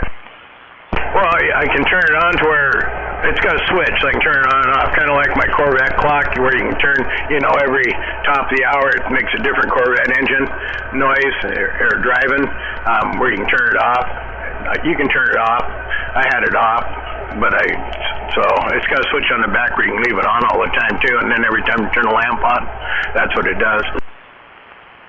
It has like a three-way switch, right? So then you can just light up the base too.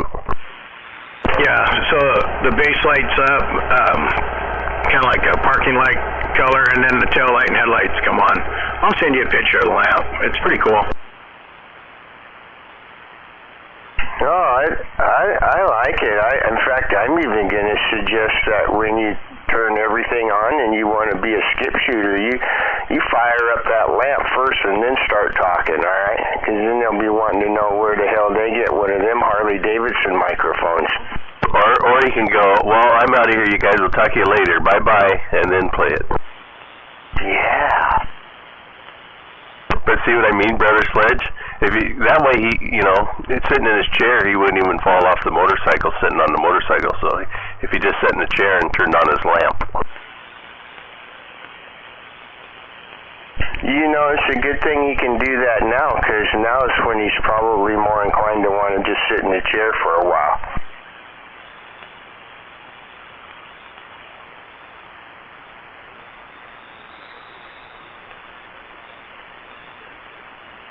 And I want you to know, I don't have a little toy motorcycle that I can look at, to remind me of when I had the real motorcycle, but I got a little toy Subaru STI WRXO that somebody gave me. It's still in the box.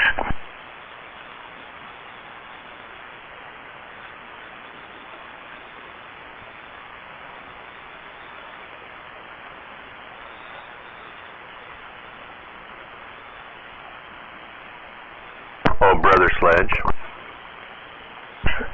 Yeah, if you're wanting to get your power supply back, yeah, it's still here. I didn't sell it yet. No, I wasn't. I forgot about that anyways. But did you notice on that video what the driver box was? I didn't see it, but I heard him say it was a 500Z. Yeah, it's a 500Z. Sitting right there on the counter on the right. He showed it at first, but yeah, I just wanted you to see what that was. So that's a pretty good setup there. Oh, the driver box comes with it? I thought he was using his own 500Z and you're going to have to come over and get this one. No. I was showing, I have a 500Z box. So, that's what it would drive it at. See how swollen my right leg is over my left leg, Brother Sledge? That's the back of my leg. You gotta see the front of it. I haven't gotten any pictures yet. Dirtman sent me a bunch of pictures and they weren't coming through, and then it got a little bit later on in the morning and then all of a sudden they showed up. I might have been because I turned my phone on and off. I'm going to do that now and see if that makes your pictures show up. I was going to ask you if they shaved your legs when you're at the doctor's. No, I just don't have any hair left on my legs. I don't know if it's from wearing pants or from the diabetes or what. I think it's old age. I'm starting to lose mine too. Pretty soon they're going to look like lady legs. Yeah, that's how mine are looking. Yeah, I got the pictures. Even if your leg didn't have bruises on you, you got some ugly ass legs, man. Okay, not really. I just wanted to make you feel good. And that's actually, that isn't like, photo illusion that, because one's closer than the other. That's how much bigger my right leg is than my left leg right now. Oh shit, yeah, that's pretty big. Yeah, it is swelled up.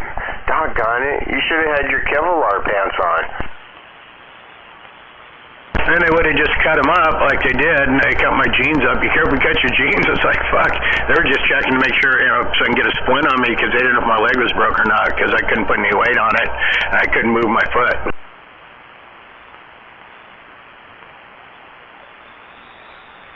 Well, you better keep your leg up above your heart. Yeah, that's what I've been doing. I got a nice wedge pillow and then I just got done icing it before I came down here. But I've only been doing short stints because, like today now, when I go in, it's going to be down. Leg's going to be down for probably 3 or 4 hours, and it's going to be like when James took me on Tuesday. By the time I got home, I just wanted to go to bed and get my leg propped up and put ice on it. I mean, it was just throbbing.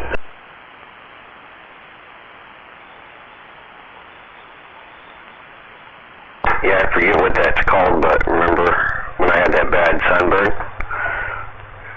My leg swelled up, and I didn't fucking keep it elevated. It got infected. Oh, yeah, I remember.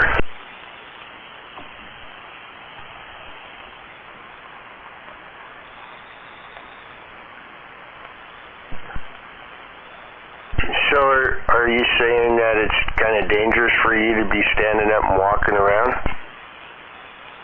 Well, only dangerous. I mean, it's probably not so good to keep doing it. I mean, I do it spurts because I'm injured, but it's only dangerous because I'm off balance. Like when I come down to the garage, I bring a cane. I don't bring the walker. But it's kind of a little slight downhill, so I kind of take it wide and come over by the flower bed boxes and then cut across instead of down the hill, because if I fall down, I'd probably be having to crawl on my hands and knees. I don't know if I'd be able to get back up. You should meet me down at Eli's this morning to get some laser treatment. Got a 9 o'clock blood draw. Oh, you don't know about my blood test that they took, do you? No, what happened there? So when you get the cage apartment syndrome, and that's typically when your my calf is so tight, it was like banging on a mannequin, right? It was so swollen up and tight that it cuts the circulation off to your foot. They call that cage compartment syndrome. And if it gets too bad, then they fillet your leg open to let the pressure off. Okay, but it usually shows up in your kidneys first. So they did a blood test, my normal panel test, and then they called me yesterday, was it? Or Wednesday afternoon the next day and said, hey, we need you to come back in and redo the test. Your kidney levels came back elevated. And I said, well, what are they supposed to be? And they said, between 150 and 450. And I said, well, how elevated are mine? And they go, 1,500. Oh, great. But nothing else is affecting. I think that's why they want to retest, because usually if one thing's off, it's going to throw a bunch of other shit off. But if everything else is normal, hopefully that's just what it was a botched test. So I'll find out today. I'm only having black coffee this morning, going in on a fast. Well, couldn't that be caused from your leg then? Yeah, that's what they're wondering. Yeah, I don't know if I got, but my leg is not as tight as it was. I mean, now that it's down, it's tight again, but when I have it elevated up, it softens up a little bit, But before, I mean, you couldn't even push in on it. It was just like grabbing a rock. I used to be like that. I know, me too. Didn't have enough skin left to close my eyes. Hey, smuggler? Yeah. Did you already tell your mom you got in an accident? And if you did you get in trouble? No, I just told her she might have to find another ride to my cousin Gail's memorial service, because even if I'm able to drive, I won't be able to help her much as far as getting in and out of the car.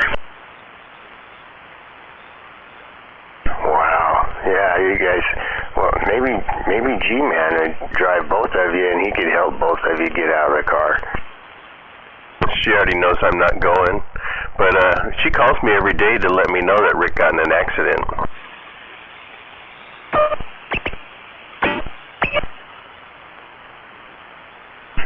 Is she using that for a reason to be able to call you, because you don't ever call her? Because I don't ever call my mom either. No, if not myself and Cindy. Cindy usually meets up with her every week, and they do their chiropractic appointment, and then they go have lunch and they spend a day together.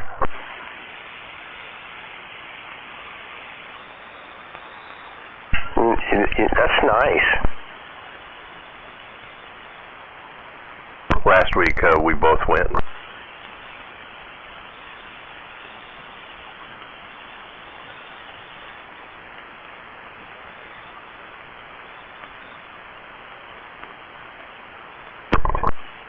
She really splurges because we'll go have breakfast or lunch, and then you can get her to eat pie and ice cream and everything afterwards. I go, wow, where are you putting all that? Who, Mom or Cindy? Mom.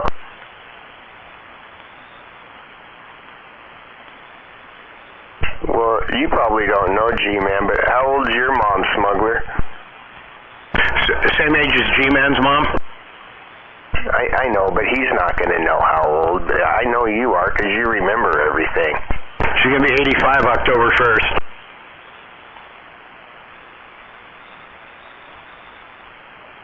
Hey, Smuggler, I'll give you $2,500 for your bike. It's got a salvage title on it. Right? Yeah.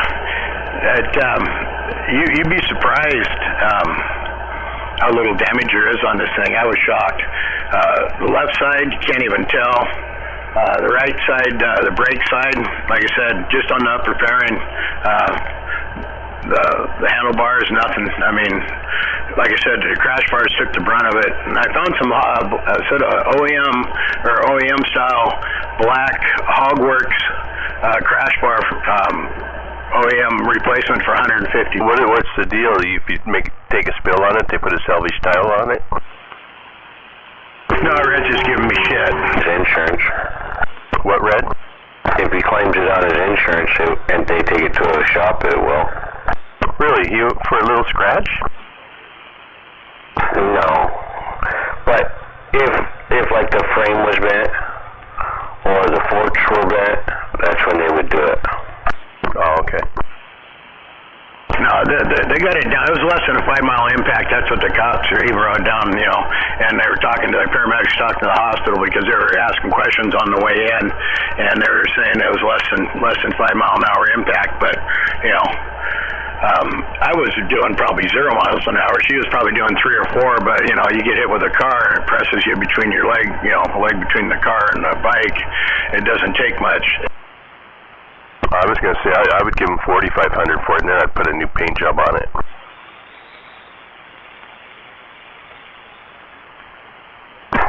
Yeah. Black cherry red. Don't be giving ideas out. Well, I'm just glad Smuggler's okay, you know, because we won't want to just deal with G-Man, you know? Good morning, Dodge. Morning, G-Man. Morning, Vanna. I'm really glad you're okay, Smuggler, you know, because to mess up a work of art like you, that would make me sad. Yeah, well, thanks for checking in there. Wow. Hey, Dodge. Yeah, go ahead, G. You remember that nickel I was going to roll? I rolled that nickel, and he said, tell Dodge to fuck off. Okay. Smuggler, what cop was there in Yelm? Shoot, I think all of them. The gal was talking to me. She's a younger gal. First thing they did and came up, I told her I had a pistol on me, and I got a permit for it, and I reached in my back pocket. And she goes, "No, just leave it there." I said, "No, I'm getting my ID and my permit." I said, "The pistol's in my vest pocket." Okay. Just let me get it. So she got it, and then I don't know. They're all pretty young. I don't know what cops they were. You should have told her your pistol was in your front pocket. Yeah, it's behind the zipper. Yeah, that'd have been a 22 though. It's a pea shooter. Right? Snub nose.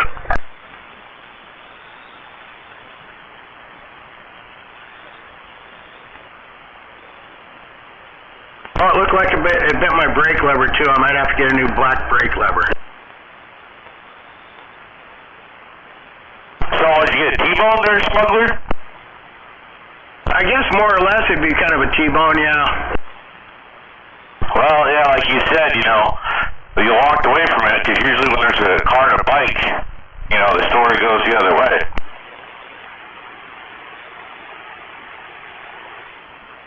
Yeah, can you imagine if it was a 20-mile-an-hour accident?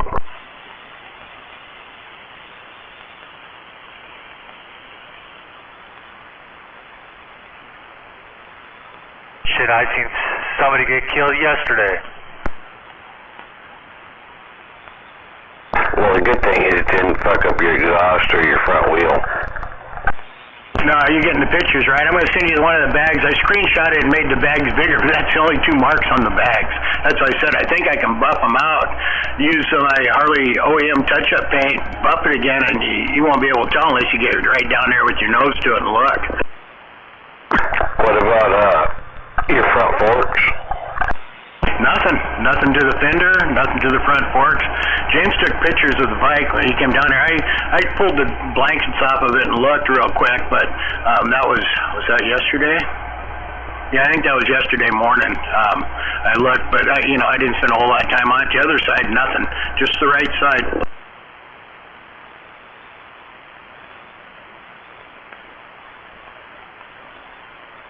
Who picked up your motorcycle and took it home for you? That's the funny part about it. The tow is the tow charge is probably gonna be more than what it's gonna cost me to fix the bike. Should have called. Well, the tow truck came. Becky was there. I was already headed down to the hospital, and the cops told her, "Hey, if we send the tow truck away, we got to leave too." By law they have to stay till the tow truck comes, and she goes, "Well, he's there," because the other thing would have been if they didn't take it home, they would have had to take it back. They called it Patriot Towing out of Lacey, and it's like, why didn't they call Bill's? And they said, well, it's on a rotating since it was, holiday, Father's Day. So he came out of Lacey, loaded the bike up, brought it to the house, unloaded it, and left. It was $740. Holy moly! Yeah, you should have called. Yeah. Next time everybody's in a T-bone, let's call G-Man. He'll provide some towing. I got my trailer right there at Shoe's house. Yeah, but traffic was all snarled up. I was laying in the middle of the fucking road. They took for him. They got the bike up. They got it pushed off to the side there. And ambulance. Everybody got there within like 2 minutes. It was pretty quick.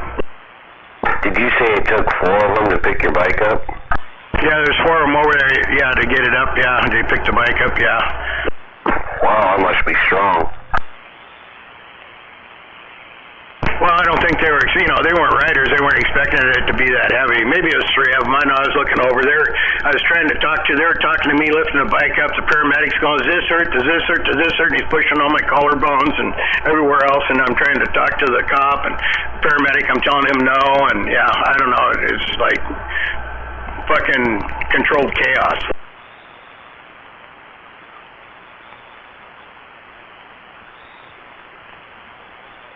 The other one's putting my leg in a splint. The other one's cutting my pant leg up. Yeah, no, it was just, it was everybody working frantically. Yeah, they got to save our smuggler. Well, smuggler, you got a lot more attention on yours than when I got rear-ended on my bike. Nobody came. I had to pick it up and drag it off of the road by myself, and everybody was mad because I was in their way.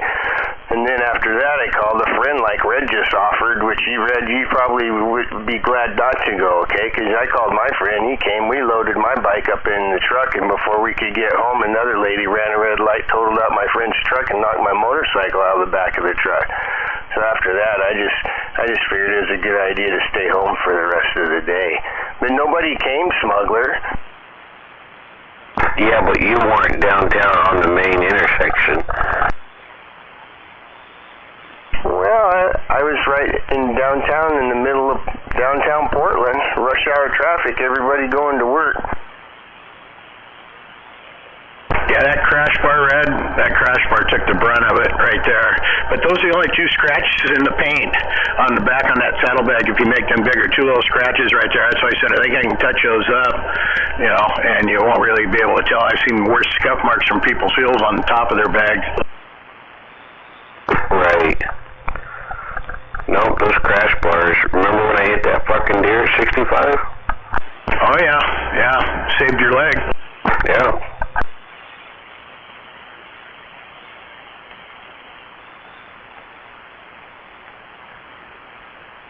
Anyway, I'm gonna go up to the house and get my leg back up, and I just thought, well, I'll come down here and BS for a bit. No pun intended there, Brother Sledge. And get ready to go. So anyway, you guys all have a good day. God, it was fun getting reacquainted again. Red, feel free to share those pictures if you like. To BS and whoever, you know, whatever. Anyway, have a good day. We'll catch you guys later. Yep, you too. Later. Have a good day, Brother Smuggler. Talk to you later, Red. I gotta go get ready too. I'm gonna go with the girl to her doctor's appointment and pretend like it's an adventure. Catch you later too. Alright, later.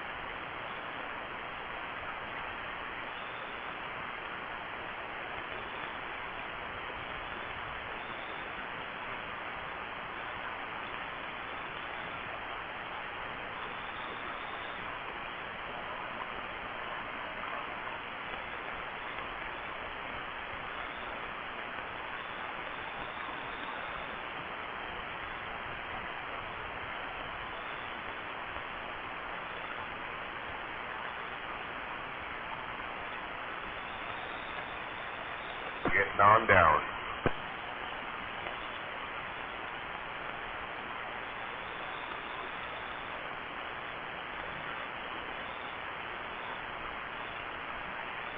Morning, Dirk. Good morning, Gunner. Woke up all fucking stuffed up here. So did I.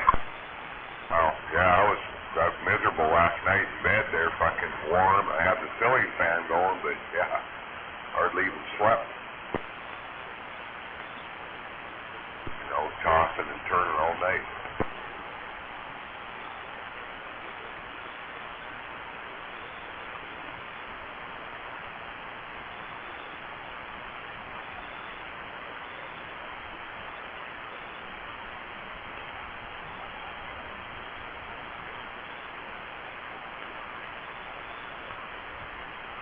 Like we got another nice day ahead of us here.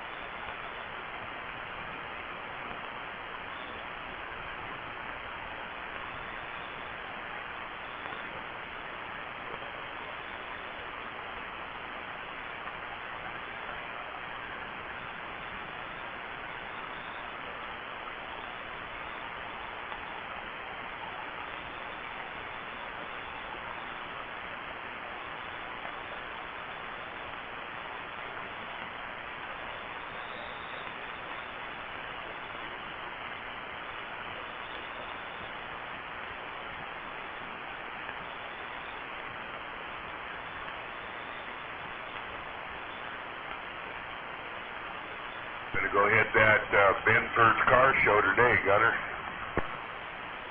Oh, it's Friday, huh? Yeah, my buddy Rob took the day off. Lives over there in Belfair. He's coming here at noon. I said, come around. He called me last night. Said, all right, man, let's go. So he got the day off of work and come here, park his truck, and away we go.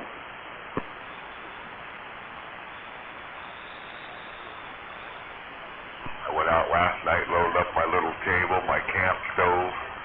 Brother bought a bunch of hot dogs and buns and baked beans. We'll do a little cookout there, tailgating it. I got my cooler here, full ice. Probably stop and get some beer or whatever. Rob likes to drink brewski, so I might have a couple.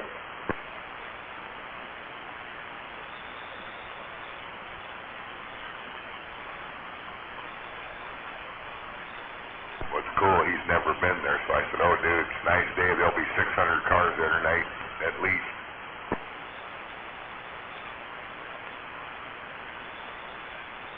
He's in for a surprise when he gets there. He's going to go, damn.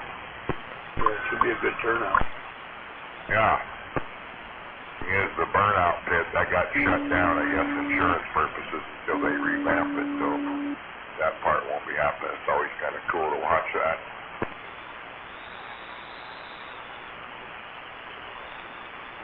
They had something going on Machine refueling last night. I left here to run up to the, go get my pistols. I left at my folks' while I was gone, and then I went to Walmart, T-Mobile, but looked like a crime scene. The cops all up here, just past the gravel pit.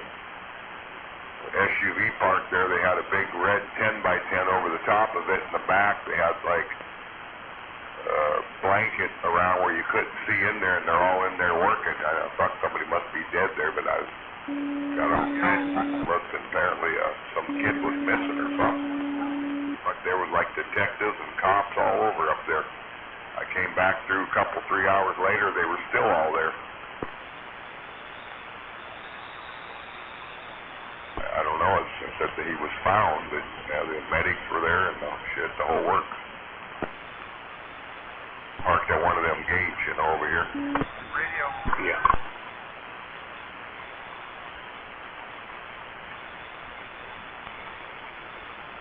Yeah, anybody driving by, I seen all the comments, it was like somebody had to be dead there. That's what I figured too. Somebody was dead in the back of that SUV.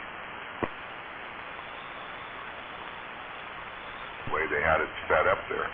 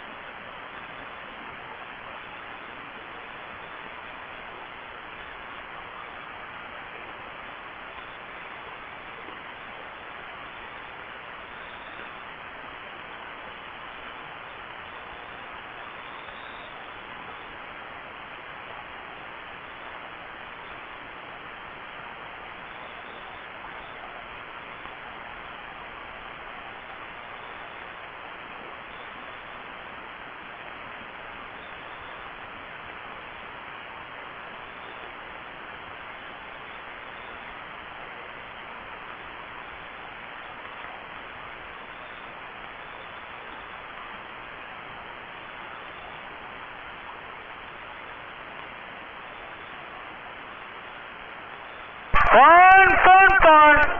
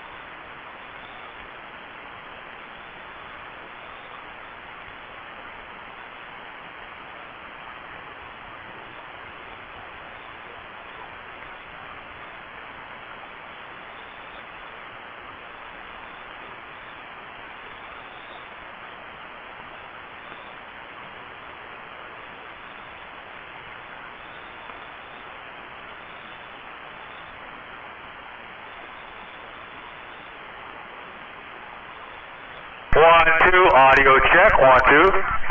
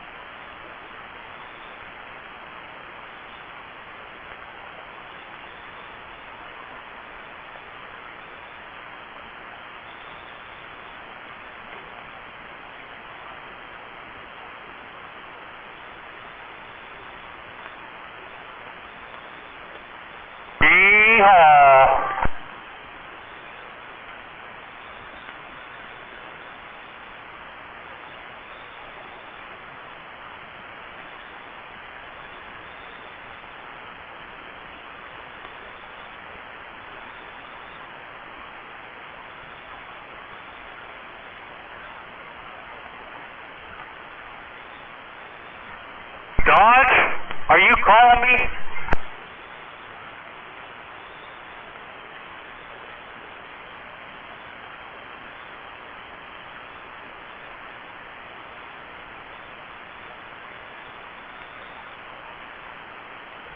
My Bluetooth is loading.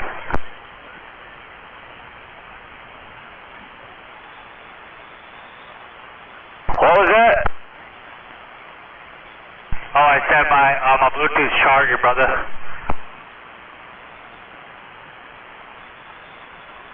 Alright, yeah, I'm just getting rolling here. Alright, well, you got a safe trip down to TGL or a Sumner, then a Husky. Then I got a J-Rich out for State Street, surprisingly.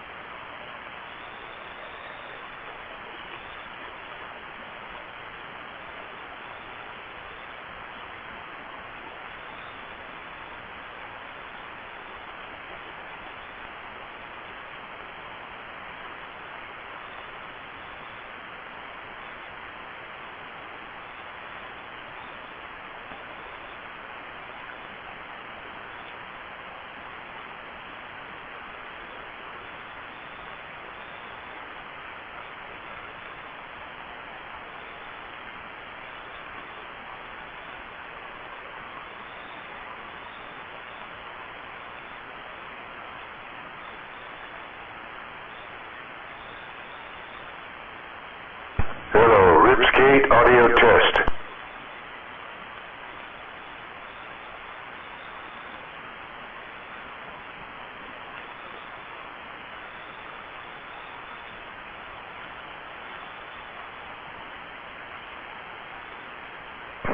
Testing 1, 2.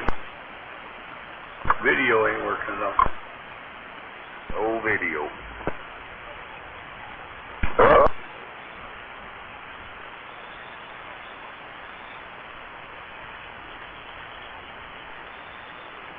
Alright, appreciate the comeback.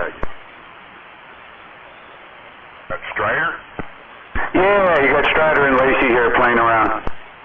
Hey, Dirt Duck over here working this low-budget station.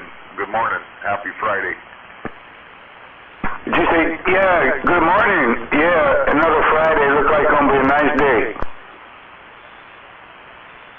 Hey, every day's nice. I woke up above ground. Yeah, what he said.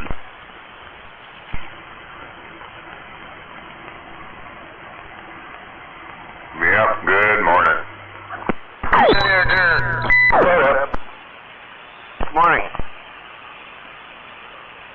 Man, I woke up in a fucking daze, and I'm still in a daze.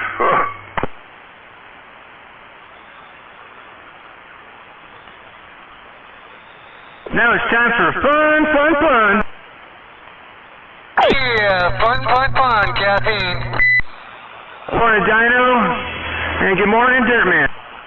Good morning there, caffeine. I hope you have an awesome day. It's supposed to be nice. And Strider, top of the morning, happy Friday. Yep, good morning. And the rest of the good time gang. Well, Strider, what's going on there, Dino? That means shoveling 2 cubic yards to shove our radio up in the evening. It's getting ridiculous out here. Hey, have fun, don't work too hard, and get it done early. Don't forget to pace yourself. Oh yeah, I gotta have my bong breaks. If you need to come over here and borrow my riding lawnmower, you're more than welcome. No, I got a rider. I just gotta use a wide shovel and take 2 cubic yards off my trailer and pile it on the ground. Oh yeah, been there, done that. I need somebody to come over here and run a weed eater, man. I hate to run the whole weed eater. That's not my favorite. Dirt, if I was there, I love doing weed eating and mowing lawns. Yesterday doing, that's why he ain't in there this morning. Oh yeah, that's never any fun, man. Never any fun. That's one thing I do not like to do. Morning time there, Gunner. Good morning. I use a lawnmower to weed eat. Oh, me too, but there's places you can't, you know, yeah. Morning time, Dirt Man. Good morning. I've had 2 cups of coffee. I'm still kind of, you know, dazed and confused. I've had none, but I was up till 2:30. I hardly slept, but I feel like I got in a fight and I lost. I think I lost the fight. My wife called me, had me on the video thing. She, you look tired. I said, fuck, I am tired.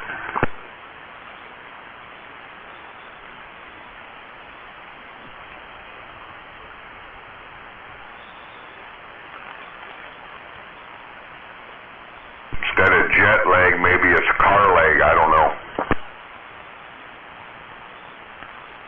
I do got to shape up. My buddy's coming here at noon and we're going to the car show, so I will snap out of it. You better take a quick nap. No nap. All right, just kind of, I don't know, man. Tired as shit right now. Yeah, well, that happens when you're retired. I was here listening at 4 a.m. when Brother Sledge came in and waved to Gunner and Big Bird. I heard Gunner come back, but Big Bird is missing in action. I think the weed eater got to him.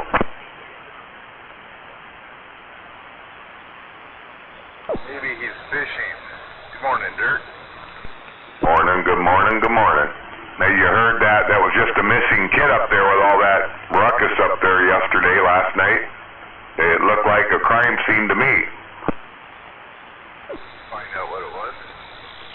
Yeah, some 19-year-old kid was missing. I don't know if he parked there and went in behind the gate. I have no idea, but that's what I seen on Shelton Talks.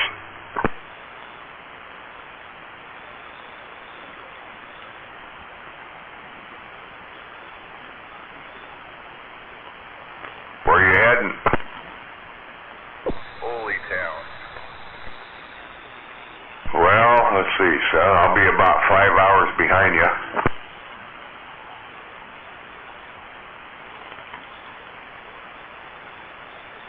Morning time, Maytag. Good morning, Slayer. Good morning, Slayer. From this hill to your hill, and I'm back out. Good morning, Dino.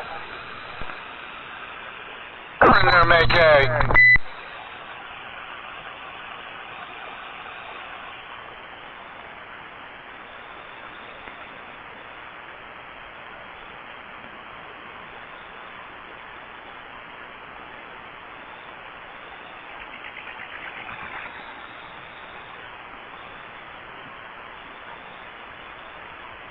Went up there and got teriyaki last night up there at Happy Teriyaki. I walked into the place and, you know, if you ever been in there, they got a little pond in there. That's where I was standing in line. I was like, holy, I've never seen the place that busy. And I was hungry, so I wasn't going to leave. I'd hang in there and wait about 15 minutes to get up there to where you could order. So were you munching on the fish in the pond while you waited? No, but I could have probably paid for my dinner because there's a bunch of coins in that pond. Oh, you would have had to say, oh, wow, look at the ceiling, and then reach back. I ain't point over that way, and if nobody's looking, start grabbing quarters. There you go. It's nothing like taking from the needy. Good morning, Zodiac. Good morning, dear Slayer. What time you got out of bed? Good morning, Zodiac, and I'm back out. Good morning, Dino. PM. Thought you heard me earlier, but I guess you didn't, so I'll say good morning 3 times to you. No, all over the country, dude, and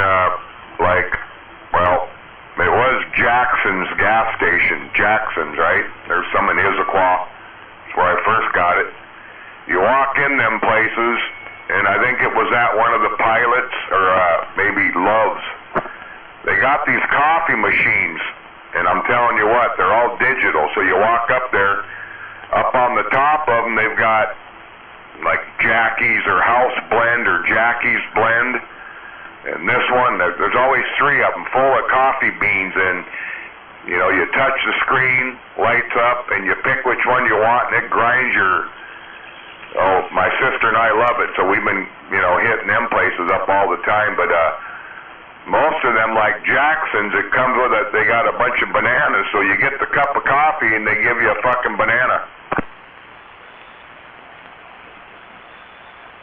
The place we went into, they had a little stand there. There must have been 200 bananas on that fucking stand. Get you some bananas instead of your donuts, huh? Right, grab a big 24-ounce cup of mud, and then, and then you can, you know, it says, there's a button, you can hit it to stop it so you leave room, like my sister runs creamer, I don't. So she walked into the bathroom, I'm getting these 2 big cups of coffee, and, it's pretty cool. Start seeing them, they're popping up everywhere. I mean, I've dealt with a bunch on my trip, and then the first time I've ever hit them up was in Issaquah. We stopped and got a cup of coffee, and the gal says, oh, that comes with a banana. Really? All right, fuck. Like a couple monkeys walking out of the frickin' gas station. Yeah, but that's good coffee when they grind the beans up right then. Yeah, that's the point I was going to make. It's like shit. Yeah, there's 3 different kinds. You'll see the jugs on top with the beans. And whatever one you chews, you know, it drops them down, grinds them, and there's your cup.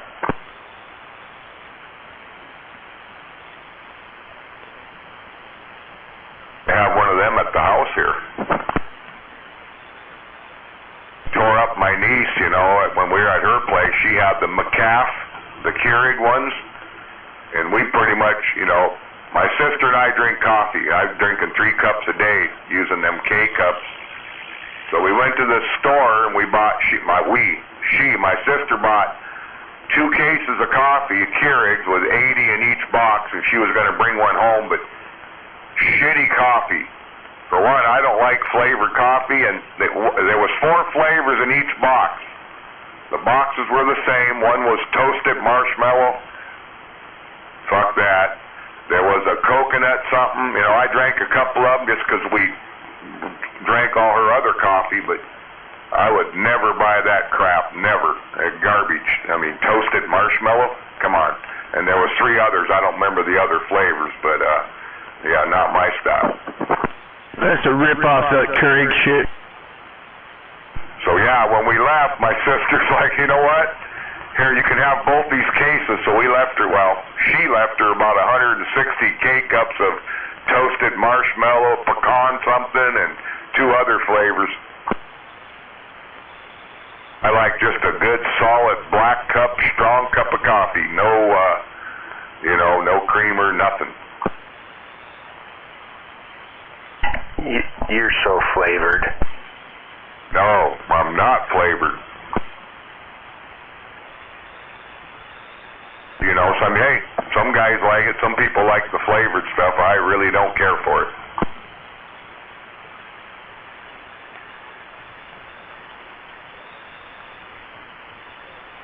Oh, yeah. Give me a double vanilla latte any day.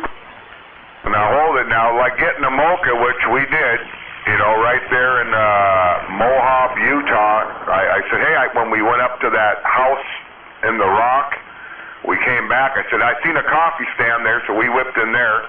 Right away, the gal reached out and handed a dog bone to my sister's little dog. And I got, you know, me like a 16-ounce white chocolate mocha with some whip. Now, that's all right. But if I'm drinking regular coffee, I want just black.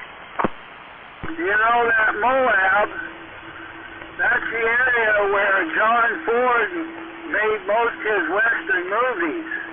He loved that area for the picturesque of it. John Wayne made about 4 movies there, and there's a main restaurant in town. You go in there, and it's got all those movie stars' pictures in there. So real quick, when we went to go into the Arches National Park, you know, you got in the line, you pulled up to a fucking booth like you would at Mount Rainier, and we get up there, and the gal says, little ranger gal with her cowgirl hat on, you got an appointment? No. She handed some paperwork. Okay, turn around and exit. What the fuck? So there's no cell phone coverage there.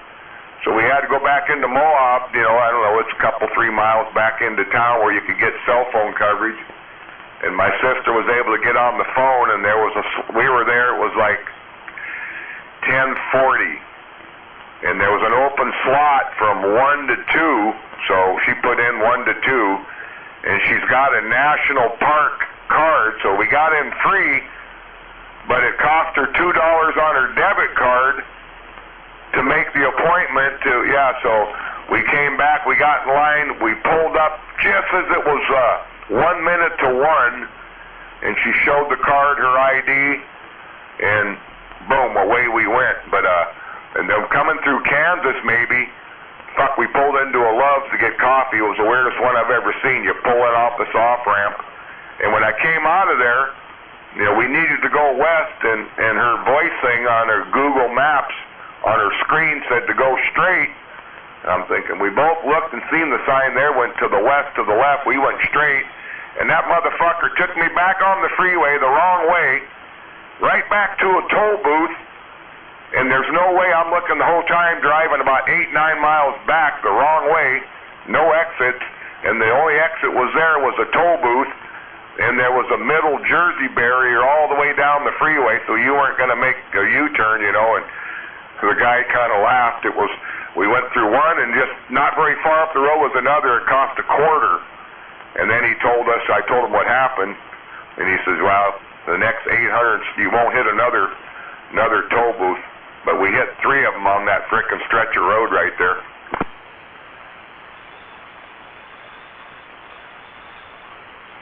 Get on the wrong way, you're paying the toll. Ain't no turning around unless you think you can jump over that 3-4 foot wall there. Yeah, when I was out there trucking, I tried to avoid those toll roads. You know, you got a map and you know where the toll roads are, so yeah, we tried to stay away from there. Well, she mapped it out. My sister's a good navigator. Trust me, she's sitting in that passenger seat on her phone, and you know, whether it would come up on her screen on her rig there, but there was a couple different ways to go. We were trying to stay out of Kansas City, so we kind of went on the outskirts, and we kind of got out there in some farming country a couple of times. God, I hope we're going the right way. I said, yeah, me too, because we've already gone 30 miles down this road, but we never really had to turn around, other than the mistake that I made, and like I said, her Google thing told me to go straight. I'm like, fuck, we were going back east when we needed to go west. But I mean, it didn't cost. I think the whole toll deal was like $2 between the 3 we went through or something. Yeah, we tried to avoid them too, but it's the way we came back. We wanted to come back, you know, of course, a different route than we went over there. I'll tell you the easiest way to pick your route. Get a map, get a pencil, draw a line where you're going to start to where you're going to finish, and follow any road close to that line. Well, yeah, that was all done before we ever left, and then while we were there in Georgia, she bought a great big map, not, you know, I mean, with all the states, so sometimes she was flipping pages. I'm driving, I can't really pay much attention to what the map's doing, but, you know, the voice thing would come up, and she'd say, okay, here in that thing would tell you, you know, 2.3 miles, get in the right 2 lanes, they veer off to the right, but don't go to the left. You know how it is back there. You get off one off-ramp and you get on another freeway, but if you miss that one, you're getting on another freeway, and then there's another freeway, and take this ramp and you're on another freeway, and it's like, what the? Yeah, them things are full of shit. And somewhere, I think I was in St. Louis, and she kind of nodded off. It was early in the morning. She kind of dozed off for a minute, and fuck, I said, fuck. There was traffic was getting heavy. It was first thing in the morning. It was getting busy, and I missed the goddamn exit. 2 lanes going off to the right, and I was in the 3rd lane to the left, and fucker right on by it. I said, She kind of startled, woke up. She was barely sleeping. Well, take this next exit. We pulled off and pulled in somewhere, and it got us back on the freeway, but going a different way, and we kept seeing Memphis. Well, we're not going to fucking Memphis, but finally we went out. She was like, I hope we're going the right way. We're 50 miles down the road, and luckily we started seeing Knoxville and shit like that. We were on the right track, but sometimes you kind of wondered. Well, that's what I call exploring. I'm unfamiliar territory. I've fucking never been there before in my life, so, and I started getting a little worried, man. The traffic was, getting to be rush hour at 5 o'clock in the morning. People were up and rolling, going to work, and here we are. Yeah, Kansas City isn't a place you want to be during the daytime.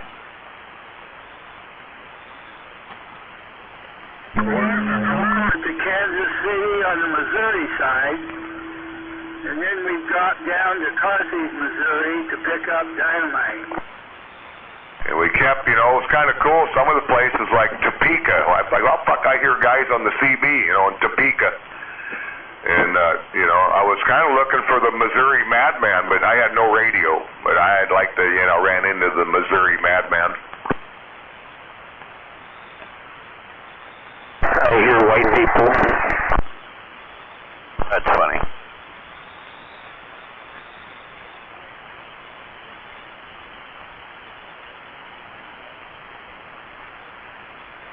But you know, if I'm taking my car, it's my rules. But yeah.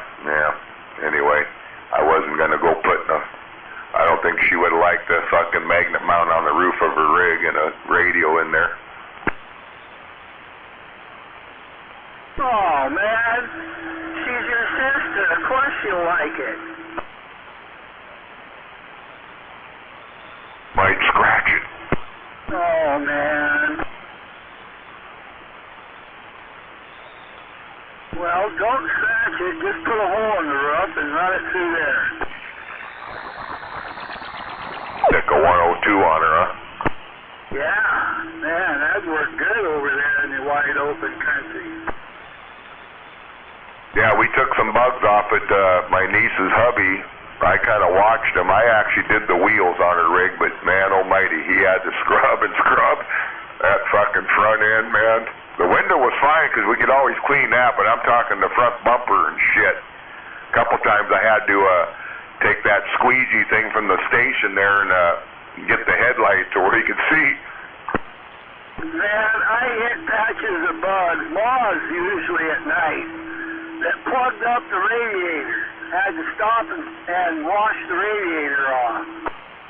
I can't remember where we were at some point, dude. It sounded like bullets hitting the windshield. We went through a section, I don't know, a couple miles, and pop, pop, pop, pop, pop. That fucking car looked like we hit a deer. There was like blood spots all over the front of that thing in the window. Yeah, I think some of the worst ones was the Texas Panhandle and Oklahoma. Yeah, I think maybe we might have been in South Dakota, way out, you know, where it starts to flatten out and gets kind of boring, instead of like in the Badlands, you know.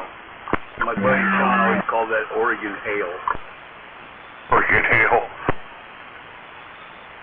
Yeah, there's a patch in Central Oregon. You come through there, and it'll blot your windshield out. There's some fucking bugs.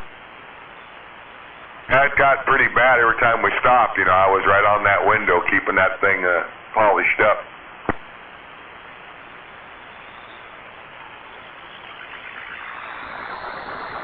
Get the ice scraper out to take all the bugs off.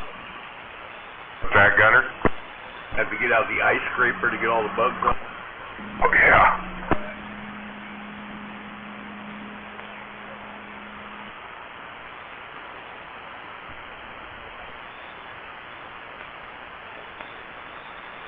Every time we stopped, got a hotel, you know, I'd have to fucking empty half the back of the hatch to get to, I had a fucking cowboy hat I bought, not a white one. This one's got the American flag on it. It's pretty badass. I got there in Nashville, but move everything out so I could get to my big old frickin' heavy duffel bag, and I brought my own pillow. But I slept on an air mattress at my niece's. I had a room up there to myself.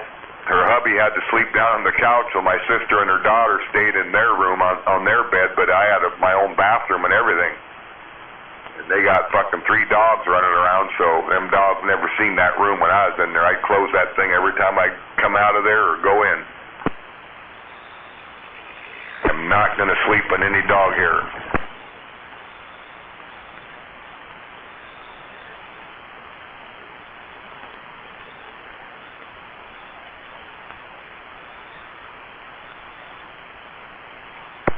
Another beautiful day in western Washington. My niece's hubby's truck, he's got an 03 Silverado, 2-wheel drive, kind of lowered, white. Man, I said, dude, you ever sell this thing, you let me know. I said, actually, we'll leave my sister's rig here and take that one. She wasn't going for it.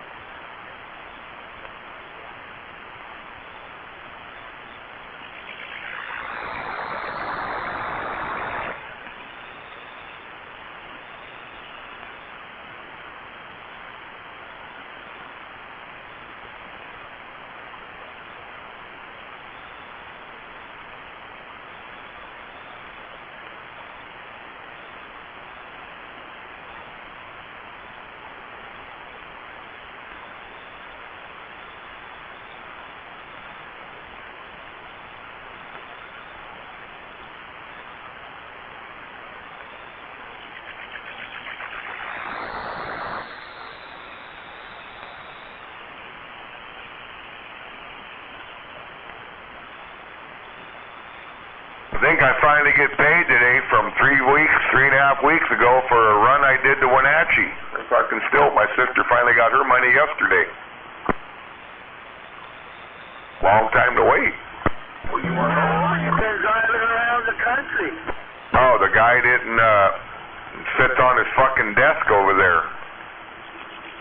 My sister only got hers because she's out in Issaquah. Her son lives in Enumclaw. And she got a call. She called me last night. She got a call. Her son and his fiance, they're getting married here coming up July 7th or 8th. They fucking got locked out of the house, so Sherry had to drive clear out there to let them in because she got a key to their place and drive clear in the fuck from Issaquah to Enumclaw to get their door open. And then he handed her 2 checks, and she's like, "Did you get yours today?" I said, "No." "Well, maybe you'll get it tomorrow or Saturday." "Okay, well, whatever." But her and I went to Oregon, and that same day we came back and went to Wenatchee. Yeah, I'm still waiting to get paid.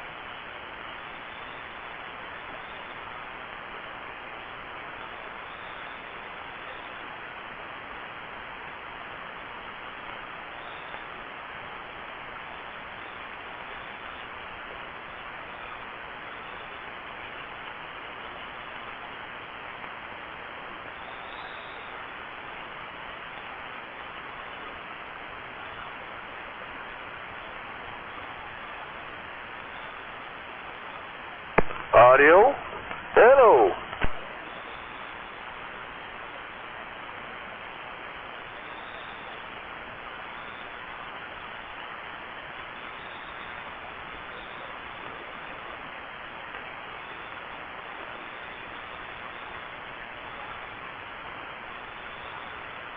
Where'd you go, Dirtman? Hey, Dirtman 559 out here, Flappin' Jack.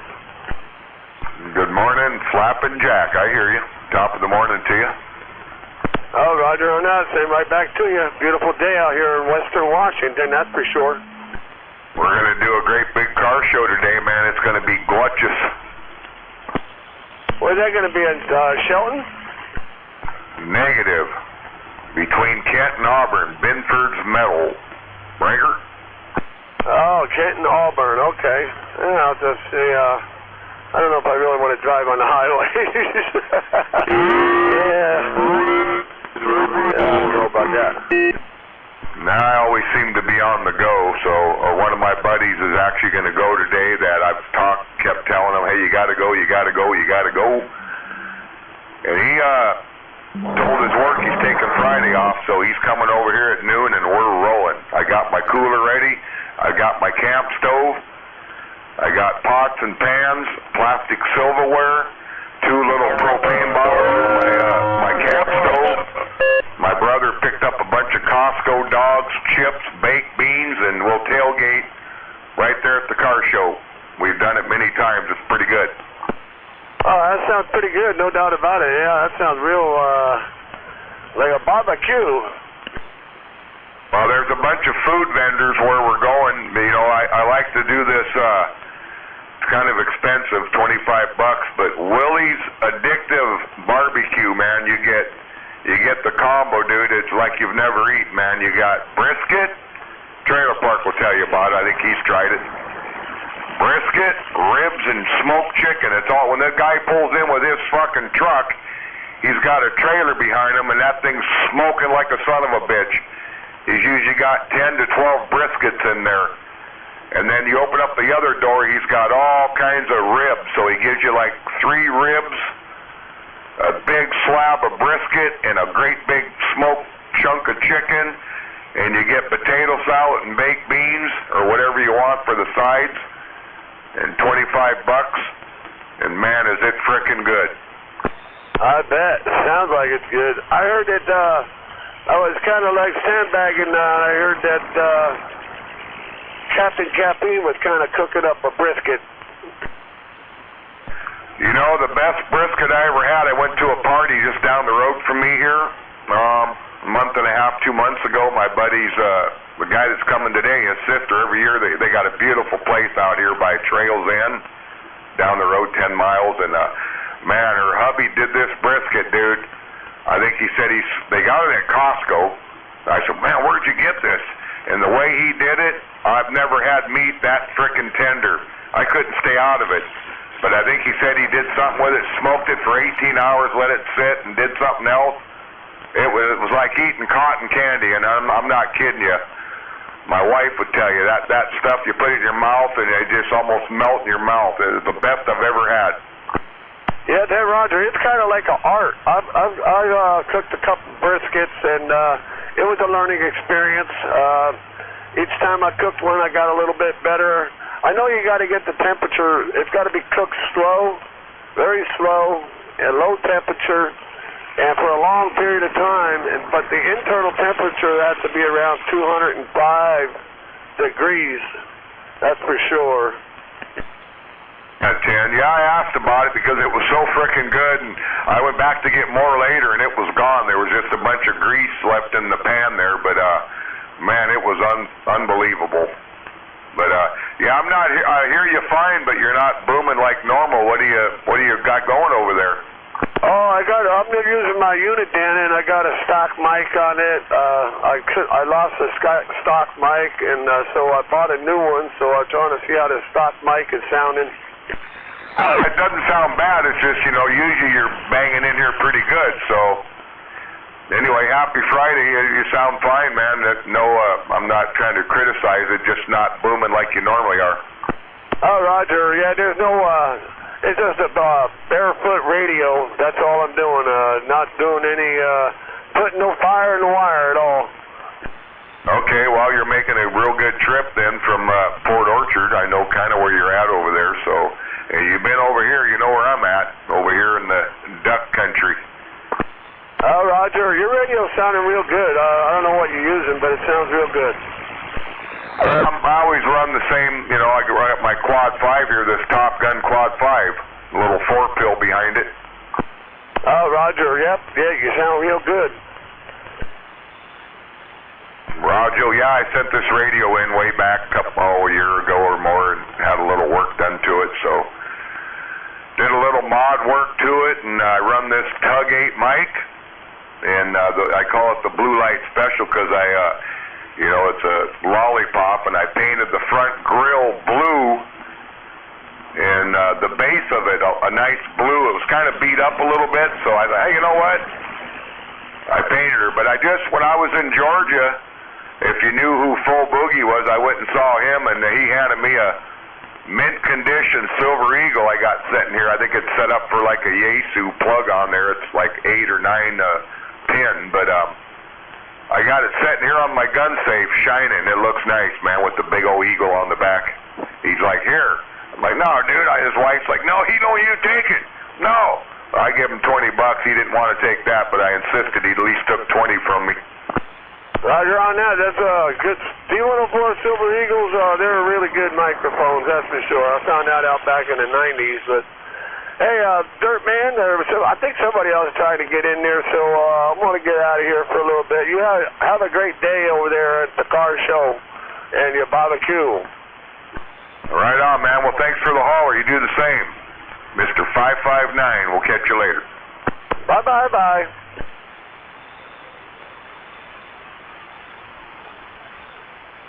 Buckeye, I can barely hear you, but I did hear you say good morning. You need to go to the pump house.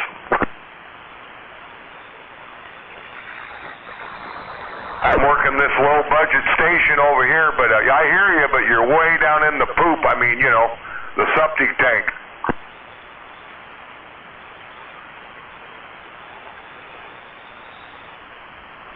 Did you get your septic done? Jesus.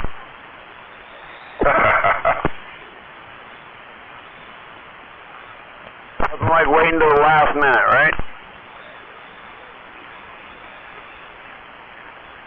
could hear him. Sorry, Zodi. But yeah, normally I can hear him a little better, but today it's quiet out here, but he's way down.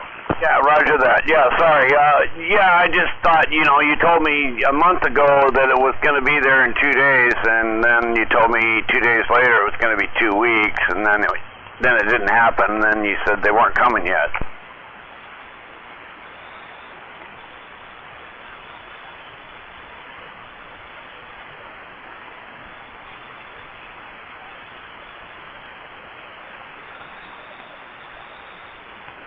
Imagine that.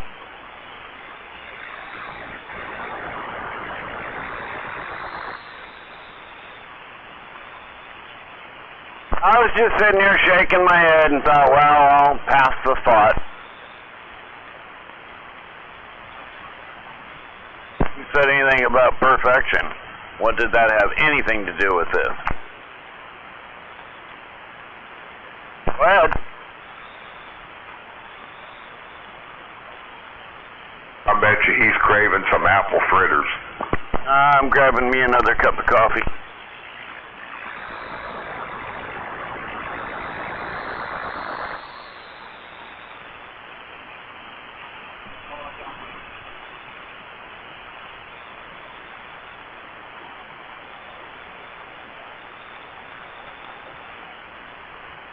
Oh, Buckeye, you have a good day. I barely heard you in there, and happy Friday, and take care. We'll get over there and get that antenna stood up here real quick.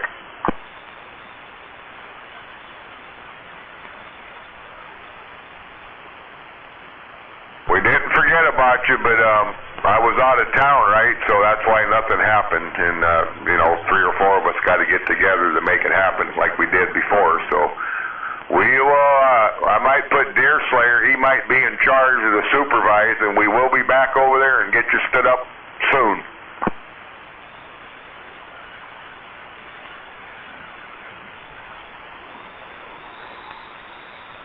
All right, yep, haven't forgot about you.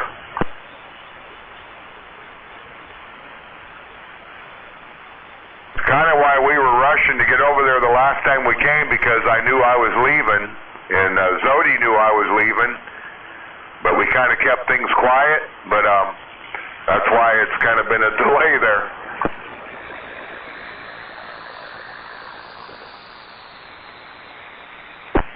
You did not.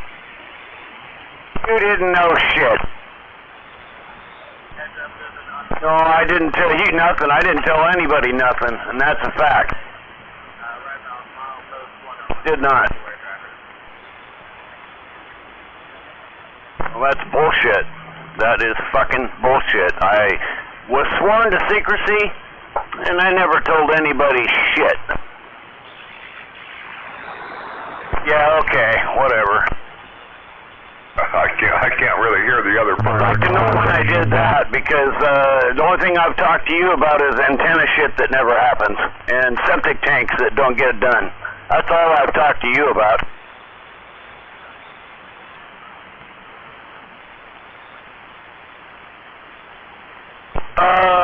Wrong again.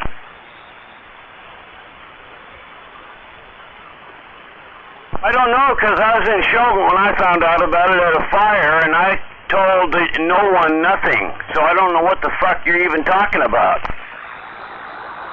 Go ahead.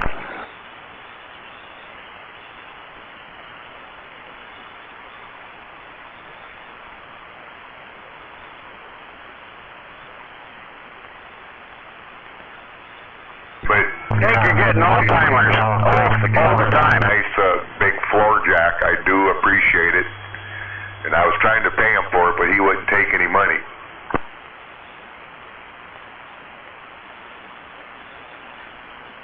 I've been wanting one of them for a long time, and I kept looking at Harbor Freight. They had a cool one that was a candy apple red. And, man, that thing sparkled in the sun, and I seen a guy had one on, it was either Craigslist or Marketplace, and he wanted top dollar, and I kept trying to talk him down, and, I mean, the thing, he never used it, and it was shining all pretty with pearl in it, and I probably would have hated to use it, but the guy never would come down on the price, so I tried him 3 different times, and he, nope, so I gave up. You're talking about a tool.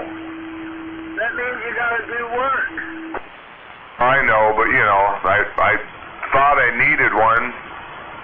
Well, you were there. You seen the one I got that he gave me. And yeah, I haven't used it yet, but if I need it, I got it.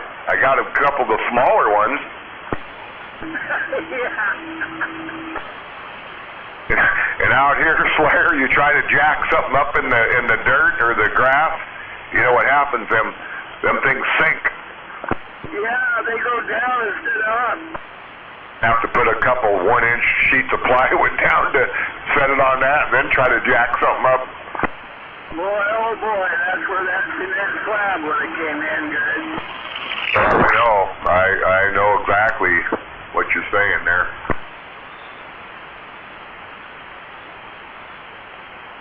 Speaking of that, man, on my travels, dude, a lot of them roads are concrete. Yeah. One lane would be asphalt, the other would be concrete. Well, you know, they like using concrete down south more because it gets too fucking hot for asphalt. That's kind of what I figured, but I saw a lot of it going, wow, this road's concrete, you know? Yeah, a whole bunch of it. Well, you know, originally I-5 was concrete. 101 was concrete. Hey, I remember as a kid, you know, I grew up in Kent, born in Auburn, Washington, 1959, and I remember when 167 stopped down there around 18 before it ran all the way into Puyallup. That never happened when I was a kid. Well, I think most of the trucking we did, we picked up loads off of that 167 in that Auburn Valley, Kent Auburn Valley. They got a lot of warehouses. Oh, that place, yeah. You know, and so that was some of the best farmland down there, like Smith Brothers Dairy. Well, they're no longer there.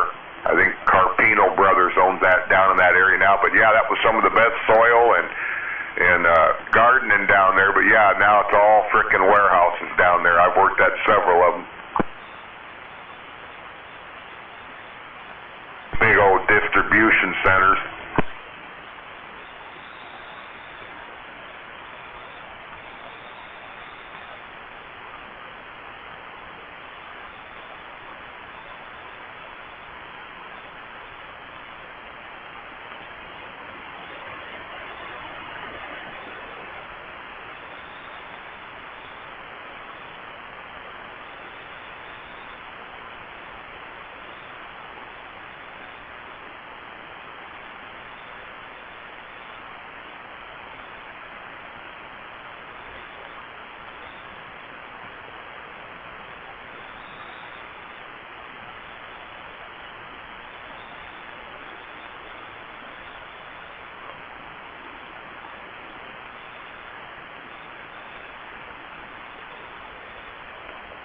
I should run up to the hospital and get some breakfast this morning. That sounds kind of good, you know. 6, 7 pieces of bacon, potatoes, and some eggs.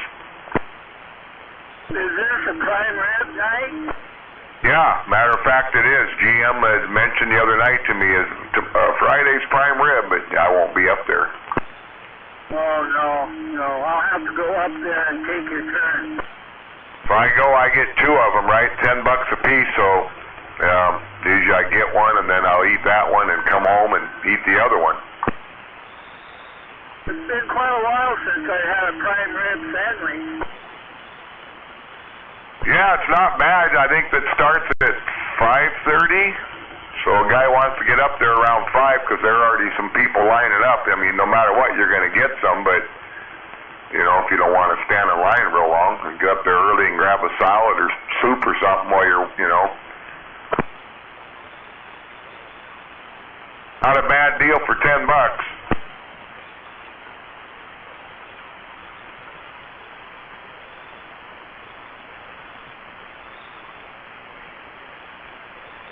I think I've gone up there twice now and done it lately.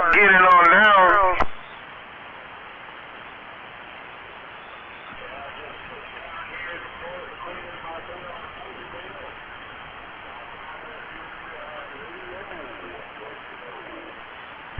Fifi, what is my beautiful Fifi?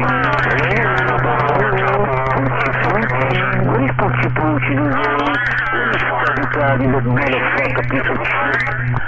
Oh, Poochie Poochie, couple.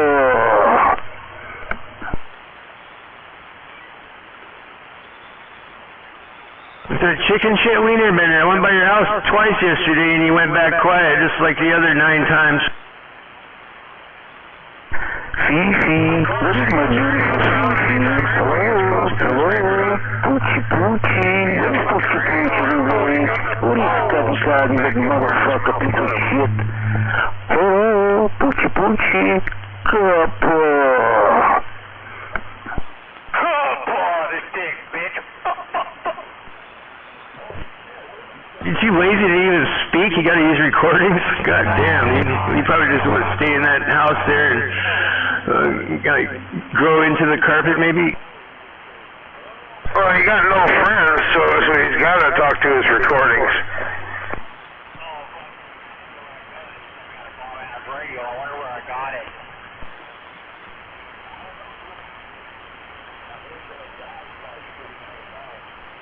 Yeah, I heard your head is an asshole. You've been lied to. It's fake news. Not like go school, you're better bag it out. I heard that Dodge was a fucking asshole. Hey Dodge, I was talking to Wiener Better yesterday, man, and I was telling him to come hang out with me and you, like have some beers and a barbecue, man, and I'm serious too, but I don't think he wants to.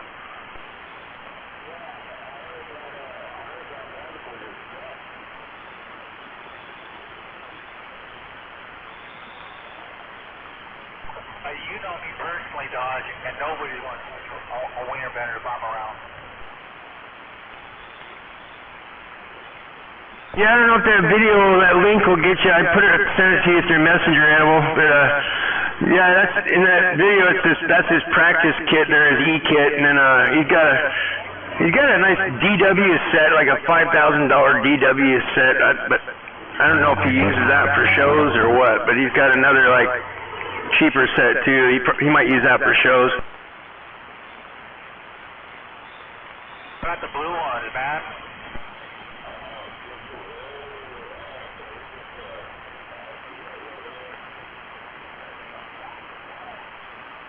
They're still telling me it can't be displayed. Might be unavailable. Yeah, probably just have to. You could his if you look at my friends, I think you can. I think you can look at My Friends or whatever, maybe, and it's Tony Walkup. This is Tony K. Walkup. You'll see it, and you might be able to see it through that way. I'm checking over the authority. Yeah, roger that.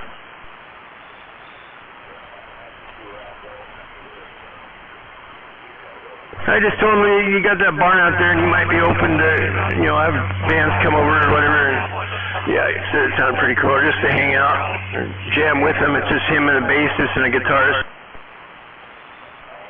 Oh yeah, drag him out for a jam session. And then next time we throw a party, we'll let him get a set in there. Yeah, it's funny. After I told him about that, he just posted that video, and it says underneath, he says practicing for our upcoming summer shows.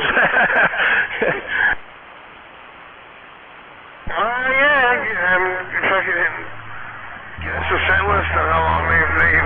Fuck, we'll turn them out for a party. Not real. Now on a bass to the voice, man.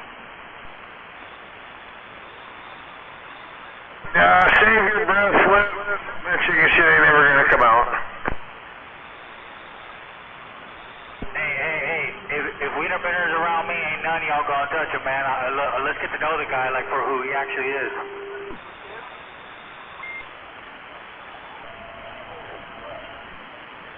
Quiet.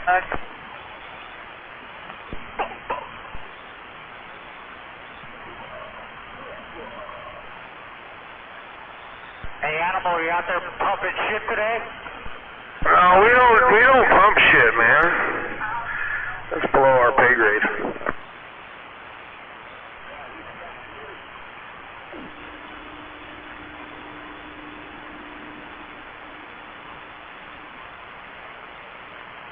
Oh no, is he a superhero trucker?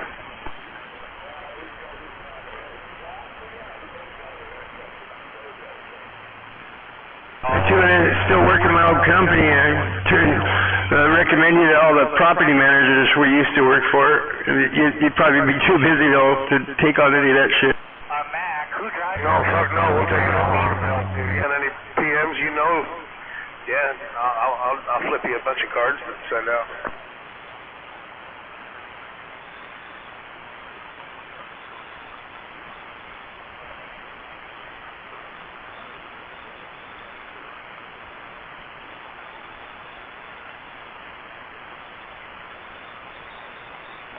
Yeah, we used to work for Pro Lodges, Kidder Matthews, and all the biggest property managers and around.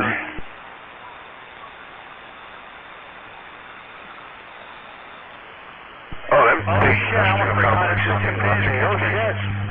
Oh yeah, I'll flip you some cards if you can run into any of the old PMs, That'd definitely be cool. Yeah, 10-4.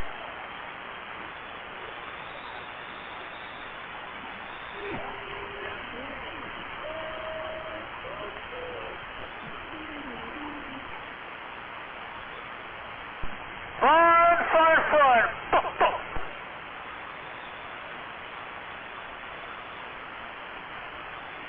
There's someone out there talking about fun. It's a fun Friday. You're goddamn right we're fucking enjoying it. We're sitting here in the Port of Tacoma. Suns are blaring. There's fucking nobody around. It's pretty sweet. Yeah, I don't think there's much better than sitting in line with a bunch of Habibs and Ahmeds. Shit, I'm in the fuck lot right now, too.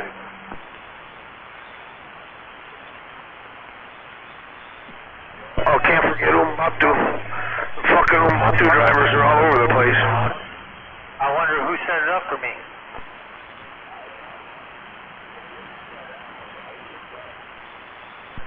A 369 that's done.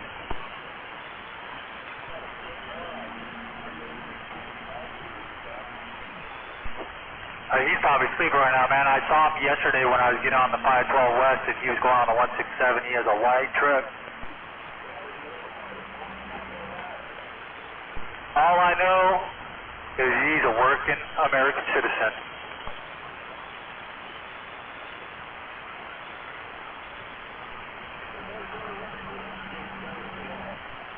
Yeah. I mean, it's better than half these fucking libtards out here not working.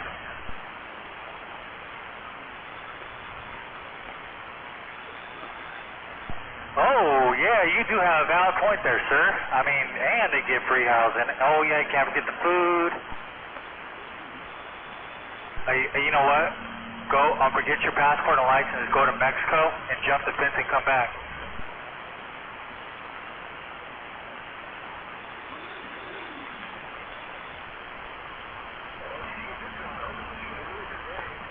Yes, sir, because T4 is moving along already. I'm surprised.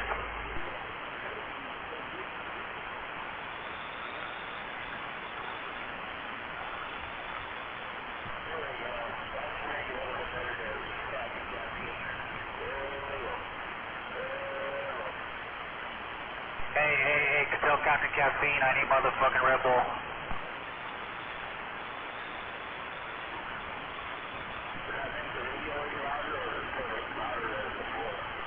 Your radio is loud as fuck, but not as loud as mine.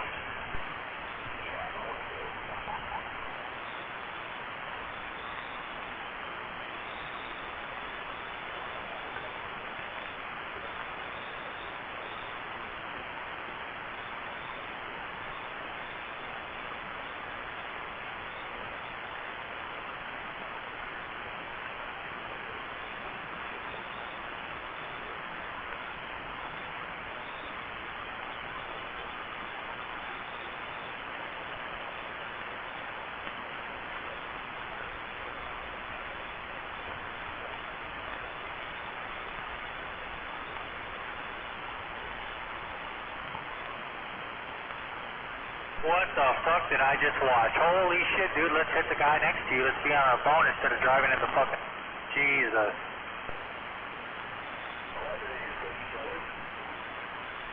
Fucking merge can over here, not paying fucking attention, almost hit the Yang Main guy over here. It's like, what the fuck are you doing, man? There's like nobody in here. Drive straight. Or let's need the fucking alignment or something. Right in there, Rodan.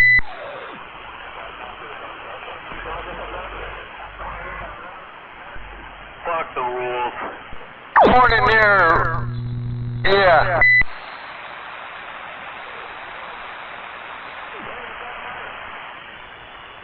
Forward, definitely waving back. You have a nice day today.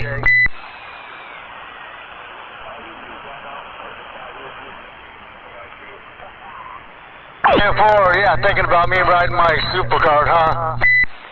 Hey, Dynamite, the next time I go hunting, man, I'm gonna go to your house and bring you a shit ton of deer meat and shit. You what?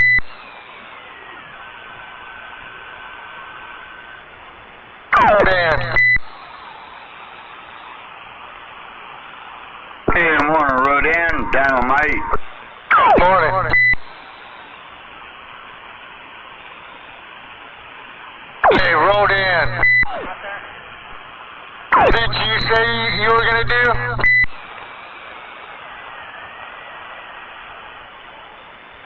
How about it, Rodan?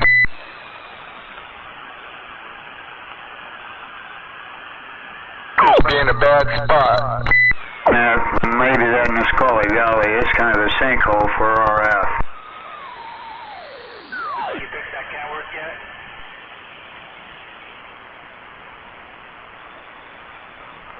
Hey, Rodan, can you hear me?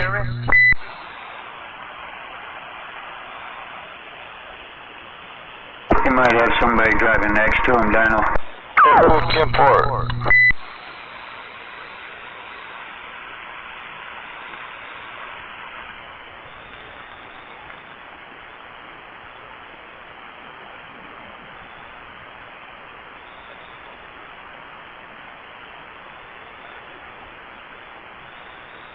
Fifi, where is Fifi today? Poochie Poochie, shithead. No, like I said, there, Wiener Bender, you're not going to come out of my station.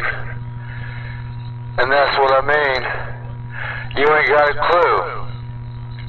The only reason why I'm doing this, because I don't hear you. That's the only reason why, because you don't talk no sense. And you're not cordial on the radio. People ask you, to be cordial. Maybe we can all get along. But you don't want to get along. That's the whole thing. I really want to meet you, man, just to really see how you are. You know? There's no guff. Let's just meet. There's no guff about it. Shut up, you. Yeah, see, that's exactly what I'm saying. Why don't you meet me somewhere? Like up in the canyon over here, Highway 7. You know? See, that's what makes people want to beat your ass. Okay? And one day, karma's gonna catch up to you there, wiener bender. See, he's talking the same time I'm talking, because he doesn't want to hear the facts. And that's why he keys up when I'm keying up, because he can't get out when I'm keyed up. He doesn't realize where I'm at. Yeah, and he doesn't know my system. That's the whole thing. And, yeah, that's it. Love is in it. See, he's talking when I'm talking because he knows I'm telling the truth. But you know what? Little does he know everybody's hearing me. And he don't realize that he ain't got a clue where I'm at. He ain't got a clue. I'm up in the foothills, you stupid. About 1,500 feet. About 1,500 feet above you. And every time I key down, I flat top you, and you just don't know it. You just don't want to realize that you ain't got a clue, stupid. My little puppet. Yeah, Wiener Bender, you gonna come to the break tomorrow? It's right by your house. I don't think so. No, he's stupid ass. He don't want to come over to key downs. He don't want to go to breakfast. He must be a pretty bad person. And what? You're a pretty bad person. You don't even want to get along with nobody. And like I said, breakfasts are totally different, man. There's people that were mad at each other there, but you know what? When it's time to eat breakfast, it's time to eat breakfast, and we don't show our ass in the fucking breakfast restaurant.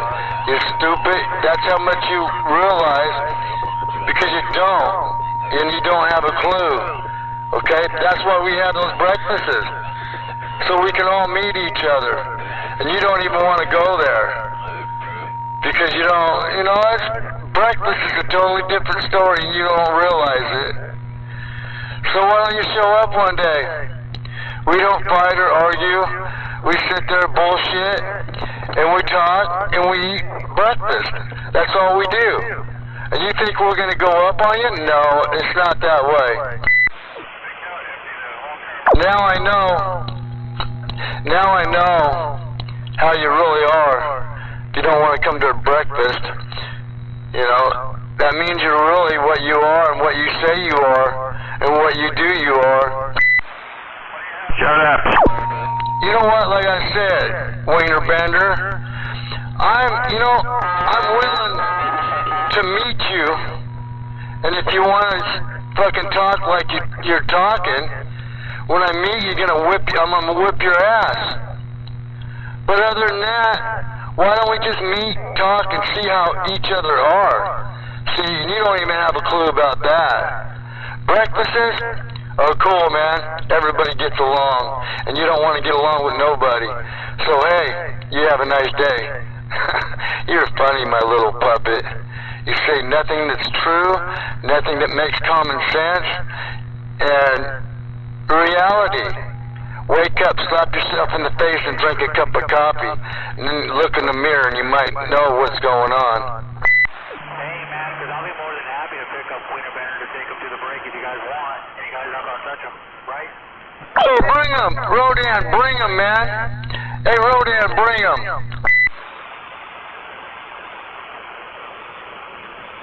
See, there's even someone willing to take you there.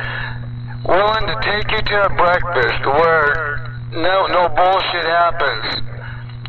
You know? Like Rodan said, he'll give you a ride. It ain't no big deal, you know? It's not fighting words anywhere around breakfasts. We all get along. Even the people that are against each other okay? We all get along. Yeah, shoot, I was thinking about going to the break this weekend. Don, you might have to pick me up. Wiener Bender? Damn, who are you talking to? I can't hear them ducks.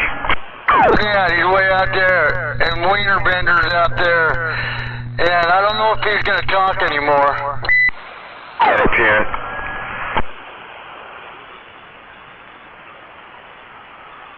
Because when I get out there, he walks away from his radio.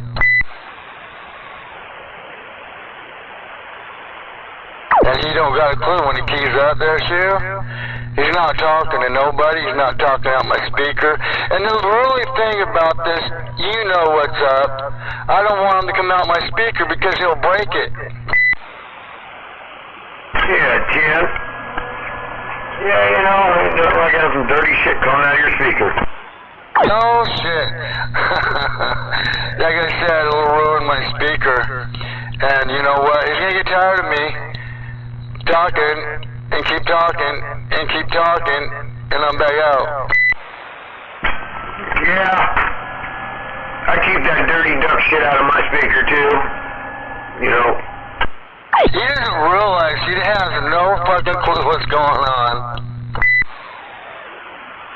It's not that we want to key on him, but we do anyway, because we don't want him to come out of our speakers. And there's a lot of people out there, Wiener Bender, if you're still out there, there's a lot of people that walk on you. And you know what? When my system is made for long distance, stupid. You know? You're ignorant. Set your station up better. Mine's made for long distance, and you know what? Them guys over there, they ain't hearing you. And that's the thing about it. You don't understand it.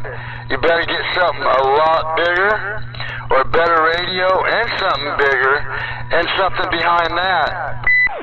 Yeah, you need to get some voltage and some modulation. Rodan wants to go pick him up for the key down. Yeah, Ken, I doubt he'll show up. You know, like I said, nobody fights or nothing there. You're just too scared to show up and be a man and just fucking, you know, act normal.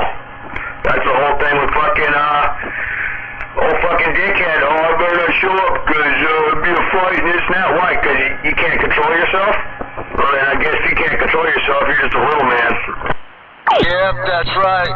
And if he wants me to shut up, he can come make me shut up, huh, Shu? Well, the thing is, usually when people meet somebody on the break, they're having issues on the radio, they end up being best buddies on the radio after they meet each other. That's true. And he don't want to be one of those.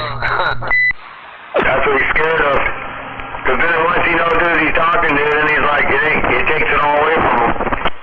And if you would really meet us, he would, like you said, he'd really know what we're like, you know? Off the radio is a totally different thing, and he doesn't realize that, and he ain't got a clue. I told him to look in his mirror and think about it. Roger that. Well, the whole reason we started putting brakes on back in the day when nobody was getting along is so people could meet people, and after that, you know, like I said, everybody started getting along a lot better. You know, come out here, at least when they're flipping shit, they know they're just talking shit and not serious about it. Yeah, that's what I'm saying. He won't even go. You know what? Rodan should go pick him up. He knows where he's at.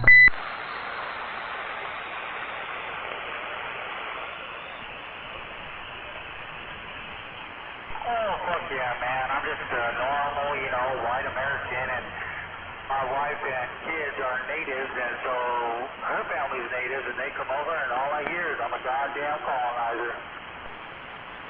Yeah! Morning there, Rodan, if you can hear me. Over there, and I'm back out. It's not my fault that y'all lost the war. Goddamn. Chill. Let's take a shot to that.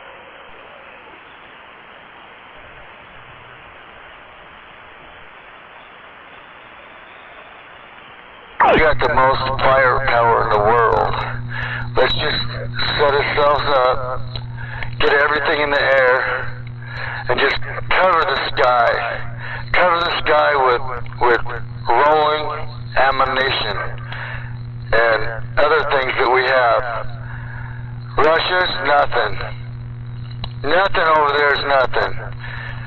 They got old warplanes, old tanks, old this and old that, and it's our stuff. We give them more old shit, and we get new shit. We got stuff we don't even know about, and that's a fact. It's like Hangar 52 or whatever. Well, we probably got more than one.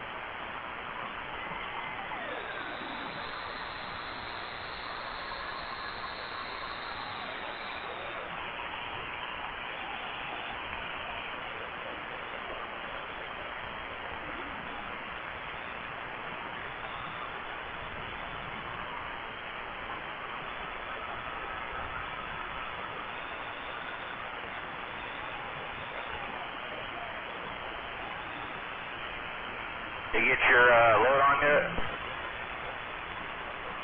Fuck no.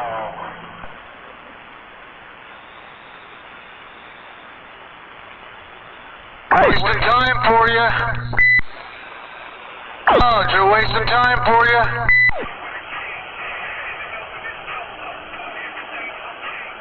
Wow.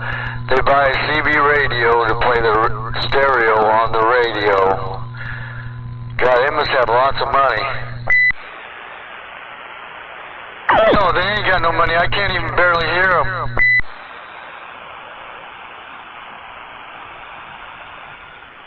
I got a 12 tube, I got a 4 pill, I got a 2 pill, and a 1 drive and 4. And you know what? You don't want me to put that one in line, there, Wiener Bender. They won't hear you for a long ways. Okay, Wiener Bender, if you're out there, I just thought I'd let you know. Okay.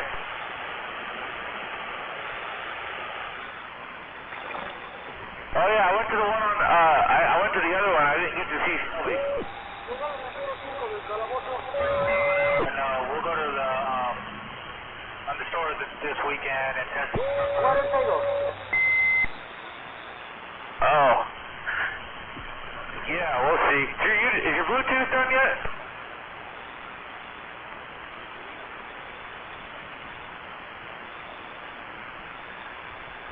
Yeah, should we go to M or W?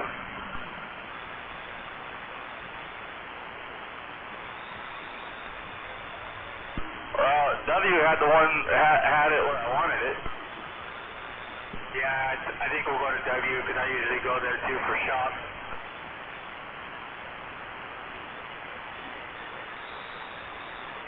I think I'm going to fix my Schecter base today. So, I don't know how long that's going to last, so I'll have to let you know.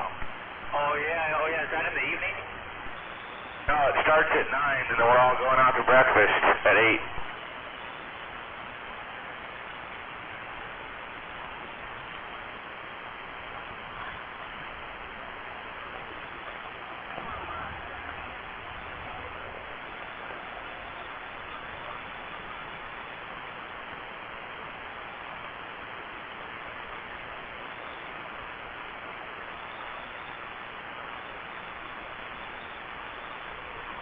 Yeah, don't mind me, man. I'm over here just lighting the split real quick, supporting slow.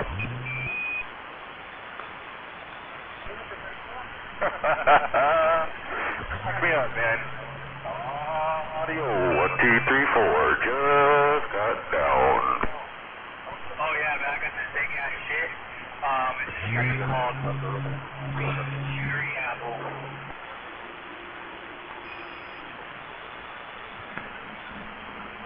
It's the only thing that keeps you from murking motherfuckers out here.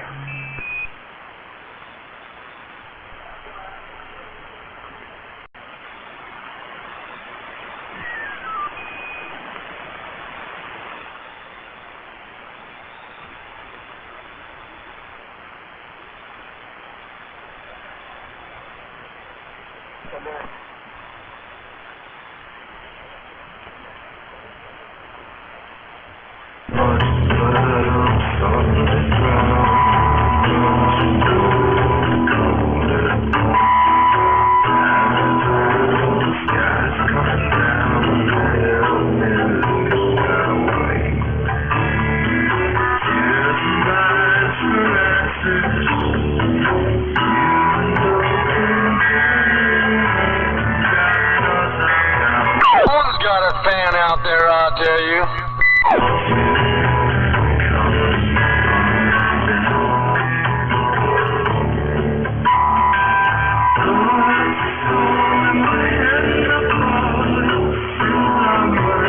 Going downstairs, and I'm back out.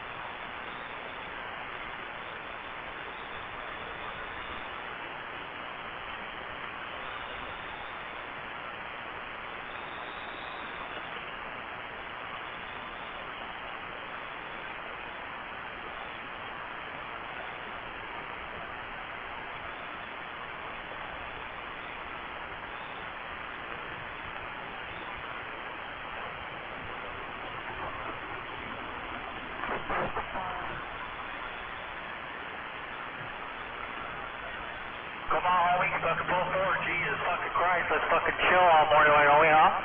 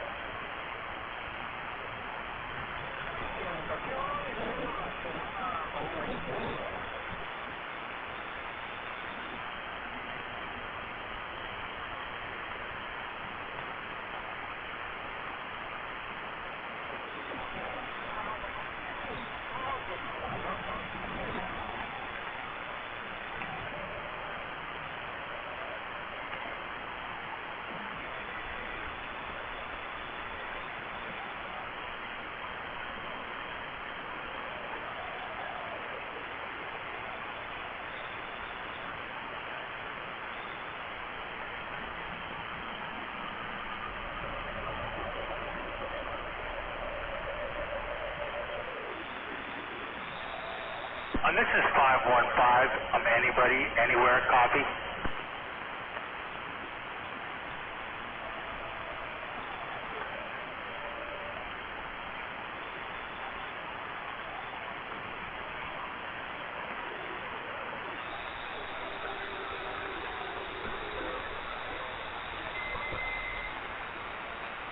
Just let you know that it's light iron from William Hubbard.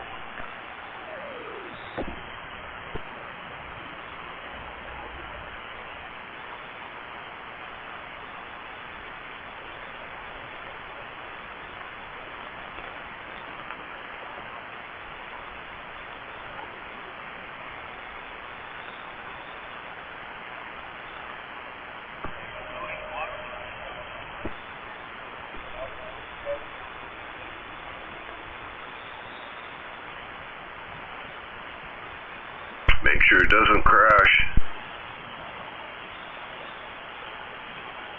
Or nothing falls off of it.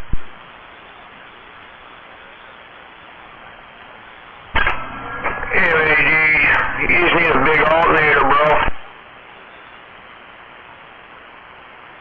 Who does?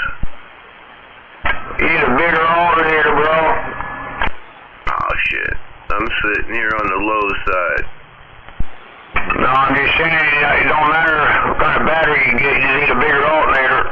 Oh, I got a big alternator. I got a 160 ampere, but I got a 6-year-old battery, man. I gotta replace it anyway. Yeah, well, yeah, that would definitely be an issue. Yeah, so, I mean, what do you do? I mean, is there something, like my question? Yeah, I know. I ran them both, man. Really, just get the biggest battery you can is basically what it comes down to. There's no, like, super gel cell or, you know, ion lithium super getter. Yeah, I haven't tried none of them. I think G-Man got a couple of them. I just did the old regular battery. I've done the yellow top, you know. Fucking whatchamacallit. Those are pretty solid batteries. Yeah. No, the car came, the car came with either a 90 or a 160 amp, and mine came with the 160, and I don't got all the accessories and shit. So I'm doing good. I just need to replace the battery, and I want to get the best I can. Yeah, I can. Yeah, like I said, I don't know about all the new batteries, man. I'm running the Napa Premiums in my truck. They seem to work real good. Yeah, I thought, like, I don't know, Interstate or something. I wasn't gonna go get no fucking AutoZone crap or no budget crap, you know what I'm saying? Yeah, you don't want a Walmart battery or AutoZone. If you go to, you know, like I said, I've been running the Napa Premiums, man. They've been pretty fucking solid. That's what I've been talking to on the truck, you know, and I just got my one alternator on it and 2 of those Premiums on there. I think they're like 850 cold cranking amps a piece.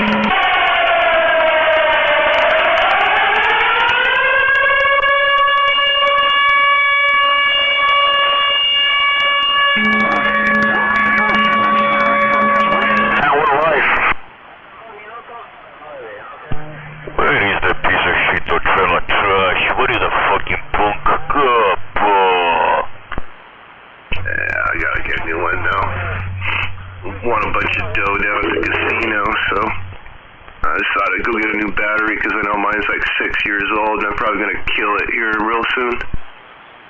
I don't know what you're going to kill us all there. What you want to shut my alternator down? Yeah, we'll see. Fucking alternator's like $600. Garbage head. Actually, Napa Premiums, you know, the nice ones, they're fucking right around $200 or so. Yeah, I ain't sweating that. That's not a trip, but I don't know if it was like you said, one of them yellow tops or something, so I don't know. So we'll check her out. But yeah, I know mine's, like I said, 6 years old and it's fucking Korean, so it probably needs to be replaced no matter what. Right. What you know is when if you got your car's got an alternator Johnson, you don't know how much it wiggles when you want to keep it up with your battery, you know, you're going on the alternator, control on the battery, but yeah, I'm doing yellow tops, man. I got one here that's like fucking 9 years old, man, and it's still going. Yeah, your father, I agree, your father was really stupid that night when he conceived you. Now he can do it upside down, sideways, because they're dry cells, you know. Well, that's what I thought, a dry cell. And then, I tell you what, one thing I learned the other day, it's like if I buy a battery, check the date. I learned that from you. See your dad, call him. Yeah, right? Hey, it's good information, right? Fuck yeah, it's like, okay, I'm buying it, what's the date on the battery, motherfucker? That's right, man. Like, you don't want that yellow battery been sitting on the shelf. You want the fresh batch. Oh, that pussy. Yeah. But that's what I thought would be like a dry cell or something. So, yeah, I'm gonna check out that. I do gotta replace the fucker no matter what, though. Yeah, I mean, if you're gonna mount a battery, if you put it on the load, if you're gonna mount a battery next to the box for a fucking heavyweight, you know, yeah, I go to dry cell.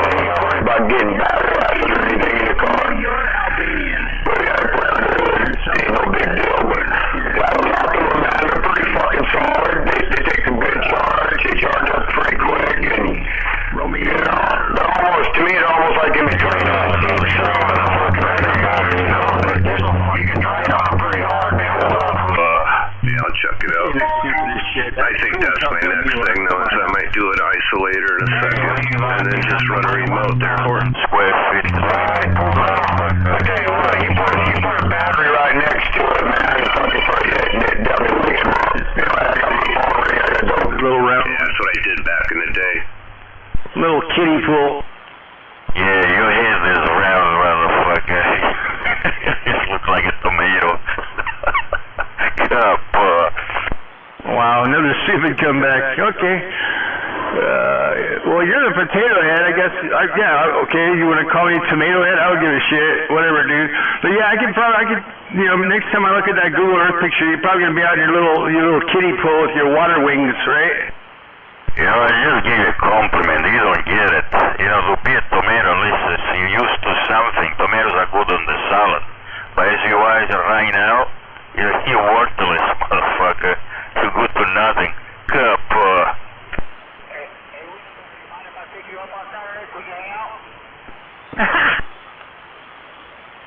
I don't go out. You have to make a reservation at least 6 months in advance if you want to see me. You know, to see me and know me just like probably get a better chance to know the president. He's too busy with his 10 transvestite wives.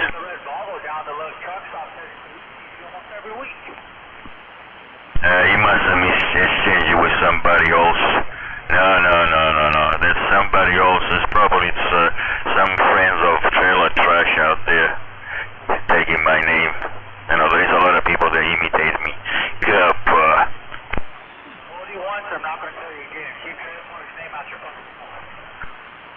No, you keep it in your mouth. I keep it out of my mouth, motherfucker, since you like it that much. To me, it's always be trailer trash, because it's trash. Oh, yeah, you're real scary over the radio, man. Hey. Don't call me, man. You got my phone number. As a matter of fact, why don't you go on Google and type in my girlfriend's name, and then IXT, pull it up, bitch. You'll see who the fuck my family is, stupid motherfucker. I don't Google anything. I'm not a freak like you or like fucking Cathy out there Google everything. And I'll spend my time in the little shit like you guys out there. I'm a real man. You probably don't know how to use the fucking computer. That's why you say that shit. Yeah, you don't even know what NASA stands for. Come on. My taste is big and huge. I stand for what I have between my legs. A big, huge hot dog, motherfucker, 18-inch long. Ooh, a big, huge hot dog, bitch. I got a big, huge Glock in between my legs, stupid motherfucker. No, you have a vagina between your legs.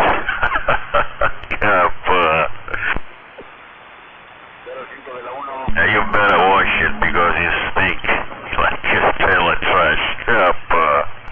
Hey, fool, down here on 11th Street in Tacoma, pull up, man. Hey, Potato Head, real men hang out. Yeah, because I was trying to ask Potato Head if he wanted to hang out with me and Dom. For real, like, no funny business, no secret. I'm trying to get to Dom. It seems like he's a character on the radio, but in person, he's a cool dude. I don't hang out with loser. I told you that. You know, you have no chance to hang out with me. You probably have more chance to hang out with the President of the United States, or probably with Putin. Hang out with Potato Head, I tell you that. You know you're looking in the mirror and saying trailer park and getting a stiffy. Don't lie. Buzz for you. I never lie. I tell you things what's so they are, motherfucker. You're the one lie. You're like Pinocchio. Yeah. Probably look in the mirror and put some lipstick on and tuck your little wee-wee and say trailer park, don't you?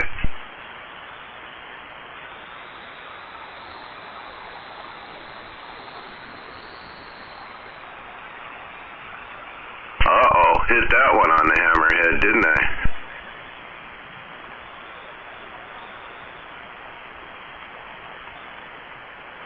Sorry, Wiener Bender, I didn't mean to expose your, inner sanctum there.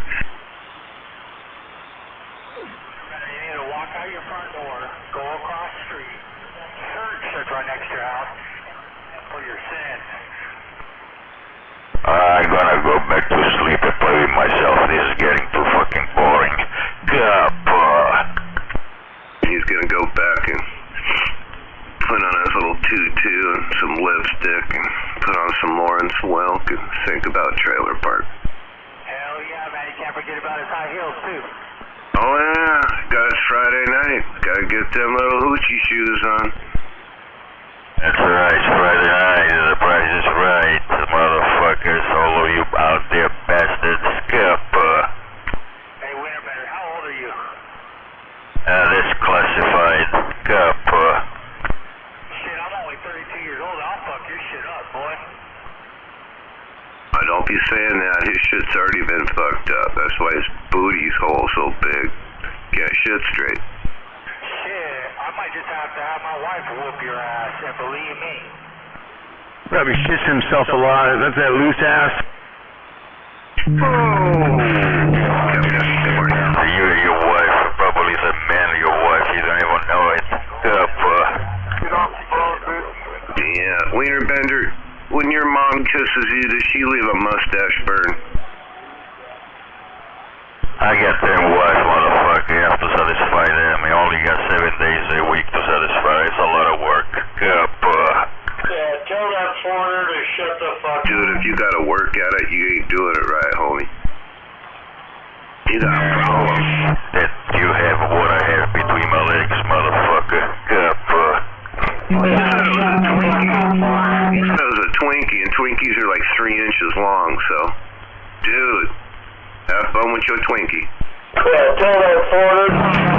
When it's not in service, but when it's in service, it become 18-inch long hot dog, motherfucker. Well, hot dogs are pretty skinny. Yeah, they're pretty skinny and they're like raw. You know, like nobody likes a raw hot dog there, Wienerbender. Yeah, the American hot dog, I agree, they're skinny. But the Polish hot dog, they're big and fat and juicy, motherfucker. Think about it. And they're made from a pig, right? So you got a pig dick between your legs? Think about strength, motherfucker. The Polish, the Ukrainian, the Russian are the biggest and the most strong ones. The American, they are like little tiny nothing. Yeah, and they're made from pork, so you got a pig dick between your legs. And you got a pig dick between your legs. Penis bender. You should move to Russia, tell you that. They know what power is. First you got a Twinkie, now you got a pig dick. Which one is it? Well, you put your hand between my legs, you will know the meaning of power. Russia's weak. You have no power.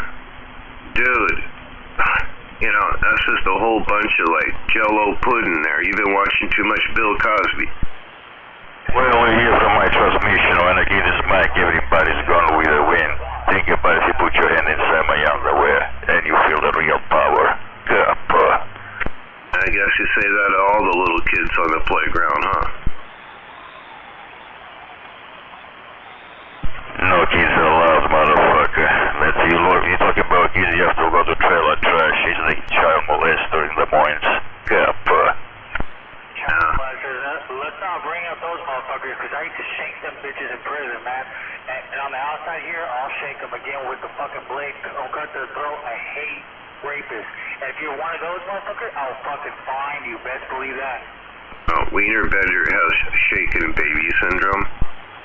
So, that's what's wrong. He's got shaken baby syndrome, but he's like, how old are you, Wienerbender? Like 70? Alright, it's time to go. It's my time to play with myself. It's already over 8 o'clock. Shut the fuck up and get the fuck out of here, motherfuckers. Alright, well, you get out there and get your little dick delivery service going there and get your knees in the breeze there. And call him Wienerbender to go on a bicycle. I don't go bicycling, but I don't even know how to bicycle. Since I was a kid, I was, driving a big car. I was driving it right by my chauffeur, motherfucker. Now look at me. I drive a beautiful 150K Mercedes-Benz, the best of the best, motherfucker. Yeah, you probably driving that motherfucker, but it ain't yours. those are probably something in the back telling you to go to Costco. Huh, Wiener Dinker? What the fuck are you so proud of, dude? Wow, your parents, you never learned how to ride a bike or read or any of that, did you? Odd. What's going on, Caffeine? How are you today, sir? Morning. Well, if I put my wallet on your fucking stupid head, you're gonna crash your skull because it's so full of money that your skull can actually handle it. The amount of wealth I have, motherfucker. Good, bro. But you don't invest any of it in your radio gear, though, do you? You got all that money, but his radio sound like Dookie. I don't think it adds up there, Mr. Scientist. Yeah, you wish you had my radio, motherfucker. This thing is kill everybody out there. It's a scowish. The 40. Think about it. Scowish. You just got scowished. Are you just like using a hand mic there, Wiener Bender? I mean, that's the only thing I can think of why you can hear your breath, like every breath when you breathe into it. Like, I can't even simulate it with this mic because, it's got a foam filter on it. Fucking mouth breather. He's a mouth breather, Caffeine. And if you hear my breath, that's called high fidelity, motherfucker, because this radio is a super radio, motherfucker. Nobody has a sub radio that good. It's approved by the FCC as the best sound in the world. Good, obviously you weren't professionally trained on how to operate a microphone because you're always popping your P's and you can hear your breath and shit, so you obviously weren't professionally trained. Yes, P's and F's and S's. Yeah. I thought you were a big DJ or something, but man, I don't know. Where were you trained at? The Wiener Bender Polish School of Not Learning How to Speak? Yeah, talking about professional, I'm a professional technician. I remind you that I've been working for NASA for the last 30 years, motherfucker, as engineering, telecommunication, and satellites. I send the shuttles all around the moon, motherfucker. Good, bro. Is that why they can't get the fucking Boeing and the Stratoliner or whatever the fuck all that space shit can't get up in the air and it keeps blowing up because Wiener Bender's fingerprints are on that shit? Hey, you have a point there, Trailer Park. Where's Trailer Park at? He's no Trailer Park. That guy's so fucking stupid they don't even know who Trailer Park is. 727 Penis Bender is. Well, anyway, Wiener Dinker. You get your knees in the breezes Friday night, get your high heel hoochie little shoes on there, and get your knees in the breeze, cotton pickers Friday. I'm waiting for my phone ring. Just give me a call, man. Alright, Dinker Winger.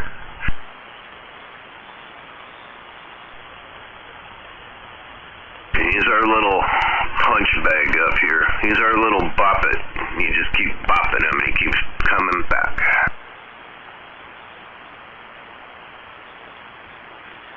Later, Wiener Dinker.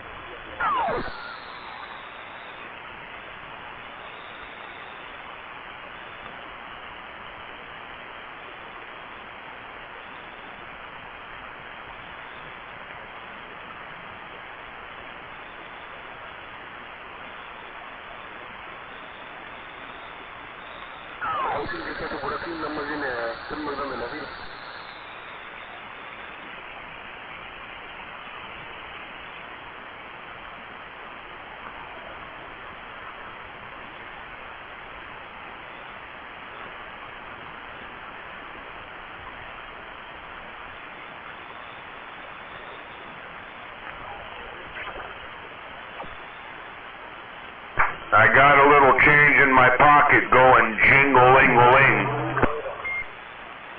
Call you on the telephone, give you a ring. Each time I call, I get the same old thing. No spurs, but I do got a new cowboy hat. I like it.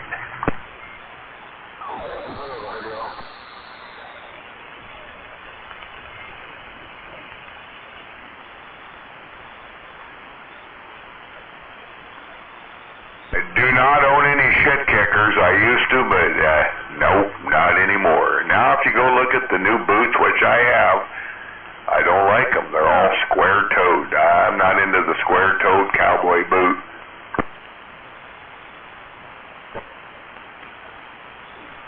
Oh, no, dude. Have you ever been to Centerville? Or I just came out of a big Western store down in Georgia, and they're all square-toed. You can find, and I like the big slanted riding heel, right?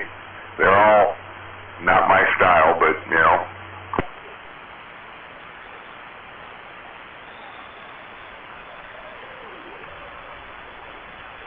Yeah, and the last pair I ever had, humbug, were some,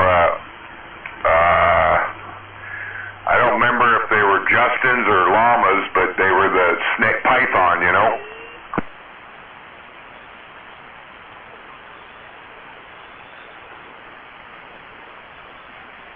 Oh, I know you've had some nice boots. I remember that time you walked up Catman's driveway because of some idiot parked at the bottom, and you went up and down that driveway twice in cowboy boots.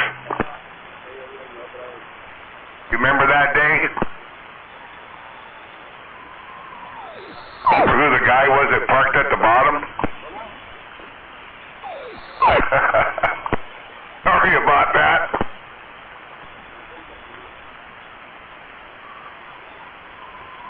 We all got Catman stories. Gunner's got a good one. I don't hold this against him at all.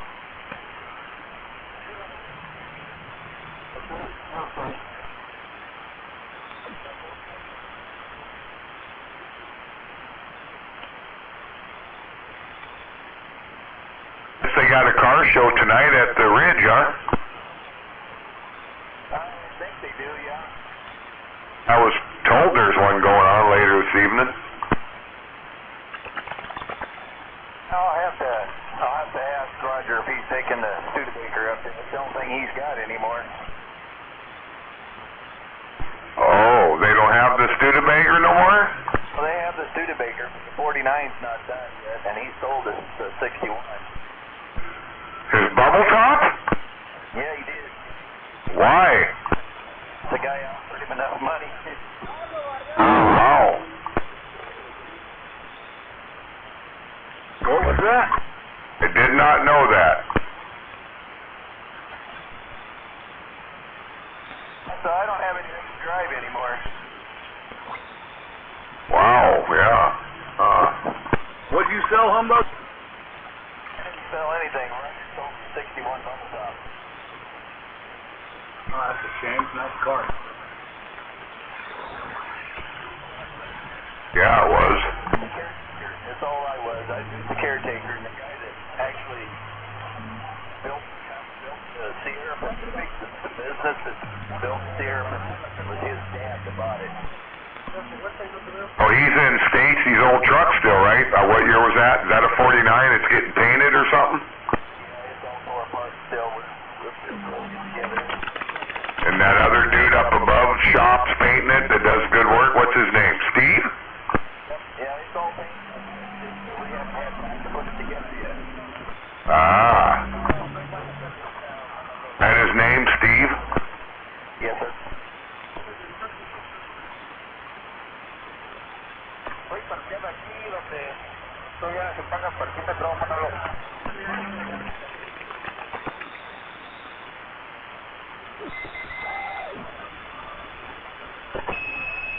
You see all that commotion going on McEwen yesterday? Yes, oh, with the fire trucks and everything? Yeah, I saw that.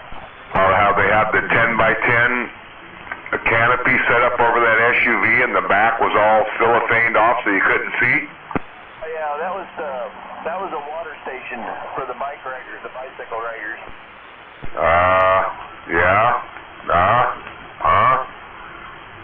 there was a kid missing. I thought somebody was dead there because I went by and hours later there was like a bunch of detectives and all kinds of cop cars, and it's like, what the hell is going on? Well, I seen there was some guy was missing there, some 19-year-old or something. They found him. I guess he's all right, I guess. Oh, that may have been. Maybe, but I seen a bunch of bicycle riders out here on McEwen yesterday, and I thought maybe that was probably part of it, but maybe not. I haven't heard anything. Oh, yeah, I did, because I was on Facebook, and Shelton Talks, and I found out what happened, but, yeah, it was right there at one of them gates, you know. I thought, well, what the hell, somebody get whacked right there? Could have been a staging area as all.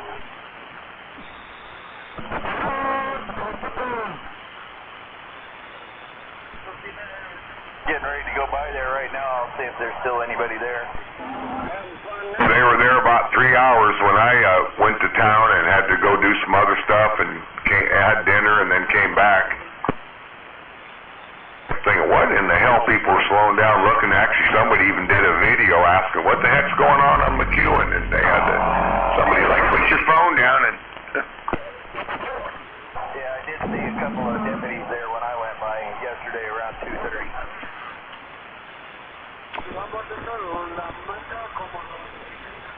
It just looked like a crime scene. I was like, wow, what the heck?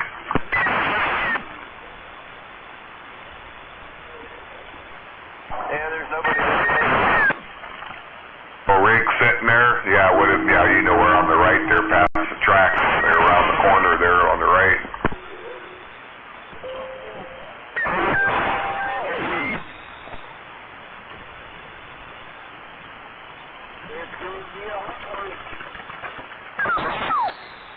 Ray-Ban and coconut oil today.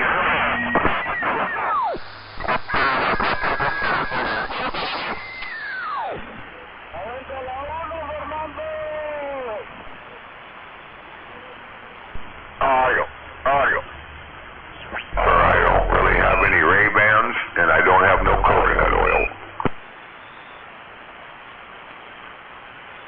You'll survive. I will be in shorts all day, and I will be at a car show all day.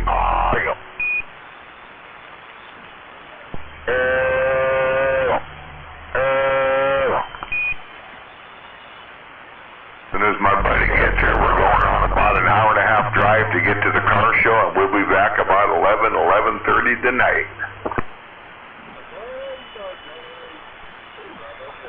My wife's got a nickname when it comes to car shows and Dirtman, dude. Her and my sister call me Die Hard.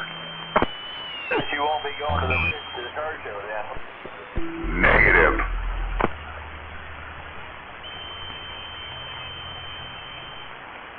If I was staying home, I would, yeah. I'd go up there. Last time I went up there, it was almost over when I got there.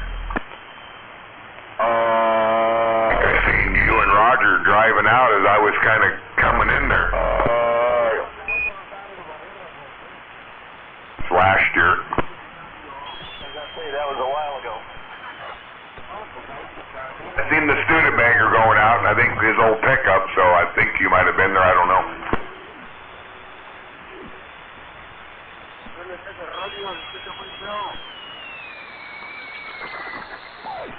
I'm going up to Linwood.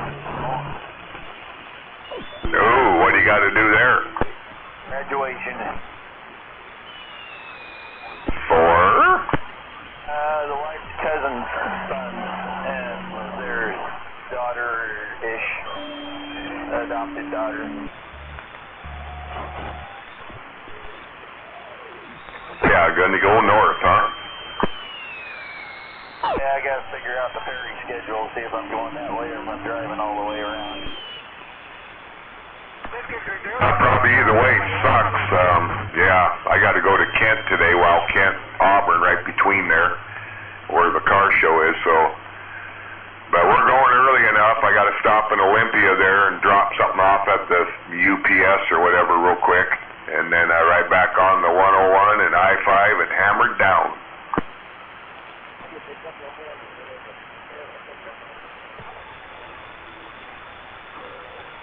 I got another door for my lowrider, so it's coming. Supposed to be here first part of next week. Sweet, yeah. You know my niece's husband. We were back visiting them. He's got like an 03 Silverado. You know, nothing. I mean, it's nice. It's white, no dings, no dents. He bought it from his brother. He kind of had it as a show truck a little bit, and kind of lowered with some 20s on it, chrome. And I rode in that thing, and man, I wanted that truck. I wanted to leave so bad with that truck. And they put like red caliper covers. They're plastic. They look like they're the red calipers on it, you know, but they're just covers. But it looks pretty darn nice. And that, you know, you talk about them trucks, 03. Those, I don't care what rig you're driving, they have got the best seats in them you've ever sat in. Like a 2003 Silverado, you're not going to find a better seat. They've got a Tahoe 03 and that truck 03, and them seats are, you could drive from here to Japan in it, not a problem. The last few miles will be a little wet, but okay. Right. That's what my coworker has is an 02 Silverado, and I think my boss had an 03. Yeah, this truck's sweet, man. I wanted to buy it. He got it from his brother for $5,500, and man, him and I went ripping around in it. We were sitting there at a light, you know. We just went to this Texas Roadhouse, and my sister and her daughter were in front of us in the Tahoe. We were in his truck. And we're sitting there at the red light, and there's a cemetery directly across, and we heard a motorcycle coming, a crotch rock. You could hear it, you know what they sound like. Right to the right, there's a place called the Cookout, hamburger joint. All these kids, you know, young punks in there with their Nissans, and there was a whole bunch of crotch rock. And here come this dude, and I'm not kidding you, doing probably, estimate around 70 mile an hour on the back tire. Like, and he ran the red light in front. Our light just turned green, and we heard him coming, so we sat there a minute, and he's on the back tire, just ripping. And as far as we could look to the right as he went by, he was still on the back tire in that thing, doing probably 70 mile an hour. Like, boy, he couldn't do it in a better place. The cemetery's right there. Let me run over there and dig a hole. Jeez. I never seen nothing like it. It was like, holy smoke. I've ridden motorcycles my whole life. And, you know, I can do a wheelie. I've been off the back seat in a wheelie. Not necessarily on a road bike, but on dirt bikes, you know, the two-strokers. A little too much throttle, and you're on your back. Oh, yeah. No, I know what you're talking there, Dirt Man. I started riding motorcycles when I was about 10. You all have a good day. I'm getting out. All right, Humbug. Yep. You have a good day. Tell Roger I said hello, and sorry about his 61 Impala. I heard somebody out there, yeah, 61 bubble top. Those are cool cars right there. Yeah, no, he just sold it. I think he paid about 60 grand for it out of Tennessee or something, but I guess he got rid of it. It's like, wow. No, that's definitely a real sought-after car right there. It's all stock too, right? So it was all white with like maybe red interior, and I've seen it. I've been to a couple car shows where he's had it, but beautiful car. But his wife's got a really nice Studebaker truck that's kind of a minty green. It's one of a kind. Nice. Yeah, I remember the Studebaker trucks. But yeah, the 61, yeah, it hasn't been all cut up. They had some Hispanics cut it up and put airbags and shit in it. So yeah, hope they keep it that way. I guess somebody offered him the right amount of money, and it went bye-bye. It's like, wow. But he's got an old 49, I believe it's a Ford truck that he's pretty cool. He's got it all apart, just had it painted, so. Yeah, it's probably one of those fat fender ones. Those are cool too. But yeah, sometimes, you know, a pile of money, it makes a difference. My brother's on the prowl for another, you know, he kind of likes the pro touring with the LS motor. He's got a really nice Nova right now. And he's got the money. They've been they've got very picky. They just went to Canada to look at another Nova, and they came home without it. pictures are deceiving.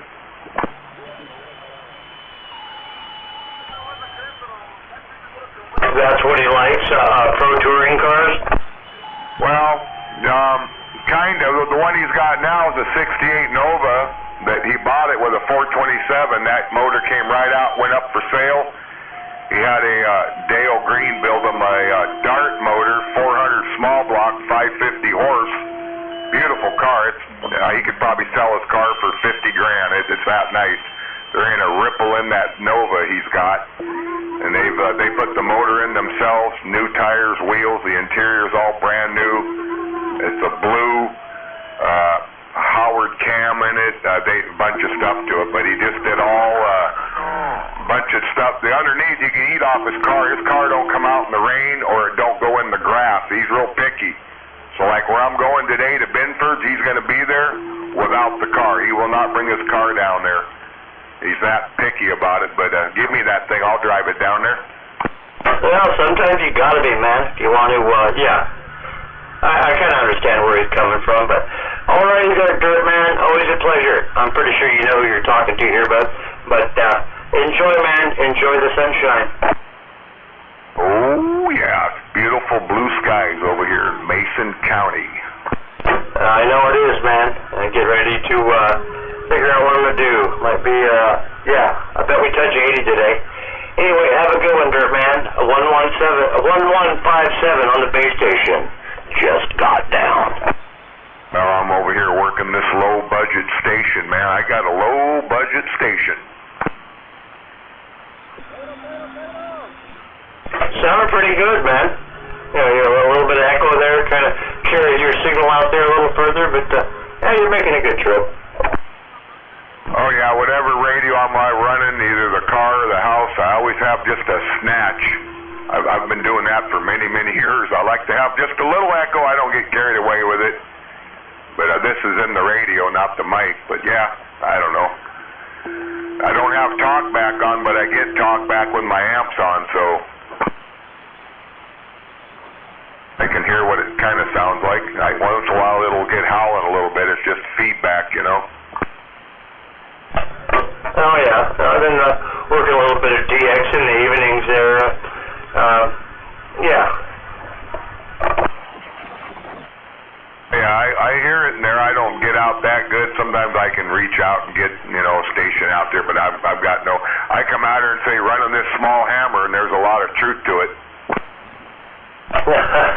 Oh, yeah. No, people hear you out there, Dirt Man, but, you know, when you're trying to talk on 17 over all the hash and trash and the other guys out there, yeah, it's understandable, but, all right, man. We're going to get on this stood by here and figure things out. There's some big guys out there, and I'm not one of them. Have a good day.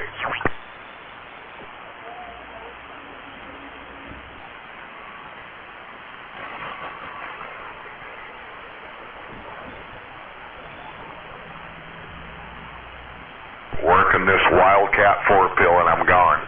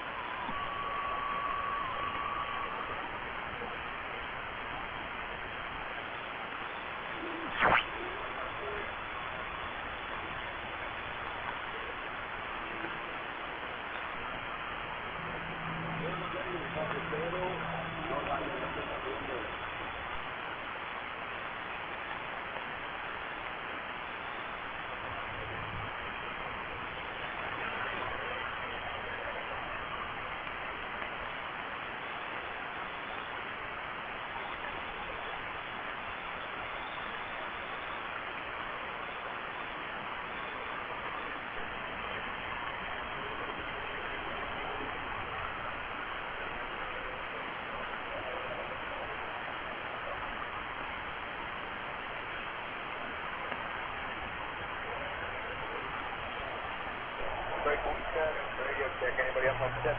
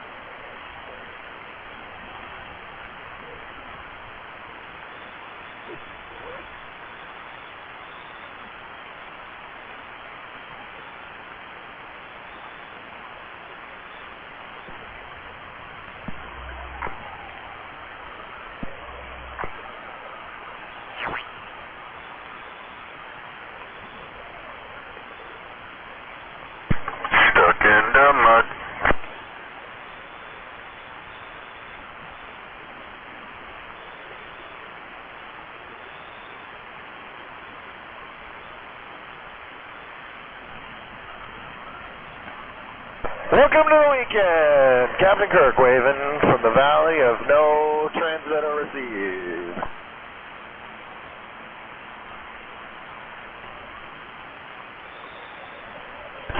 Good morning, Captain Kirk. You got Captain Caffeine up here, up on the hill by Des Moines.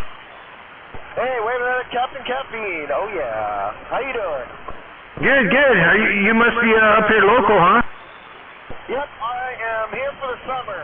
My town in Florida is dead in the summer, so I figured I'd come up here and sell some cars, make some money. Hell yeah. Yeah, a little less humid, too. Oh, the weather. It's raining like hell down there right now, too. Oh, yeah. Yeah, don't tell anybody else how nice of the summers are up here. Don't tell anybody. Oh, I don't. As long as you don't tell anybody how nice Florida is in the winter. Yeah, 10-4, just like my mom's place down in Phoenix. I like to go down there in the winter. Oh, that's beautiful too. I got a buddy down there.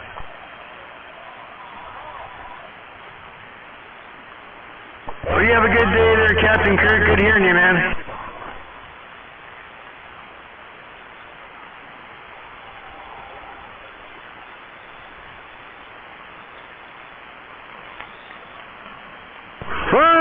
Fun. Still waiting for this skip to come back. I drove up here in a travel trailer and there was no skip. With a, towing a travel trailer and there was no skip.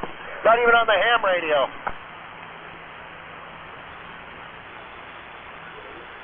Yeah, the sun has been kind of quiet lately, it seems like.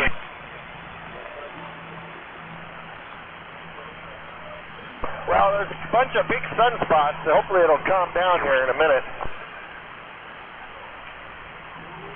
Yeah, it was about a month ago or so, we had the Northern Lights up here, and it's the first time my whole family was out there looking at that, and it was 11:30 at night or something, but I had seen them once before in Eastern Washington, but the rest of the family had never seen them before. It was pretty damn cool. It's kind of like a magenta and a green color. Oh yeah, roger that. I think I was in Utah when I saw that. I couldn't believe I was that far south. And it was just magenta in the sky. It wasn't moving, but oh yeah, it was the weirdest thing. Yeah, I got family over in by London, England, and it was really spectacular over there. They sent me pictures. No shit. Wow, that's amazing. I have friends in Florida that saw it. I couldn't believe that. Yeah, I guess I should have told my mom to look for it because when she was down in Phoenix, I guess some people even saw it down there. Yep, there was once in I don't know. I think it was the strongest flare in 60 years or some crazy shit like that. Yeah.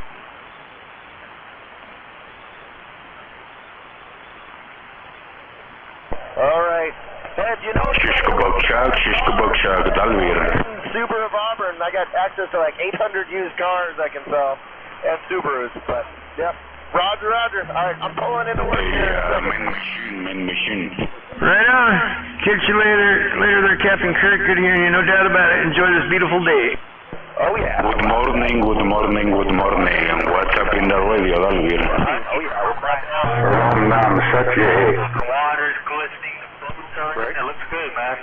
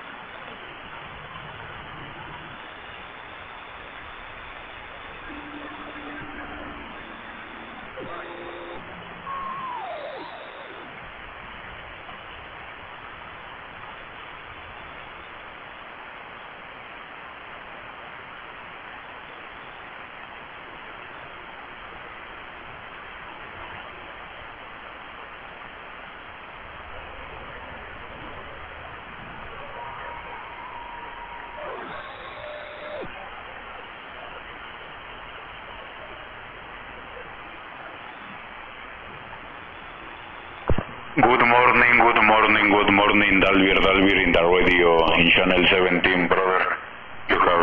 You have a good day in your house. Happy Friday today. Hey, happy Friday to you.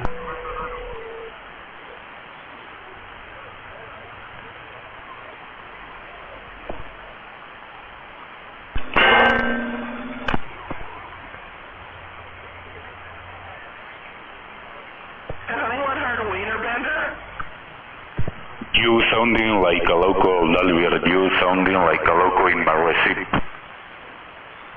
I love you, Wiener.